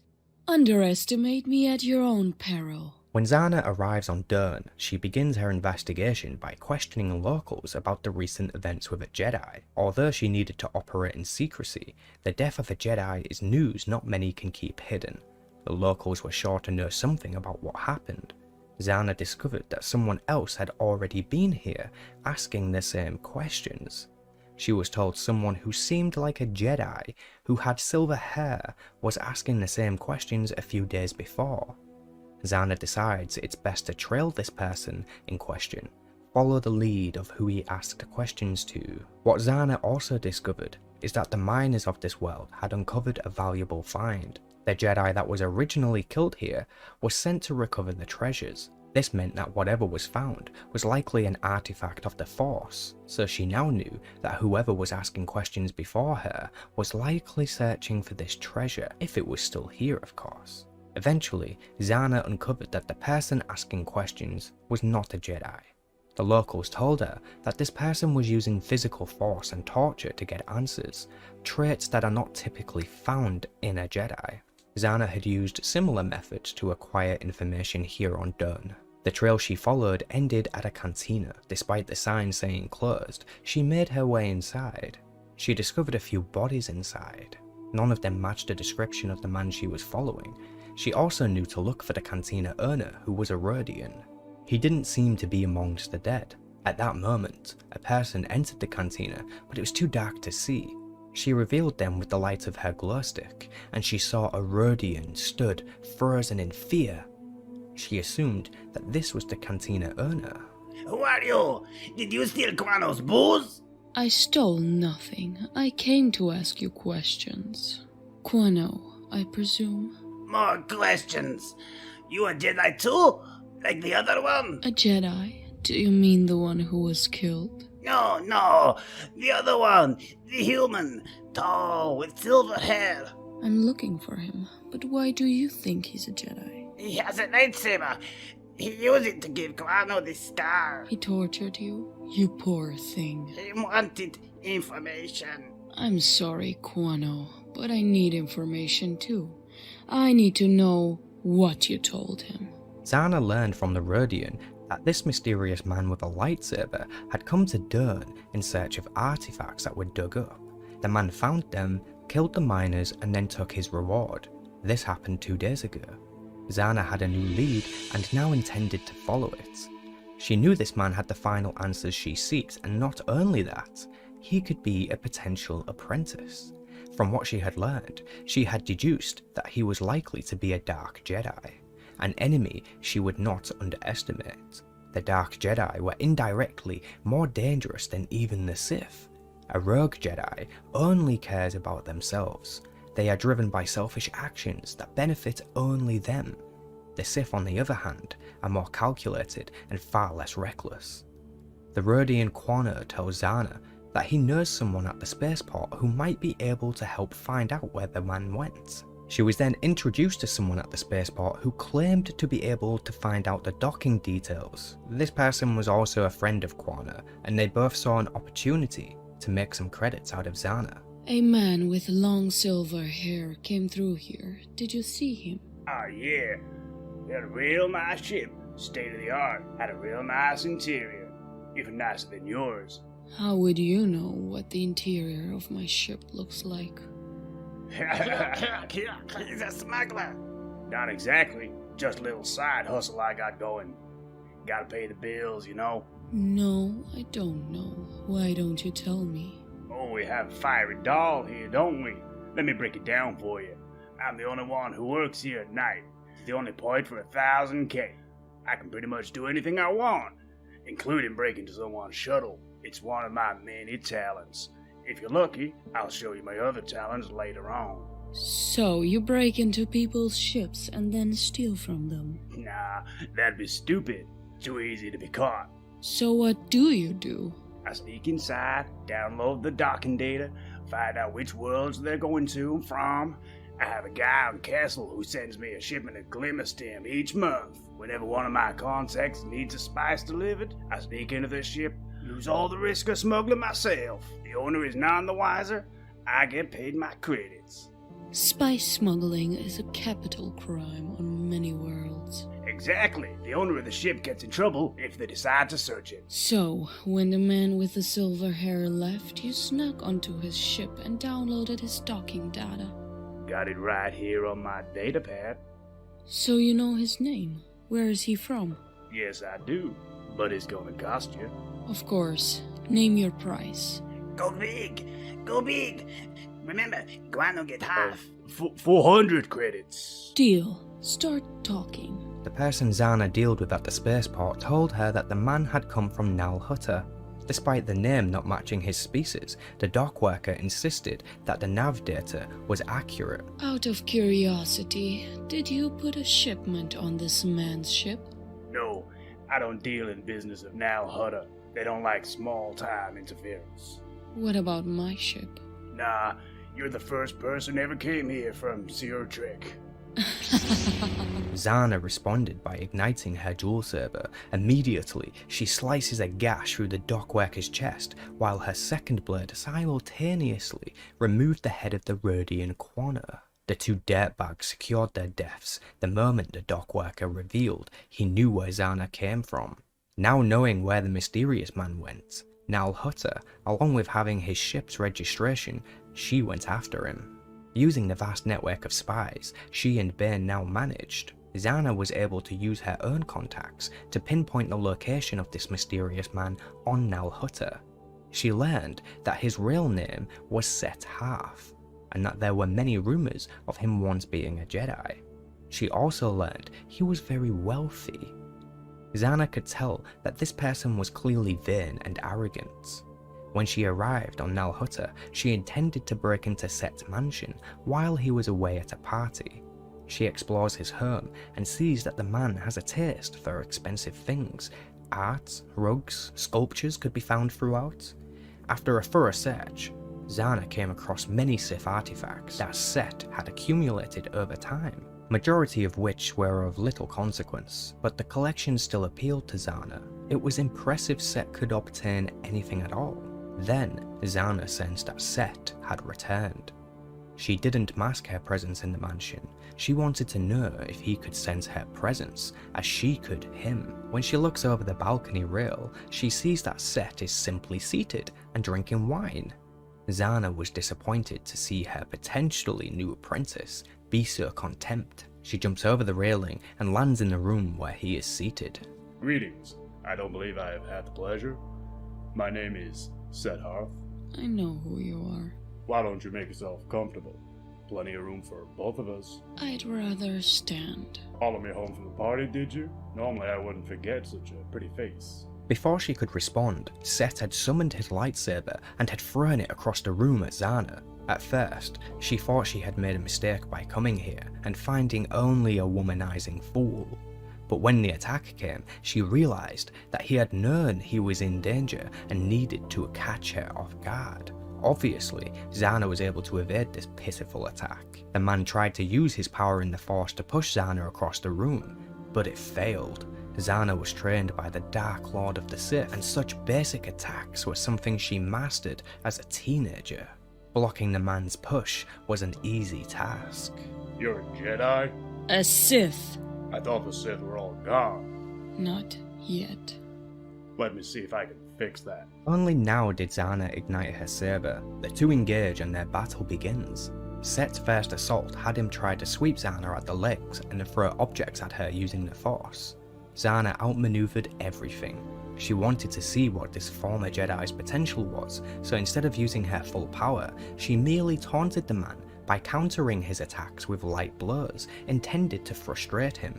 After a short amount of time, it was clear to Zanna that she had her opponent significantly outmatched. Zanna was proficient in recognizing and defending against many forms of saber styles. Her own personal expertise, however, came in the form of Sorisu defense. Using this, she could more than easily defend against Set's weak attacks and still stay strong and full of stamina.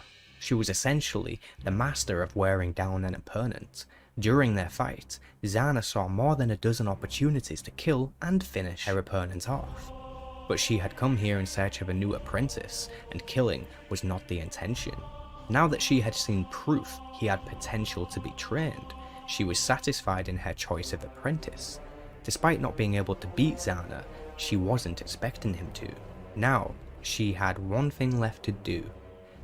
She could just simply force Set into being her apprentice, however this would eventually prove foolish. She had the obligation to make her apprentice want to train under her. She had to show Set that she was so superior in the power of the dark side that he would have no choice but to want to learn from her, eager to learn her secrets. Zanna lashed out and kicked Set hard in the chin. She called out and said, "Do you yield?" However, the rogue Jedi lashed out once more, and in response, Zanna reached out to his mind and initiated her sorcery. Zanna shredded through his defenses and wrapped his mind around the void. His body falls to the floor as he slips into a comatose state. This was his final test. If he was weak-minded, then the spell would leave him in despair and fear, forever a husk. If his will proved strong, however, he would awaken. With her task of obtaining an apprentice complete, Zanna decides it's time to return to Ciutric 4 and confront her master, Darth Bane. On the return journey to Ciutric 4, Zanna's new apprentice had awoken from his final test. Zanna's plan had worked, and Set was now willing to become her apprentice. She informed Set of the situation and where they were going. She also explained her master and how she was about to challenge him. At first, Set thought Zanna wanted him to help her defeat Bane, but Zanna clarified that she would be facing Bane alone. Attacking the master in numbers was the old way of the Sith. Now, only the rule of 2 applied. The apprentice must earn the title of Dark Lord by killing their master. This was the only way to keep the Sith strong. It ensures each master is stronger than the one who came before. Together, they both arrive on Ciutric 4.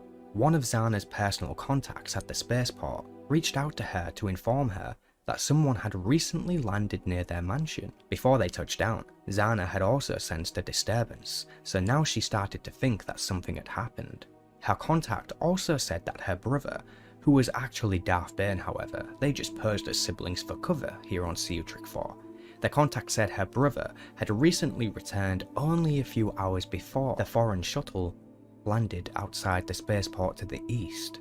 Zanna and her new apprentice jump into a speeder and head toward the mansion. Zanna knew that her master was up to something. He never leaves Ciutric 4, so whatever the reason he left, she knew it wasn't in her favour.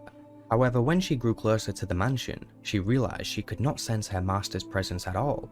Upon entering, she discovered the front door was already open and that the foyer looked like it had been in a battle. Furniture was turned over and smashed and scorch marks riddled the woodwork. Someone had captured her master. She didn't know how or why or even who did it, but she could sense that her master had been taken prisoner. This kinda changed her plans. She originally intended to come back here and confront Bane in her final lesson. However, if his kidnappers were to kill her master, then she would be robbed of her ascension to the Dark Lord of the Sith.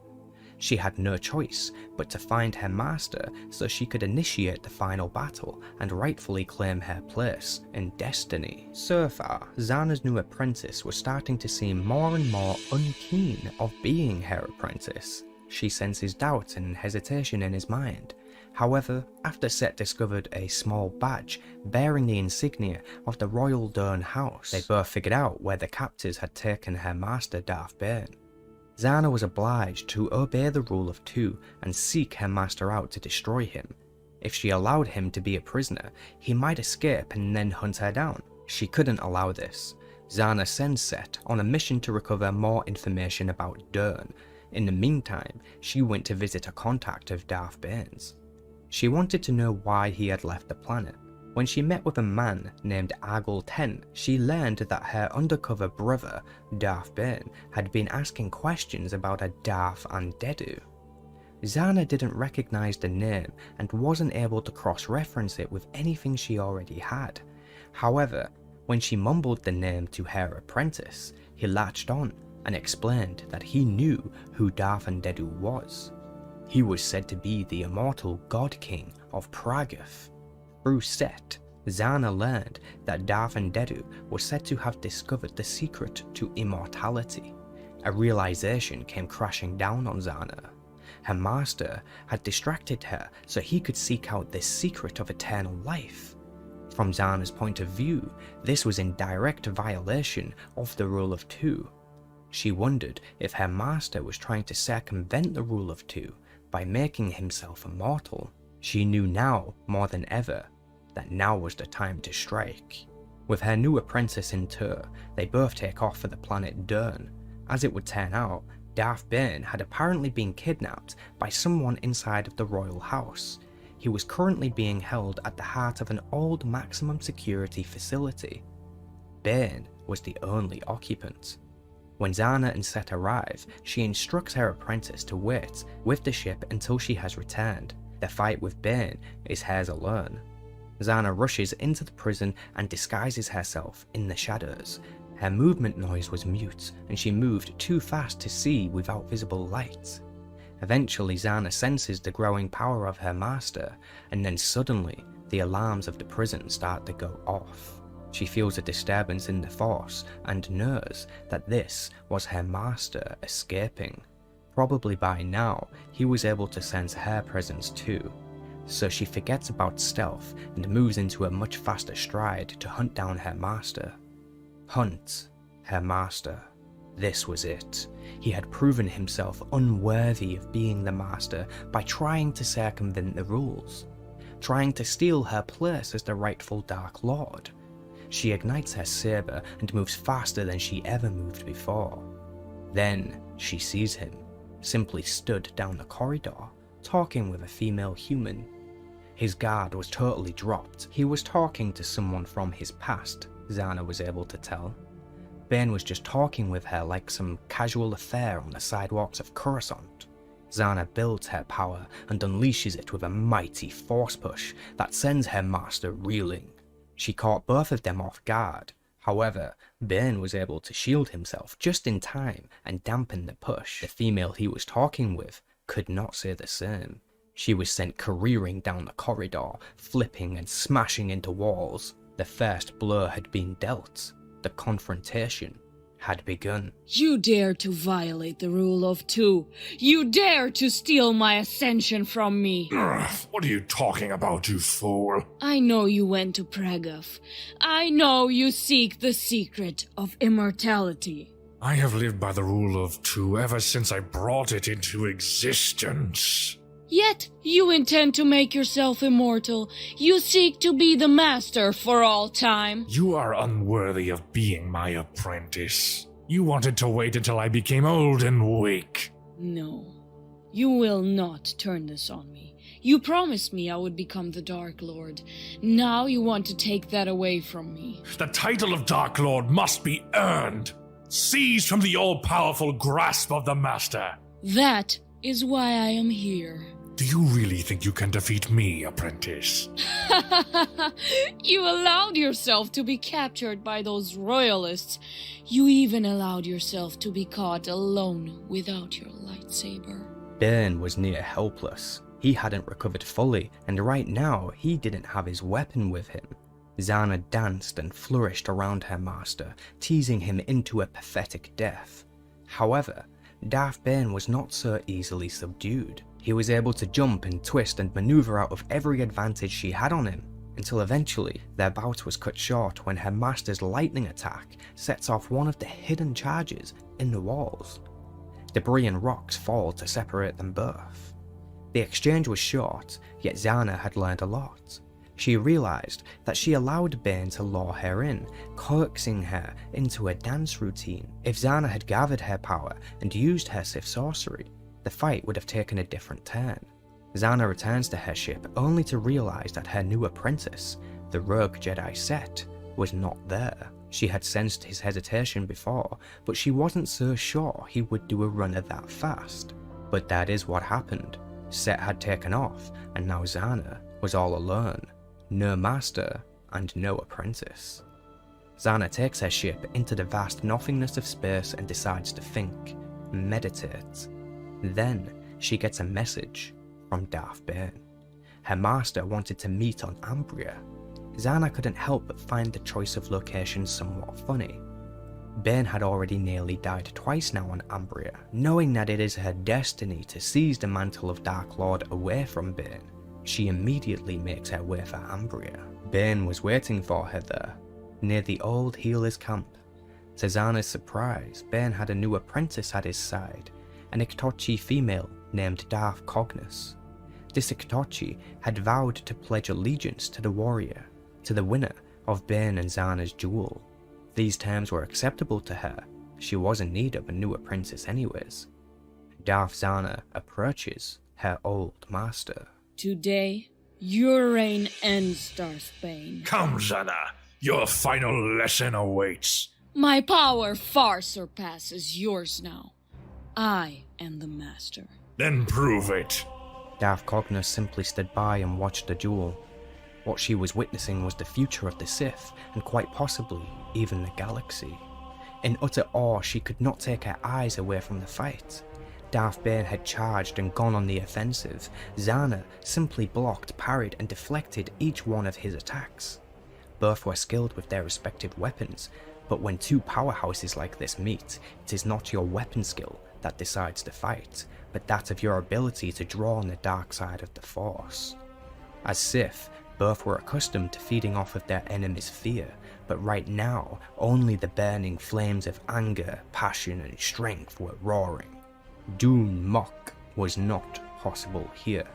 However, Zannaah trips on a recently dug grave and stumbles to the floor. Bane was on her in a fraction of a second, kicking her hard in the ribs and fracturing at least one. Zannaah managed to roll away and escape a killing blow, knowing that now was the time to show her master just how powerful she had become. Within 1 second, Zannaah dominates her master's mind, using her Sith sorcery. She drags out his worst fears and nightmares, bringing them to life before his eyes. For a moment, she thought she had won. Bane was flailing around and screaming. Then the scream got louder and louder, until eventually a cloud of dark side energy bursts. Zannaah senses that her master had broken free of her magics. His will was incredibly strong. Bane lunged at her, looking to land a finishing blow, but Zannaah was too quick. She had already gathered her power and released it in the form of dark smoke that crept across the land. This forced Bane to stop and think about his next move. Then, the smoke materializes huge and long tendrils, and they lash out at Bane. He was able to dodge the first flurry, but then he was struck on the shoulder by one of the tendrils. The location it hit was completely burned away, like it just cut out a piece of flesh. The pain Darth Bane felt could only be compared to the nothingness of the void. His lightsaber and force attacks were doing no harm to Zannaah's sorcery, and he knew he was about to lose. In a last desperate attempt, Bane lunges again and flips and dives through the tendrils until he reaches Zannaah. Then, he kicks her legs out from under her, sending her crashing to the ground. Bane swings to remove her head, except the tendrils behind had caught up and latched onto Bane's saber arm and whipped through it. Darth Bane's arm fell away from his body, including his weapon. Now, both of them are on the ground. Bane grabs Zannaah by the ankle and then he's gone. A flash of light and her master disappeared, except he was still here. She could feel him, sense him. She was him, or he was her. Somehow, Bane had thrown his essence into Zannaah's body. Two wills stand off internally, neither side willing to budge an inch and surrender to the other, and then it was over. Darth Zannaah, successor of Darth Bane and the new Dark Lord of the Sith, rises to claim victory. The ascension she was once promised had not been given to her, but she had taken it. Zannaah claims Cognos as her new apprentice, and her rule began. Despite winning the Battle of Wills against her master, she would forever be scarred with the same tremor rumbling through her left hand.